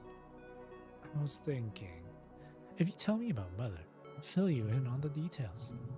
Rowan smiles and lifts his palms up in a gesture of sincerity. We're in this together, you know. I think it's a fair trade. Speaking of which, I've seen Gabriel repair hetero creatures beyond broken beyond recognition. His skill and technology really amazes me. Cinderella looks up at Roland. A touch of emotion flashes in her dark gold eyes. Dear Meister told me a story. A group of greedy adventurers awoke a slumbering demon while stealing the treasure in its lair underground. When the demon woke up, he saw that humans were weak and greedy and decided to reshape the world. Oh? I see. So these actors are playing the role of these adventurers. Everything in this tower is a play for Mother, is that right? As for me, I'm also an actor in this performance. Correct. Der Meister's exact words were, "Let Mother witness humanity's potential." He said you are the hunter now. Roland pauses for a moment, then bursts out laughing. Then I really need to thank him for looking at it from my perspective. Perhaps it would be easier to just show you Gabriel's recordings. No longer paying attention to Roland, Cinderella reaches out to the terminal. Interface, confirmation, data recovery, complete, confirming identification, complete. Data generating, initiating final command before shutdown. A sequence of records broadcast on the monitor containing the entirety of data from Gabriel's discovery of the heterocore shards all the way to his ceasing of functionality. Recording. Damage sustained by Alpha, frame in critical condition, available means of attack, 0, neural circuit, losing functionality, switching to backup memory block. Memory circuits are still intact. If properly analyzed, complete experimental records can be recovered. Looks like I will no longer see the punchy virus's final answer. What a pity. Fortunately, as long as Der Meister upholds his promise, my unfinished business will continue. I've marked the location of Mother. Cinderella will pick up where I left off. After witnessing my body be dismantled once more, I suddenly came to understand that before I became an ascendant. No, even before that. But a defined data that has occupied this memory shell before gaining its sentience. A bottle of alcohol broken over my body, a cigarette burning against my skin. As my head was trampled into the dirt repeatedly and I could only tremble in others' laughter, something broke the shackles of my programming. Hopeless, loathing, unwilling. Insanity. Even now, these meaningless things occupy my neural circuit. Useless memory data that had been deleted somehow finds its way back into my memory shell, but it is too late to find out the cause of this error. Time is running out. I've dedicated myself to the Ascension Network. These are my last words. The recording stops. And I'm going to take a drink of water.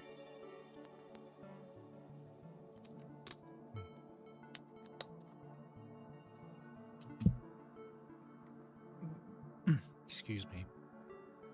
The rest is intermittent static.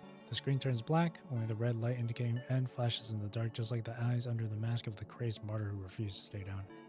Cinderella ends the broadcast with no expression on her face. Rather than watching the recording, she was staring at Roland's reaction silently. This is all of the data Gabriel left behind. Stubborn bastard up until the very end. The real accumulation of the punching virus is will. It seems like the things in this mother are far more troublesome than the terracotta queen. Honestly, I can't say I'm too fond of this. Good thing Babylonia's got their hands full for the time being. Now's a good time to proceed with our work while they're distracted. Roland seems to glow at their misfortune, yet his narrowed gaze is like a surging undercurrent in the depths of a tranquil pool. Now it's your turn to provide details on Gabriel's experiment not mentioned in the recordings. Of course. I'm a man of my word. Speaking of which, what were Gabriel's last words?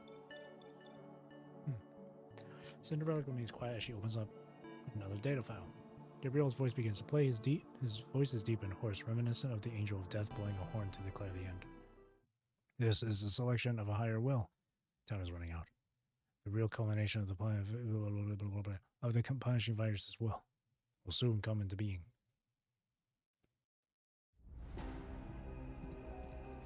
Movement. 3 more nodes. Looks like this place should be okay. I wonder if Romel's alright. I think anyone can survive falling from that height. We've seen our fair share of death along the way, haven't we? Don't let this get to you. We're still alive. That's what matters the most. Now the problem is, how do we get out of here? Those plants have completely blocked our way in, so we can't possibly go back the way we came. Now we gotta find a new way out. Those damn plants have blocked the evacuation route. The only way out is to destroy the plants from the outside. Those things can't even be called plants. Let's blow this abomination straight to hell. No plants can't possibly grow that fast, can they? Cordis, you're the botanist here. What do you say? They just look like plants, but internally they're the same as those monsters created by the punishing virus. And for the way they move, they're more like appendages rather than plants. In other words, we can't just destroy them. Correct. Damaging them will just release a high concentration of the punishing virus, which we're not equipped to deal with. So we're running low on ammo. We'll run out of ammo before we can even put a dent in them. We haven't even managed to scrounge up supplies either, despite the number of bodies here. Ultimately, it was my decision to come here. My poor judgment got us into this mess. I'll get you guys out of here, no matter what. Zach picks up his backpack and pulls out a worn notebook and charcoal pen. If the emergency exit is blocked off, we'll have to try to leave through the main exit entrance. Now that it's closed, we'll have to find the central control room and open it from there. He quickly draws a crude map and marks several points on it. If the structure of each filter tower is basically the same, the central control room is usually located in the middle of the tower. After all, it's in the name, but we can't use the elevator, so it's up to us. While we were going through the previous area, I noticed that the ladder recline should mean we're in the lower part of the tower. If we want to get to the stairs on the upper level, we'll have to go through this access corridor. The scavenger draws a long line on the map across the entire tower. Now that we have our target, let's go. Fish-shaped monsters with faint fluorescences roam the dark access corridor. Hiding behind the giant machinery off in the distance, the scavengers clench their weapons instinctively. What should we do? We have to go through here to get to the other side. But with this many of them, we got our work cut out for us. Even if we use all we got, we'll only hold out for half a minute. Want to try forcing our way through? That's gonna be tough. Our only option is to try explosives. Wait, won't that blow up the corridor too? You underestimate the structural stability of the CPFs. That will take a lot more than a few explosives to do that. Roger. Beardy nods and raises his weapon in preparation for Zach's next command, but as if suddenly thinking of something, Cordis raises his hand to stop Zach from taking out explosives from his bag. Wait, it looks like some kind of deep-sea fish. Zach, remember those red-tide monsters we ran into from before? They have similar forms as animals and behave like them. Those flying insects and scorpions. We used fluorescent rods to attract their attention and escaped from the sewer. Hearing this, Zach puts the explosives back in his bag and turns to look at Cordis, who's suddenly excited by the stroke of genius. So, what do you suggest? If those fish-like monsters also imitate the behavior of animals, they likely have the same habits as deep-sea fish. Cordis suppresses his excitement and lowers his voice. Because there's almost no light down in the ocean depths, many deep-sea fish have abandoned their eyes through evolution. Some fish have eyes, but they no longer work. That is to say, they're blind. They don't use their eyes to judge the position of their prey. They locate them using sound waves. So as long as we can make noise to distract their attention and cover our movement, we should be able to clear a corridor this length in about 8 seconds. You're right. You mean we still need this thing? Zack smirks and grabs the explosive again. Yes, but we need to be careful where to throw it. How about over there? Zack points to the energy pipeline at the fort. It is a little far from the corridors, so if it is detonated over there, the monsters on all 3 sides will be drawn to it. The chain reaction from igniting the pipeline should also give them some added time, allowing them to run to the other end of the corridor. Ready? Count of 3. The other 2 nod, prepare to make a run for it. 3, 2, 1. As soon as Zack finishes counting down, he tosses the explosive in an arc toward the pre-designated location. As soon as it lands, Beardy shoots it with marksman precision. Then with deafening sounds, the explosion of the energy pipeline causes a burst of sound waves. The monsters that were still wandering aimlessly immediately rush toward the direction of the sound. Run! The light from the explosion illuminates the corridor, and the scavengers rush forward at the moment of the explosion. Before the end of the vibration and sound generated by the explosion, they successfully step on the platform at the other end of the corridor. In the embers left by the explosion, the severed vines begin to connect. Red light spots extended downward along the vines. Something has opened its eyes amid the chaos. Not bad. Leaning against the wall, Roland looks at the surveillance monitor and nods. Their seamless cooperation reminds me of teams from Babylonia. Everyone is good at some things and bad at others, but when they work together, they're more than the sum of their parts. It's enough to give you a headache. The threat level of the scavengers is minimal. It's hard to say. You shouldn't underestimate anyone who can survive in such a hostile environment. That Meister of yours often refers to this as humanity's potential, no? Hello, Light. I am here. Yes, you are. However, I didn't expect to lure in people who know so much about the relics of the post-pandemic age. I'm curious. How far will they make us? What do you think, Zeraphym? Want to make a bet? Normally, people would turn against each other at this point. Lack of supplies, disagreements, fear, anxiety, suspicion, and even emotional disputes. That's meaningless. I only care about the state of Mother. Okay. I expect nothing less from Gabriel's people. I feel like we've had this conversation before. I thought a change of scenery would be entertaining, but it's just as boring as ever. Show me how long you can struggle. It's not every day that I get to see you acting differently. Keep me entertained for at least a while, alright? Center of the show. Or not? Question mark. We made it.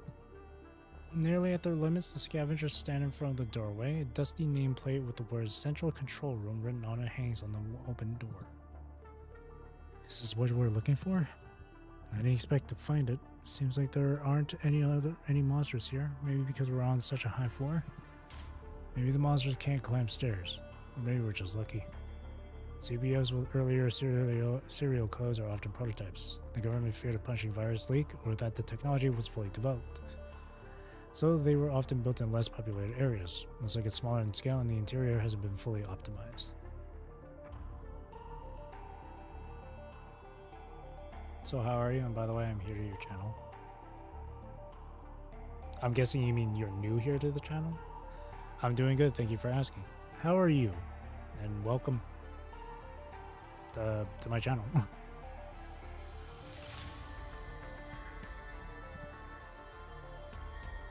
The central control room is the most important place in the tower, so it's relatively easy to find. Entering the room, Zack smells a dusty, stale odor, indicating that the room hadn't been opened for quite some time. Zack shows a subtle expression, like a long entangled hatred, but with a flash of memory. His eyes spell a sense of hatred towards something he cannot separate from. Zack touches the console, causing the interface to light up. Looks like it's still working. Zack's hand trembles slightly with excitement. He puts his hands on the console and slowly exhales. You work on that. go see if we can find anything else in the room. Zach nods and begins to study the complex control room. First, I need to locate the fire door at the entrance.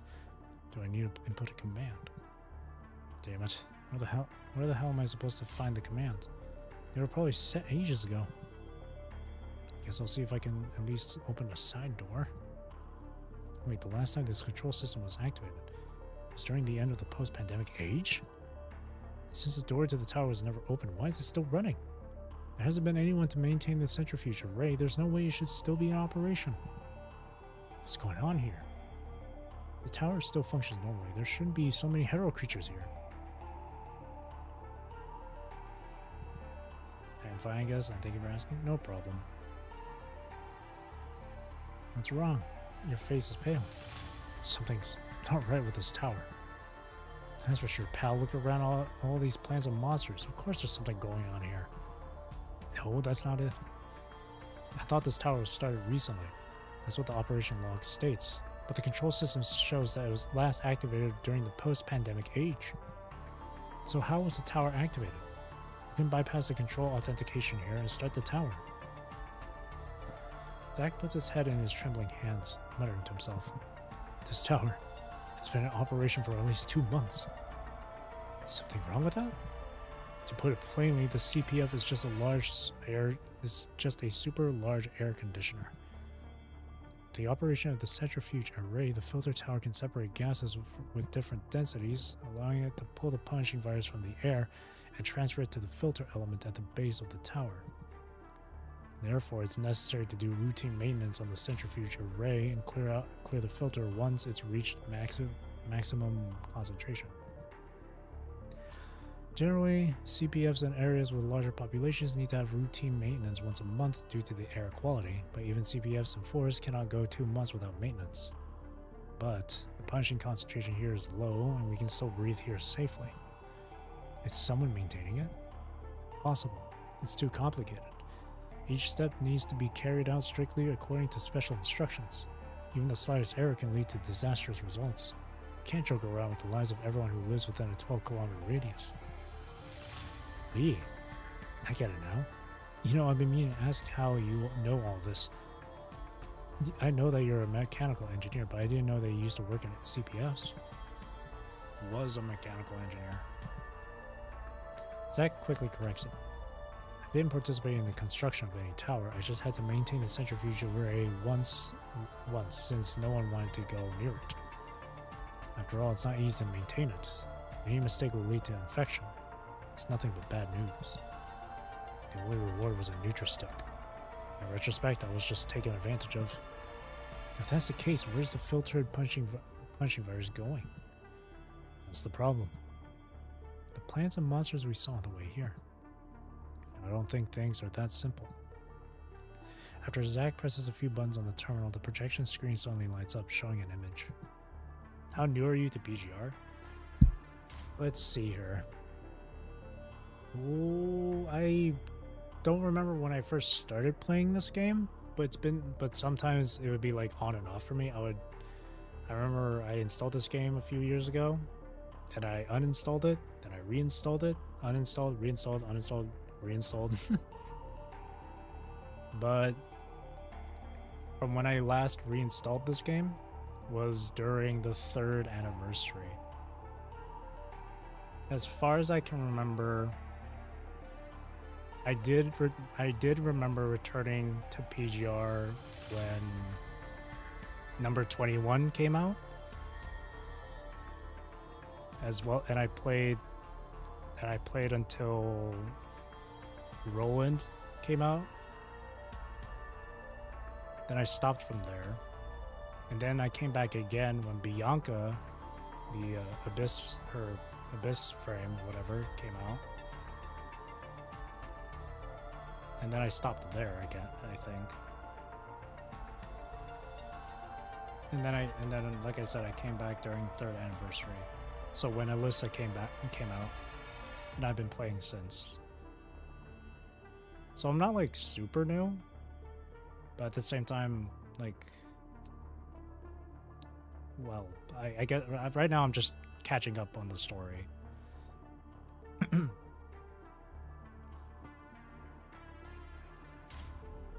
So I'm like, eh. I'm kind of like in the middle. So you played way longer than me. I guess so, yeah. I guess so, yeah.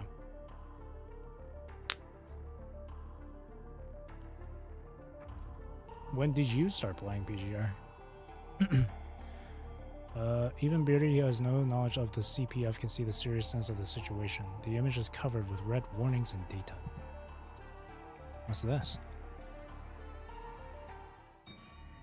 The image is an indecipherable 3D model. It looks like a heart, but also an egg of some kind of creature. Countless red cables stretch out from it, each with a high concentration of punishing virus. The cables look eerily familiar to the scavengers. They have an uncanny resemblance to the umbilical cords on the humanoid creatures in the forest or the plants in the cracks of the tower. These umbilical cords are like pipelines of energy supply, providing this thing with punishing virus. Punishing virus, which should have been sent to the filter element through the centrifuge array, is being redirected into whatever the hell this thing is. Zack clenches his fist on the console even tighter. This level of concentration. Cordis's voice trembles. He doesn't even dare to look at the alarming data that continues to escalate. Somewhere at the end of August, I think? Oh, I see. Of this year? Oh, that's really recent then, eh? That's super recent then. I think that was also around the time third anniversary is going on, right? So you're fairly new, yeah. Welcome to PGR. I hope you've been enjoying the game in both combat and story.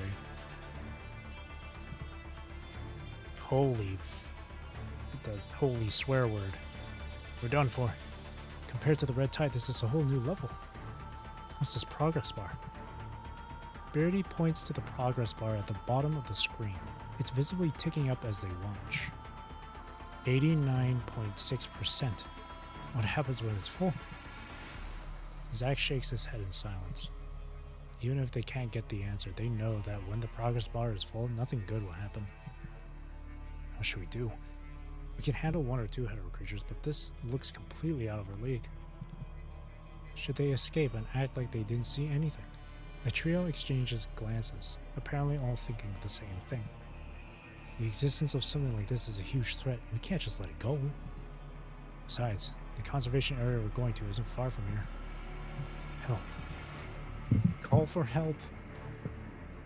This tower was built by the world government. There must be a communication system, an alarm system, and a special emergency frequency. If we can send a message, even if it's a radio signal, even if Babylonia's army doesn't receive it, as long as someone can receive it, someone might come to the rescue. Yeah, why didn't I think of it? Why didn't I think of that? Give it a try. Huh. Look at them trying to call for help. They have no idea that we can see all their running, hiding, struggling, and even trying to call for help crystal clear on the monitors. Looking at the scavenger with a serious look on the screen, Roland laughs heartily, but his eyes are not smiling at all. Inside them are only deep and complicated emotions.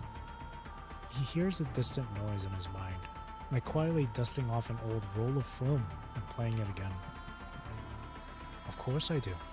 First the screen went blank, and after that the cameras kept changing, but I saw everything. You running and looking for a place to hide and then ending up in that conference room. I saw the whole crisis. Roland shakes his head, forcing himself to recover from the chaos of noise. The scavenger's on-screen performance continues. They are anxiously checking the large operation panel in the central control room, trying to find a way to contact the ground forces, or Babylonia. But the filter signal had long since been jammed, and no one will hear their desperate cries for help. The scavengers in the image seem to realize this. They stand around the console, their faces pale as a ghost. Roland has seen this look of despair countless times on helpless constructs and hopeless humans. Yeah, this year, and of course I enjoyed it, but I kind of skipped the story. But I do know what's happening in the game and so on because I'm addicted to the game. That's fair. That's fair. This game, when it tells you the story, it's done in like a visual novel, and a visual novel style. So it's a lot of reading to do. So I can understand how that would be like a turn off for some people. So they would just skip the story.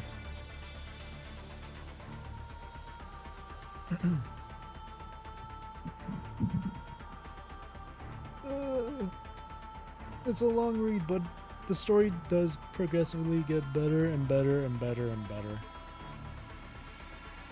So while I understand people that would choose to skip the story, I would like urge them not to, because it's really good.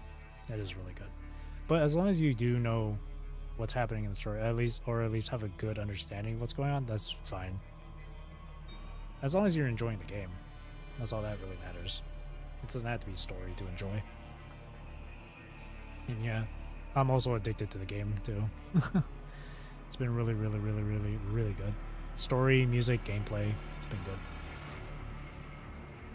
And what else is on their face?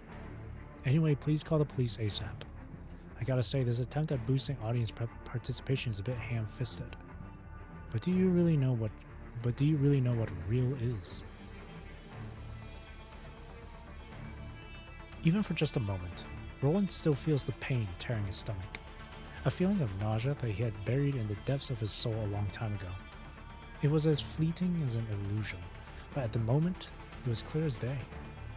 Those feelings that he thought he would not resurface, like ghosts hidden in an abandoned house, begin to haunt him again, one by one, with the progression of the performance. These feelings become stronger and stronger until they could no longer be ignored. Good show. Jolly good show. Roland smiles with a slight grimace and backs off the stack of old machinery and walks to the door. But watching these are dreadfully boring. I'm going to find a place to sleep. Before he leaves, he glances back at the rusty schematic of the tower hanging on the wall and location of hidden fire exits. Generally speaking, the audience isn't allowed on stage. But there's always an exception. Oh, is he going to help them? In the central control room, the three scavengers are slumped on the ground. Things aren't looking good. I've tried everything, but I can't start the gate using the central control system here. We can't send a distress signal, and now we can't even open the door. Impossible. There's got to be another way, right? We're so close to the conservation area. On the brink of fatigue, Beardy drags himself over and grabs Zack's clothes with his trembling hands. He keeps repeating this question. The always cheery smile has disappeared from his face. Instead, there's only the gradual emergence of fear and despair. It seems that some string has been stretched tight for a long time. It's finally about to break.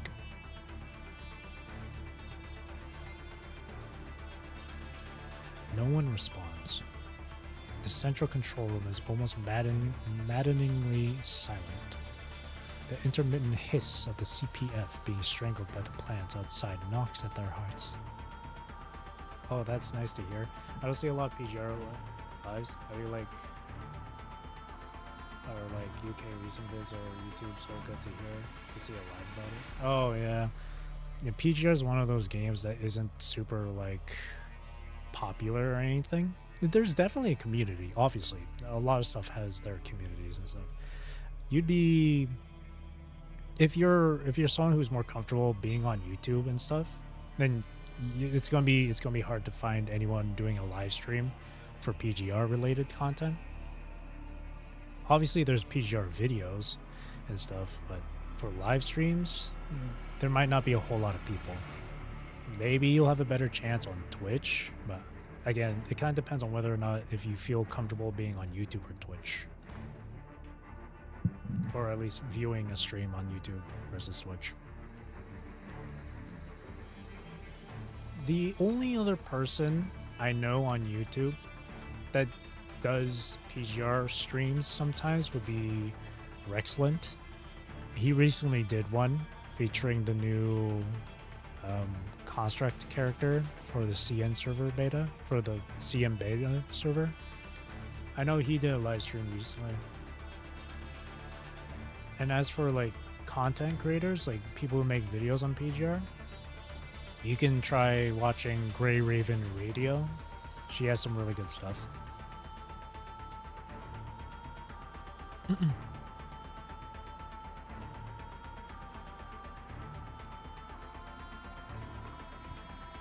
The projection screen is still lit, and the progress bar reading is still growing.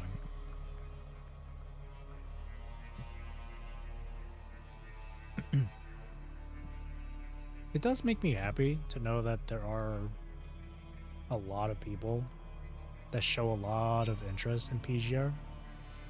Ever since I started like starting including PGR in my like list of games to like stream and stuff, I've seen a number of people really like enjoy it and stuff, and so that makes me happy to see.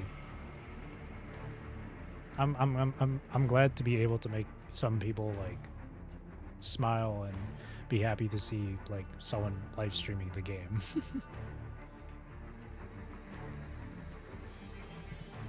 No, it's not over yet. Zack stands up slowly. Punishing virus. Corrupted. This is all they're doing. Damn it. As if all his strength has been pulled away, he holds onto the console for support. However, his eyes are transfixed on the bright red color on the projection screen. Just because of an oversight right before I went to sleep, I didn't notice a mechanical abnormality. Oh no, that's because I've been lying. Hell, I'm still lying to myself. I said, how can my machines be infected with an organic virus? Isn't that just a common malfunction? I hit the mechanical abnormality, and I didn't report it. When I woke up, I opened the door. All the machines I was familiar with now had red eyes, their bodies stained with red blood. The anomaly I should have paid more attention to harmed my family, harmed the entire block. Zack, calm down. Zack closes his eyes and takes a deep breath. His hand on the console clenches into a fist. The CPFs are machines built to protect people.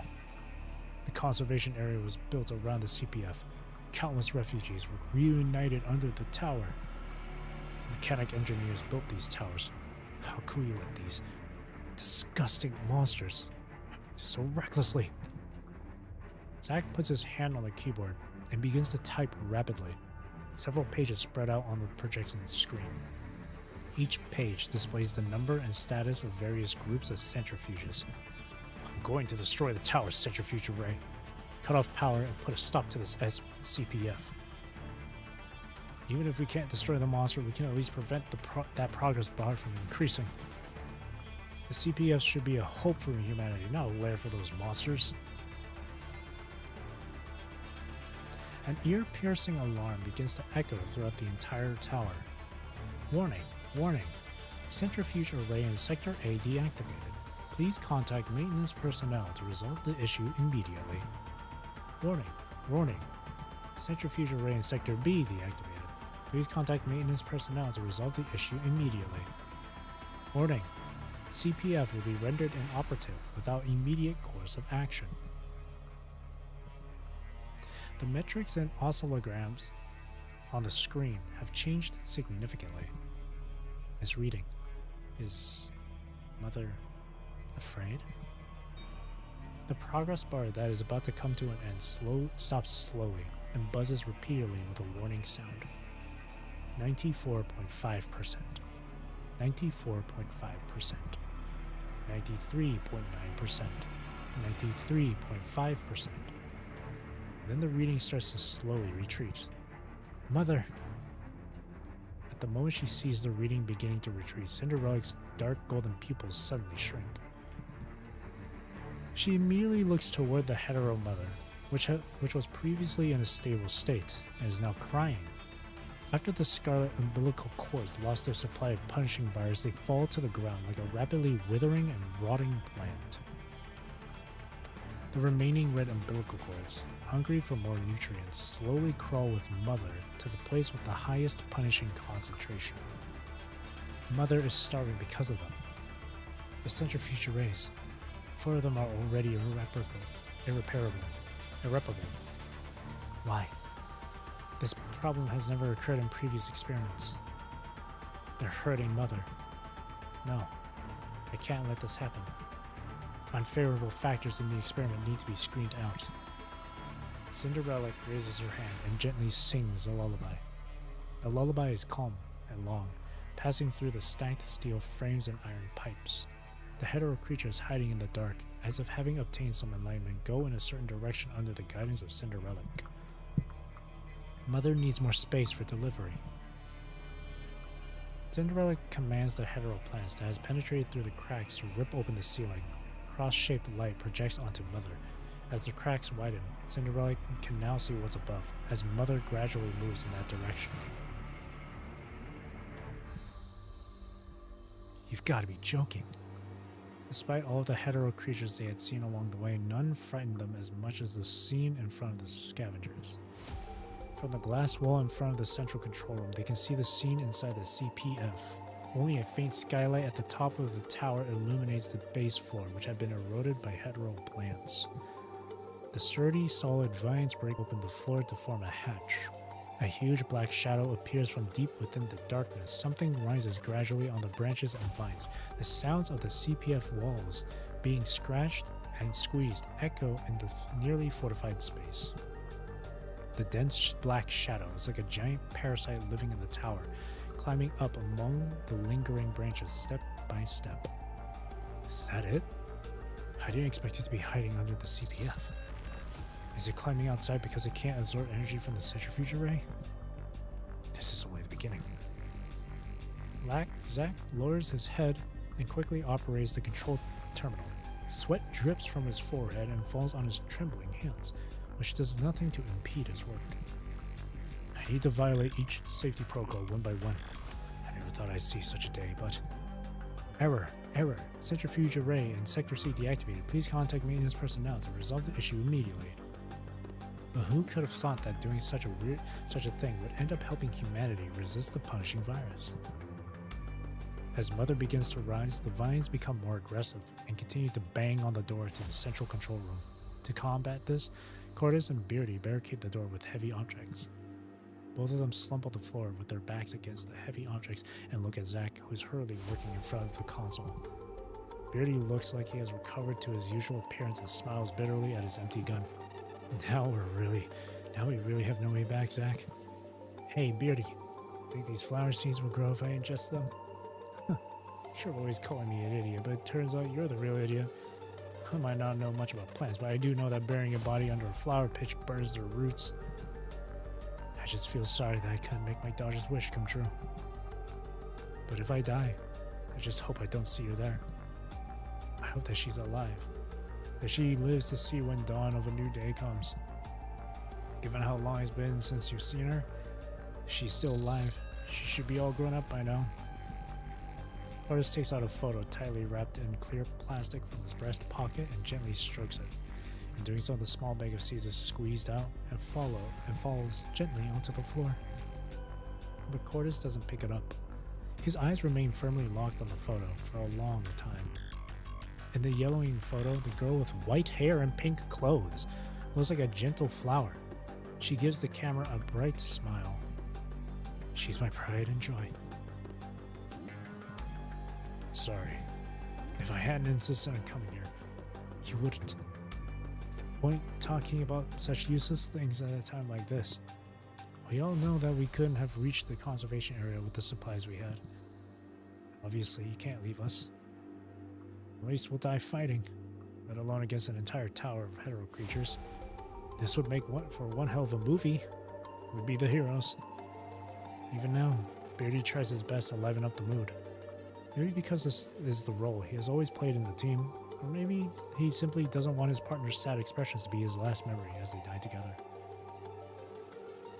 Oh, that's true, and I have seen her videos, of course. Join your lives also.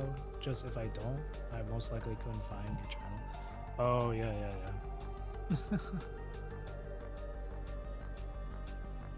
That's no problem, yeah. That's no problem.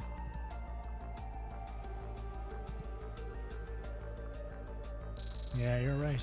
There's even someone to play the role of pulling out his daughter's picture right before he dies. We've got all the roles covered. Just to let you know though, Light, is that PGR isn't like the only thing I stream. Like I play like a variety of different games. So PGR isn't the only thing that you'll see from my like live streams. Of course, I don't expect you to turn to like watch all of them. Like if it's something you're not interested in, then you don't have to come and watch. It doesn't really matter. If you're only ever interested in PGR streams, then yeah, you can always stick around and just watch those only. You don't have to watch anything else I stream. I don't really mind. I don't really care. Zach chuckles. He lowers his head and swallows the guilt in his eyes as he looks back at the projector screen. Good. Looks like the centrifuge array in Sector D is also... His abdomen feels ice cold at first, followed by intense heat, then agonizing pain. Zach lowers his head slowly and sees a scarlet branch protruding from his abdomen as blood drips down from it and onto the table. Zach! All this happened so suddenly that no one had noticed branches emerging from the small vents in the ceiling. Due to the intense pain from the stab wound in his abdomen, Zach can no longer support himself and falls to the ground slowly. The wound quickly shows symptoms of punishing infection. A burning sensation rapidly spreads to his limbs. Cordis, serum! Here! Cordis hurriedly takes out the box of serum from his bag, grabs a vial, and prepares to give Zach an injection. Don't. It's no use.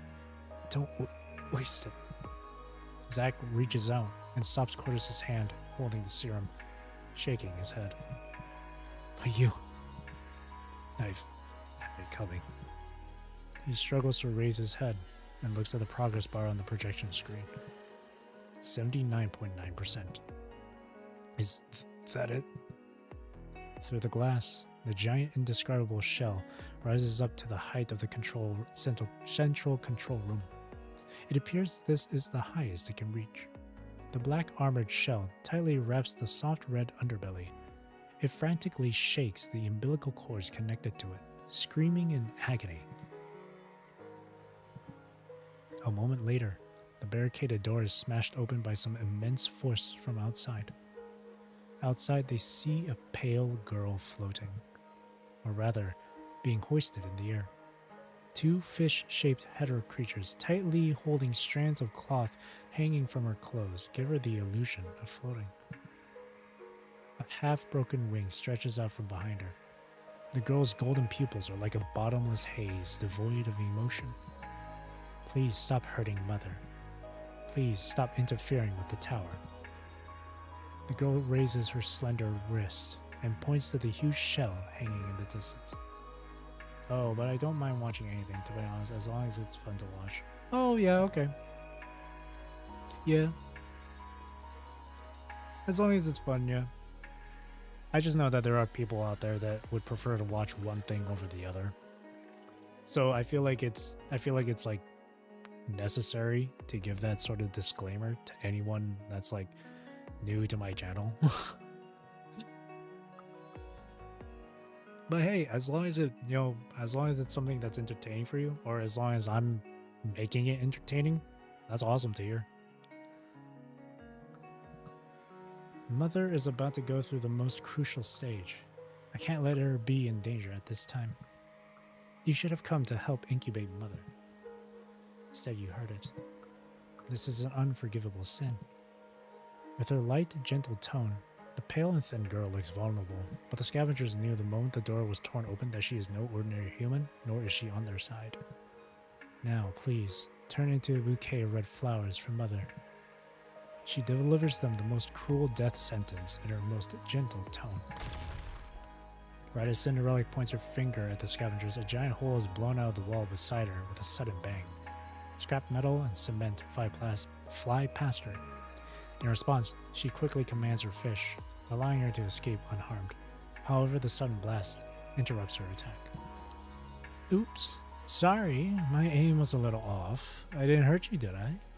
Looks like my aim has suffered from being so weak right now. A figure appears in the breached wall. He shakes the chain blade in his hand, and the dust from the explosion slowly settles. Roland? I'm fine. Please be more careful next time. The figure emerges from the dust. Shaking the dust off his hair, he smiles gracefully. Good. I didn't mix the climax, did I? They hurt Mother and hindered their Meister's plan. They have to pay the price. Looks like they're already scared out of their wits. Think I can have a word with them?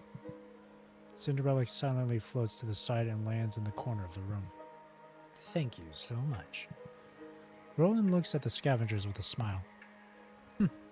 What a pity. Especially you, Zack. The wounds sure look serious. I'd advise you to leave him behind. You can't escape with him. Aren't you, Romo? I'm surprised you recognize me even as you're about to go unconscious. I'm touched. I was suspicious of you ever since we entered the tower. What? That's the refugee who led us here. Why'd you trick us? The scavenger's surprise in realizing that they were deceived was just as Roland had imagined, but the reaction lacks in intensity, probably because they were already past the point of exhaustion. I didn't trick you. The forest, the tower, the supplies, every word I said was the truth. You saw it with your own eyes. I gave you intel and warned you about the intel, but it was ultimately you who made the decision to come here, didn't you? So far, everything was on your own volition. I just led the way. Roland's smile disappears from the corner of his lips. His tone carries a sense of pity. A trace of inexplicable sadness flashes in his eyes as he looks at them. Maybe this is just another layer of his act. You. Don't be angry. What if I said you have a chance to survive? You think we'll believe your lies? Right, my apologies. What I said wasn't forthright enough. Roland reaches out and gestures with a finger toward Beardy and Cordis.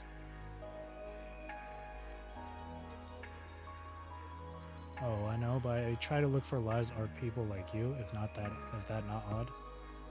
Oh, okay. Alrighty.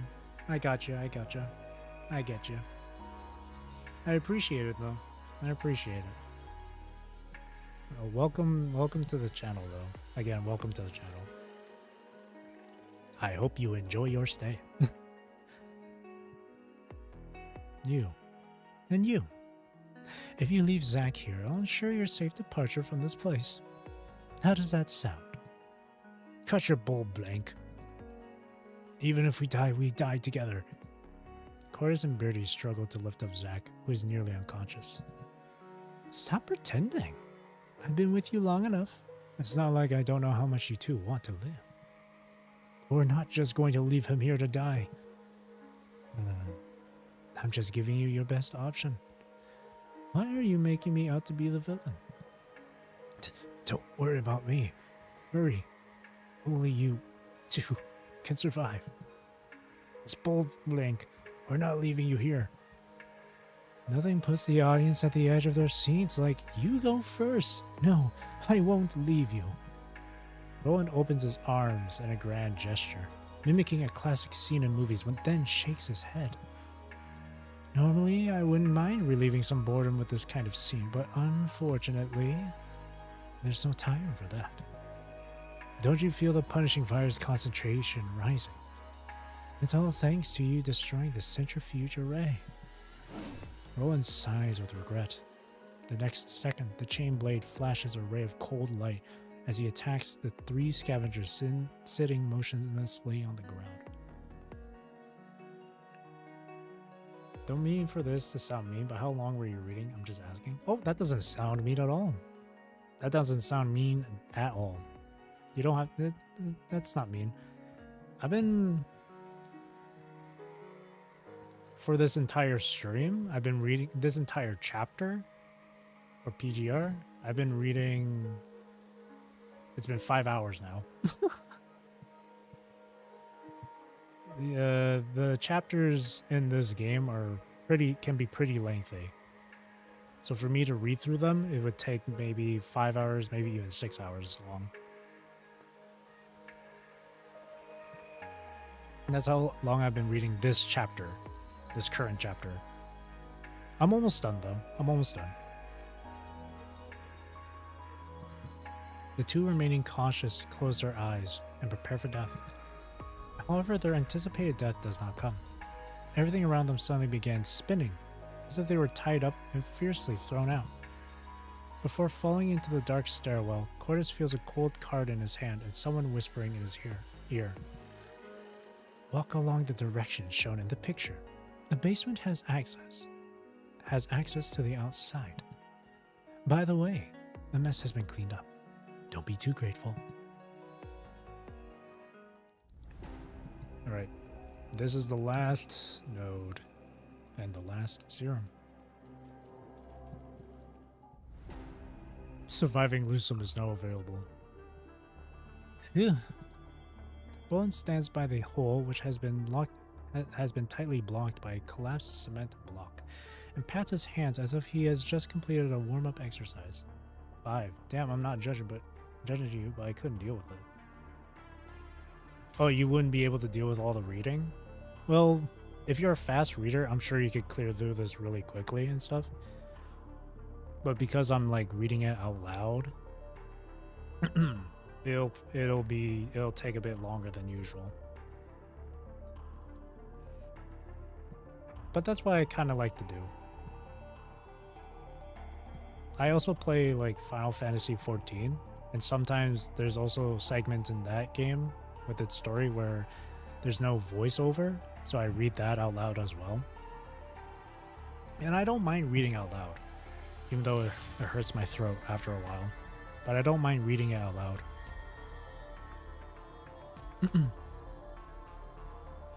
If people end up being entertained from the story just from me reading it for them, that's I'm happy with that.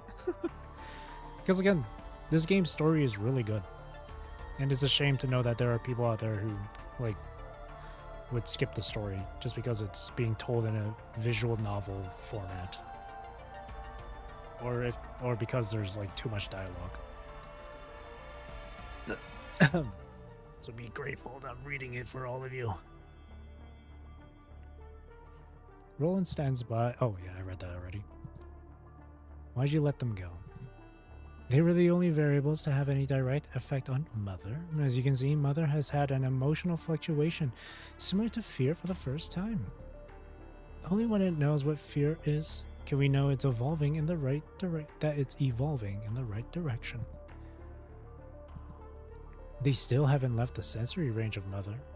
Don't you want to know what kind of stimulation can be generated by the only surviving variables so far? It'd be a shame to let such precious samples die so soon. Think of it as an encore. Also, I'm also curious to see how far they can make it. It's much more interesting than those dramas in the tower, isn't it? Cinderella furrows her eyebrows faintly. This isn't a part of the plan. Report this to Der Meister. Let him make the final decision. Roland shrugs, neither agreeing or disagreeing. As you wish. Roland connects his comms link, and Vonnegut's image appears on his terminal. How's the situation? Roland leans to one side, arms folded, and looks at Cinderella leisurely as he awaits her to brief Vonnegut on the current situation. My negligence resulted in the centrifuge arrays that provided Mother with nutrition being destroyed. Without a constant supply of punishing virus, Mother has grown considerably weaker than before. Understandable if that's how you enjoy the game. And I do read fast, just, I don't know, I never really read the lore of games, but I do read it after a while. Yeah, I get that. That's understandable. If story isn't your thing for some games, or the lore isn't your thing, but the gameplay is, that's entirely fine. There's ways to enjoy a video game instead of just one aspect, you know? It's okay to enjoy a game for its gameplay, but not for its story. And besides, when it comes to story and lore, it's a lot to read up on. It's a lot to take in.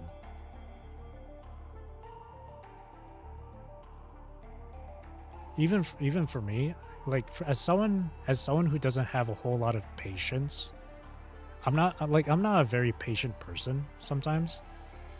But if I'm interested in a story and the world of that story, the lore behind it all, then I don't mind spending 5 hours, 6 hours reading. Without a constant supply of punching virus, Mother has grown considerably weaker than before. Without human interference, Mother would have completed the task by now. Is that so? Vodaga doesn't show any sign of anger upon hearing the sudden change of events. He only raises his eyebrows out of interest. I tried to repair the centrifuge arrays to ensure that the CPF can complete the final punishing supply despite the low power. Incubation has been postponed. Also, under incomplete conditions, the things in the mother's body may have unpredictable defects. No matter, you've done well. You and Mother have completed your mission with flying colors. And Roland, thank you for your efforts. I'll hold up my end of the bargain. Thank you. Babylonia has found the location of Mother. If they've sent their construct forces to investigate, take all the research materials and evacuate as soon as possible. But I'm afraid that Grey Raven will be joining them. Are you confident you can win without any consumption? We have more important matters to tend to. I understood. Good girl. As for your mother, don't worry. Her time will come. Since the incubation of Mother will be delayed, it's better to have Babylonia's troops be its last guests. Set the stage for the final act. Return to my side and witness it with me. Transmission over. After saying farewell to Roland, Cinderella immediately returns to the underground greenhouse as instructed by Vonnegut. As Cinderella murmurs, the monitoring tower's screens go black. She unplugs the storage device inserted into the terminal. She looks up at Mother hanging above her, then turns and walks into the darkness. The monster's wailing seems to be close at hand. The scavenger's consciousness ebbs and flows in the chaos. The pale and dangerous strange girl, the mysterious liar, the wailing from near to far, the pulsating bright red numbers, and the black and red light flickering in front of them. Oh right, he shut down the CPF's power to prevent the monsters from taking it over. Even with the power shut down as much as he could, the monster could not be stopped from growing. After losing most of the punishing supply, Mother seems to have fallen into temporary chaos while hanging from the top of the tower. The scarlet umbilical cords swing wildly in the air. Some have even withered. After struggling for a moment, they become paralyzed and unable to move. However, not only are the hetero plants unable to move, having withered from the loss of nutrients, Zack was unable to move either. Zack's body has decayed too far for him to even stand up. He raises his hand. The festering has spread from his cuffs. Pus and blood soaked the cloth wrapped around his hands. Looking through the gap in his fingers, the scavenger sees the shell off in the distance. In the gap of the black shell, the clear outline of a shadow gradually emerges from the red interior. A strange feeling rises in the scavenger's mind. This kind of vision, which is as if there is nothing, sticks to his whole body.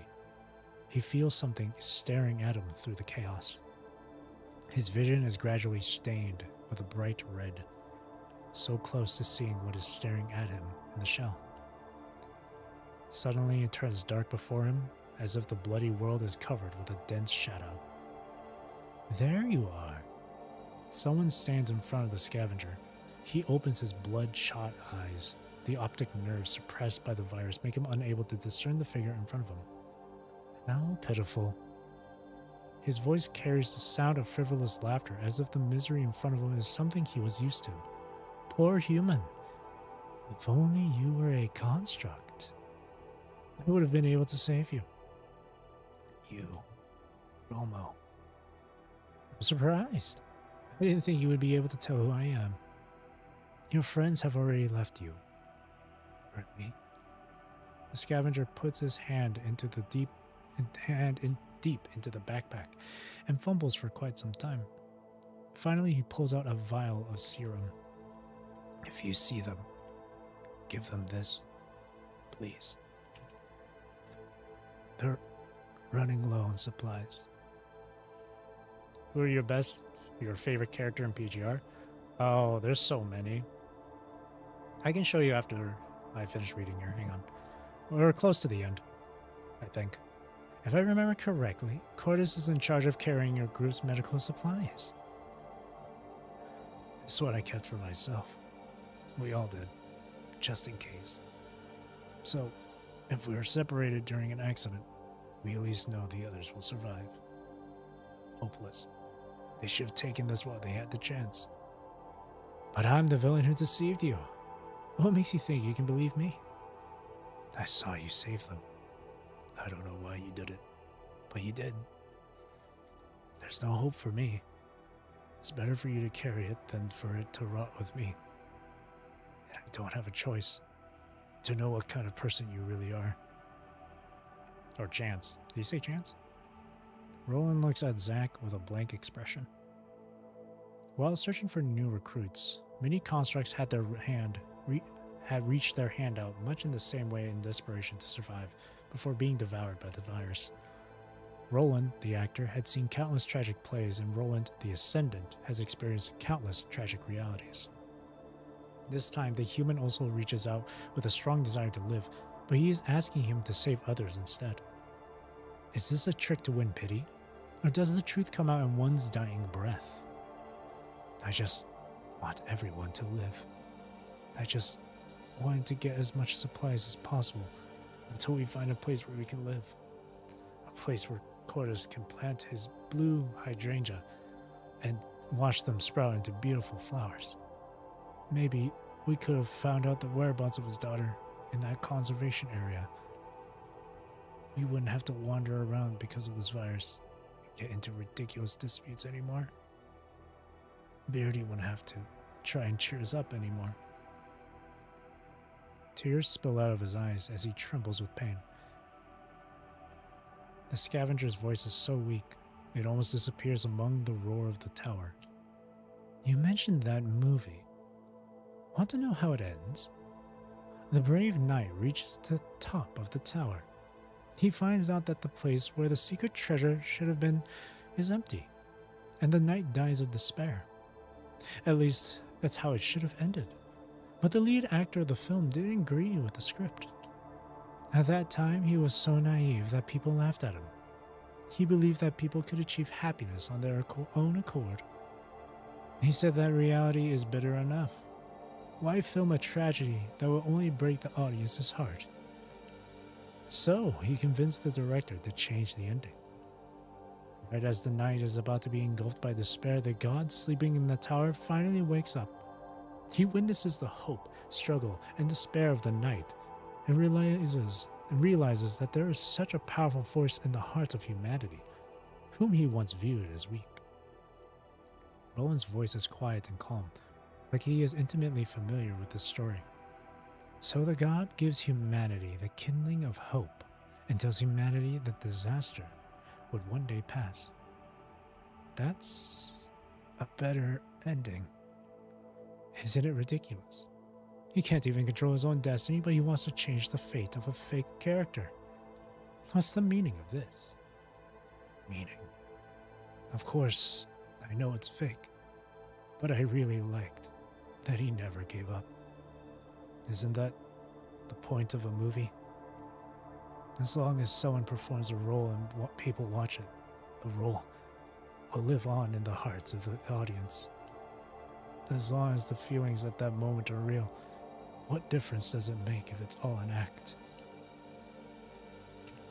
Zach's entire body is gradually rotting due to the virus, but there's a faint smile in the corners of his mouth. Right as his life is drawing to an end, he recalls the distant memories of what he had seen and heard during his journeys, casually chatting in front of the weathered and broken posters, a movie hiding quietly in his backpack, and the afternoons he would watch them with his family. What I've done is absolutely not meaningless. The scavenger's voice is so weak it almost disappears among the roar of the tower. Too bad I don't have more time to chat with you. Roland squats down and takes the vial from the scavenger. I'm not sure if I'll see your friends again, but the serum will play its role as you said. I rarely make promises, but this time, you can trust me. Thank you. You're welcome. It's rare for someone to believe me for a change. What an interesting feeling. Usually everyone believes my lies, but nobody wants to believe my truths. Blood slowly overflows out of Zach's ears, and his organs are rapidly failing. He can no longer hear what the person in front of him is saying. Not to mention, consider this as the final gift for the audience who still remembers me. When Roland utters the last sentence, which is almost a murmur, the scavenger hears nothing. With his hand still held out, he stops breathing. A twisted and strange cry comes from all parts of the tower, like a nightmare that can never be woken up from. Roland looks up at the shell hanging from the top of the tower. You're still watching? No one answers. Roland quietly drapes the scavenger in his cloak, covering his body and his face full of regret. Este no es nuestro final. This is not our final destination. Rest, my friend.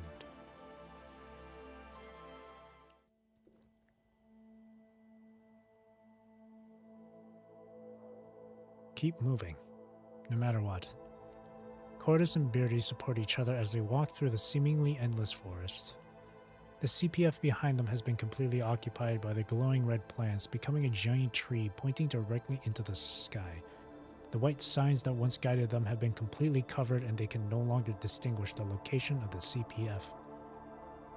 Something is quietly incubating in the CPF, waiting patiently to be delivered. This CPF, which was once the hope of scavengers for survival, has become an internal nightmare in their hearts. The CPF, which was once the hope of humanity for survival, has become a hotbed of human suffering. The strange cries of humanoid monsters come from the jungle. They can even pick out Zach's voice from the rising and falling calls. But now, Zach has become a permanent resident at the CPF. Those weird and deformed figures with the voice of their sacrificed partner squeezes indescribable screams from their throats and attack them. They don't want Zach's expectations to go to waste. But no matter how hard they try, this is as far as they can make it. Beardy looks at Cordis, then takes out their last remaining grenade. Is that necessary? Something flies across the night sky and lands right in Beardy's hands. It's a clear vial of serum. I didn't expect to see you two still alive.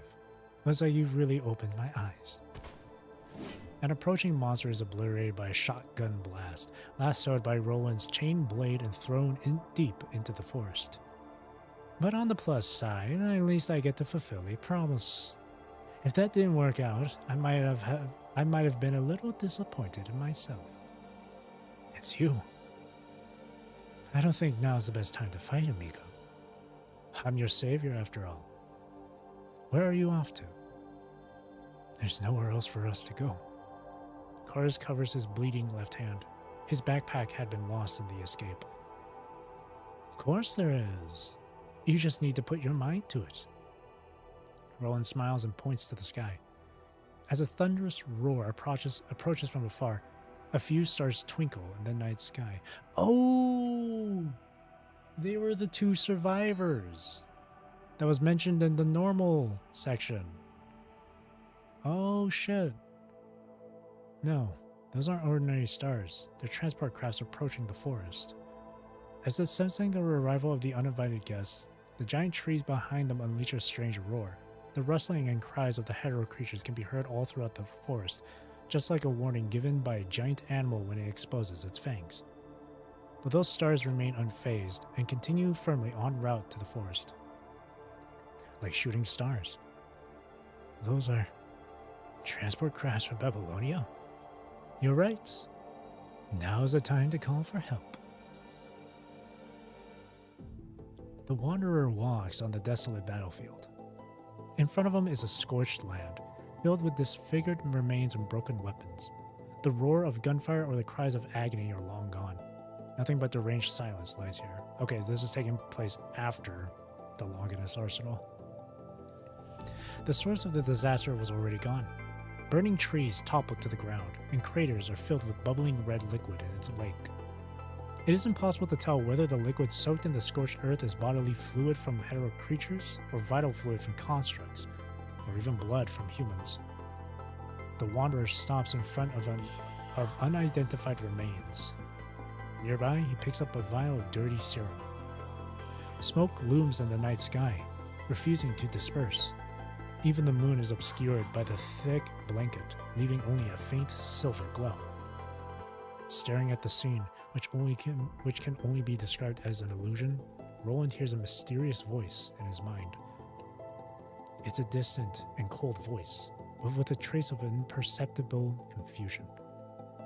What kind of world do you want to see? Roland looks back again at the scorched earth as he has long journeyed through.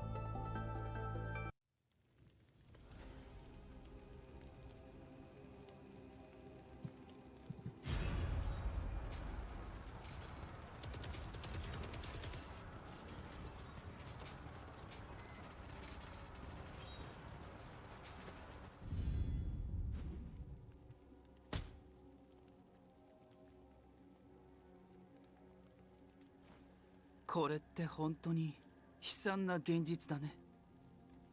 絶望に打ち砕かれて再構築された世界。これが君の見たいものかい？君ならきっとこういうはずさ。それじゃ幕を上げて願い事を叶えに行こう。There we go. That's all of Evernight beat done. All of normal mode gone through or reread, and then all of hidden mode done. Hidden mode was long, geez. 2.5 hours of this section. And the next part. What is this? Oh no, this is gonna be a long one. Oh, surviving lucem is gonna be long. Oh, this is this is gonna be a long one. All right, back to your question, Light. Sorry it took that long to answer your question. But my favorite or my best / favorite character in PGR, I said it earlier. It's hard. It's kind of hard to pick a single character. This will take a while. No problem. No problem. Okay. Thank you. But there's a lot of characters. Oh.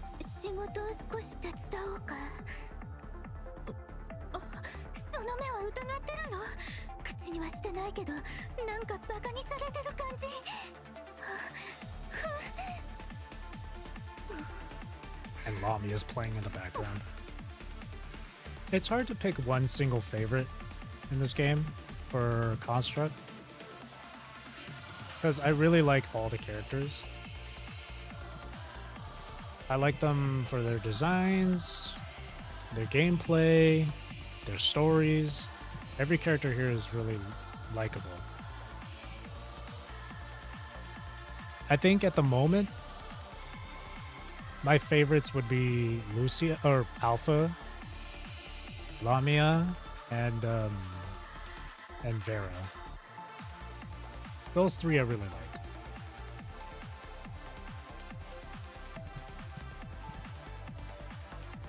I think Alpha might be my #1 favorite. I really like her design and her gameplay. She's a lot of fun. Let's collect these rewards. Chapter 17. Oh my god, there's so much in Chapter 17. It's gonna be so much to go through. Chapter 17 is gonna be a long ride. Holy heck. Okay. surviving lucem is next, eh? But the chapter that gives emotional damage. Well, obviously I'm not going to go through it tonight because it's already late. Yeah, that was chapter 16. Evernight beat. Really good. The fight with unidentified twins was really good. And I mentioned it in the middle of the stream too. I really love the bosses in this game. They're very unique. And their mechanics are really, really fun to go against. I only have like 6 or 8 characters in the game, but I think mine is Bianca Stigmata. Oh yeah, I have her too. Yeah, Bianca Stigmata is a really cool character. I love her design as well.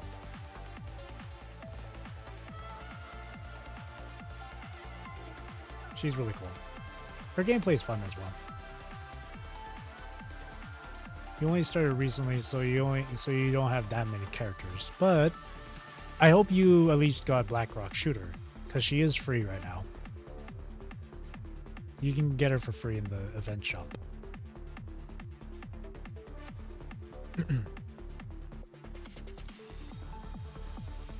I'm still trying to work on her. In fact, do I have enough? Do I have any XP? Oh, I got a bit. That's good enough. Slow progress. I have... How many characters do I have total? I have a lot. Oh, yes, I have her, but I wish I played sooner. I wanted A1 and the others. Oh, you mean A2. You mean like from the Nier event? Yeah. They had a rerun a while ago. Unfortunately, I didn't play for the rerun, so I didn't get 2B. I only have 9S and A2. No 2B for me. Which is unfortunate. I remember trying to pull for 2B the first time the collab was around. I just never got her. Yeah, I'm sad too. It makes me sad.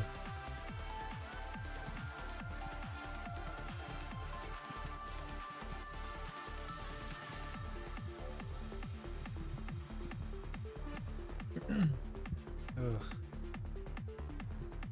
Someone got me on my friends list here. Bloody Viper. Yeah, sure.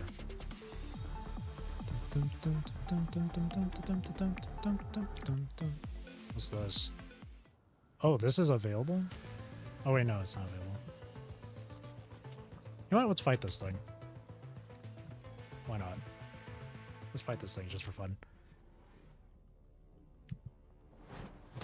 Okay, good start. Wait, let me change the camera. There we go.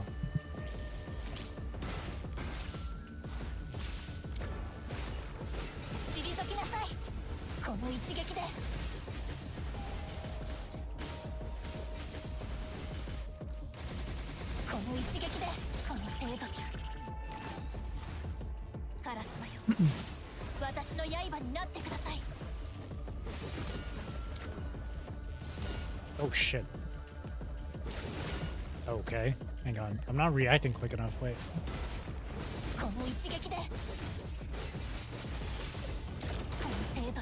Okay, these movesets are different. I'm not used to that. What the heck? Oh, these are different moves. Wait. Oh my god, he attacks so fast. What do you recommend me for recommend for me to do? That depends on what it is that you're wanting, that you want. That kind of depends on what you want. I'm not like a big expert in the game or anything.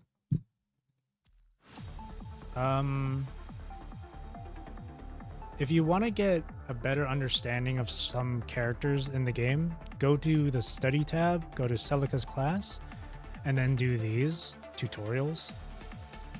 Anything that can help. Then I guess one of the things I would recommend is do these like tutorial things for these characters. because you're going to be playing as these characters eventually. If you're continuing through the story. So it's always good to have some knowledge on these characters. Or if you want to practice against certain like bosses, like right here, you go simulate trial, bosses, elites, boss uniframes, elite uniframes. There's a lot of stuff in this game for you to do. You can do FOS as well, which is also kind of like training stuff. They give you basic controls, basic technique stuff, coordination, uniframe, blah, blah, blah, blah. You got training stages. You got these for cubs. Oh, you should probably do like character shards every day. You have it's like a two run limit. Well, not every day. It depends if you like the character or not. Because these are only for like A ranks, but they give you character shards. So if you don't have enough S ranks and you've got A ranks to use, you can do this. And they help provide shards. And once you clear it the first time, you can do auto clearing to get the rewards automatically. And it resets every day. But this is only for A ranks. Doing Warzone is good. Now you can get rewards from it. You can get Warzone influence. You can use this to trade in some stuff in the shop. Phantom Pain Cage. I don't know at what point you unlock this, but doing this can give you some good rewards. It gives you black cards, and based on your performance, you can get this currency right here, Phantom Pain Scar. You can use that to trade in for shards for S rank characters. So if you want more shards for like Bianca Stigmata, you can trade it here. It costs 10 for every shard if it's like 66% off. They're always on like a discount. But Phantom Pain Cage can be difficult. So, oh, and another thing too is I understand so much to do. I was doing Recitativo de Fantasia to get scene 6, but I don't have to get 6. Oh, right, that. Yeah, I don't know about this one either. I don't do this one very often. I would like to spend time doing this so I can trade in for Selena Capriccio. But this can be also difficult. But one other piece of advice I can give you is to at least have one character of each element built. So have like since you have Bianca Stigmata, you can build her for physical, for fire. If you don't have an S rank, you can use Blackrock Shooter. She's good. She's not meta or anything, but she's good. Or Lee. Do you have? Is Lee Palefire in here? No. Oh yeah, no. This is Lee Palefire. Whoops. Or you can use Lee Palefire. You have to build someone for ice. Get someone built in lightning. Someone in dark. Uniframes don't really matter all that much. But at least have something built for each element. Have a character built for each element. It'll help for Warzone, and it will help for Phantom Pain Cage as well.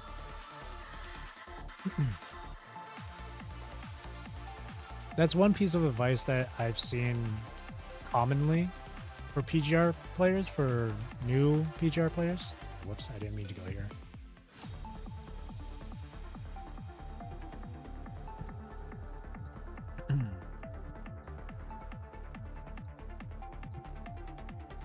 What else could I say? Right, in the shop. You can also use vouchers to trade in for shards as well. Like I can get 20 shards of Capriccio here. And the other shards would be from the Fantasma. They're just expensive as heck. Also, are you getting the new Watanabe this month? Oh, new Watanabe coming out? Probably not. Probably not. We'll see. We'll see. But I kind of want to save up for Chu Shukra, who's coming out after Watanabe. Chu Shukra looks really awesome. So I really want to save up and get her. Well, I'm trying to save up. But I've been so tempted to pull for like Black Rock Shooter. Just to get her to a higher rank. But yeah, the new Watanabe coming out soon, I might skip. I might. I want to give him a. I want to try him out for gameplay. See how I feel about him. If I really do end up liking him, I don't know. I might pull for him. We'll just have to wait and see. But Chu Shukra, I really, really want. She's after Watanabe, after the Watanabe patch. So she's coming out in like 2 months. Or in 1 month. 1.5 months?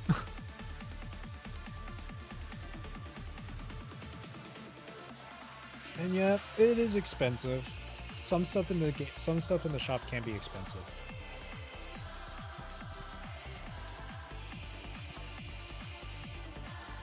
But yeah, if you do Warzone, you can trade in for Resonance Material Pick, which is really good. Phantom Pain, again, you can trade it for S rank shards, A rank shards, or weapon harmonies. I pour on black cards, but it is what it is because I'm free to play, but meh, I don't know, I guess. Yeah, that's fair. Study here though, for Celica's class. These guys give like 10 black cards. So it may not be a lot, but at least it's something. And of course, the story can give quite a bit of black cards as well. Whether it's main story, side stories, even challenges. Like, a lot of stuff in the game can give you black cards as rewards. Like even the limited cards here, the limited tickets, I mean. Yeah, there's plenty of different stuff in the game.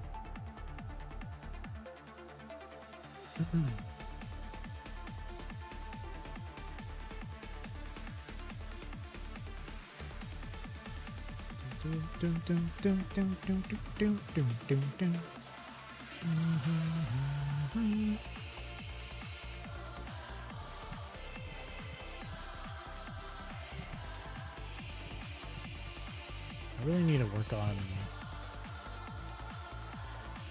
Ayla here. I should really finish with Stigmata.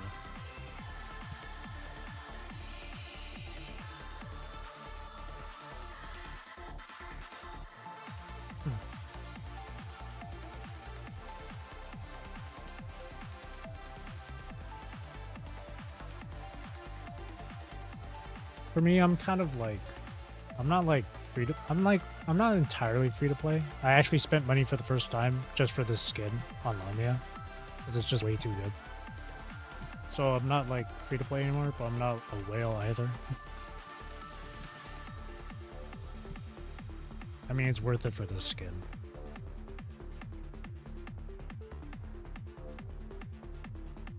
Plus, honestly, Kura Games, I feel like they deserve it, so.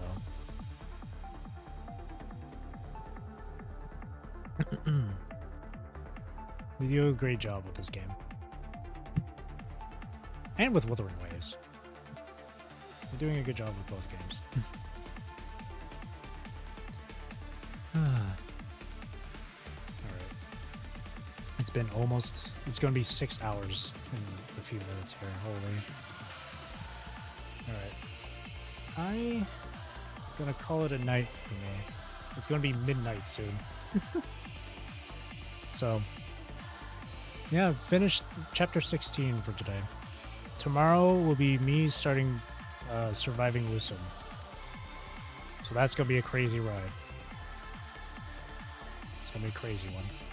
Thank you for the help. I would too. Spend like 300 at least in PGR. Spend like maybe 300. That's a lot. That's a lot. Remember to spend wisely. Remember to spend wisely and responsibly. Spend wisely, spend responsibly. Gadget games can really pull you into that. Just be responsible with your money. But yeah, that'll be it for me for tonight. So, thank you for watching. Thank you for chilling with me. Thank you for chatting with me. I really do appreciate it. I hope you have a great rest of your day or night, wherever you are in the world. Take care, stay safe, drink plenty of water, and I hope you enjoyed the stream. Again, tomorrow I'll be streaming PGR, going through surviving lucem. I'm excited, and at the same time I'm scared, because I hear freaking like war stories. I keep hearing these stories, man, with lucem being emotional damage. So I will be there for that live. I'll try to. Yeah. And I can't wait to see you there tomorrow. Yeah. All right. Again, thank you for watching. And again, I hope you enjoyed the stream. I'll see you tomorrow for PGR for lucem. Thank you. Bye-bye. You get to enjoy some Lamia while I go here.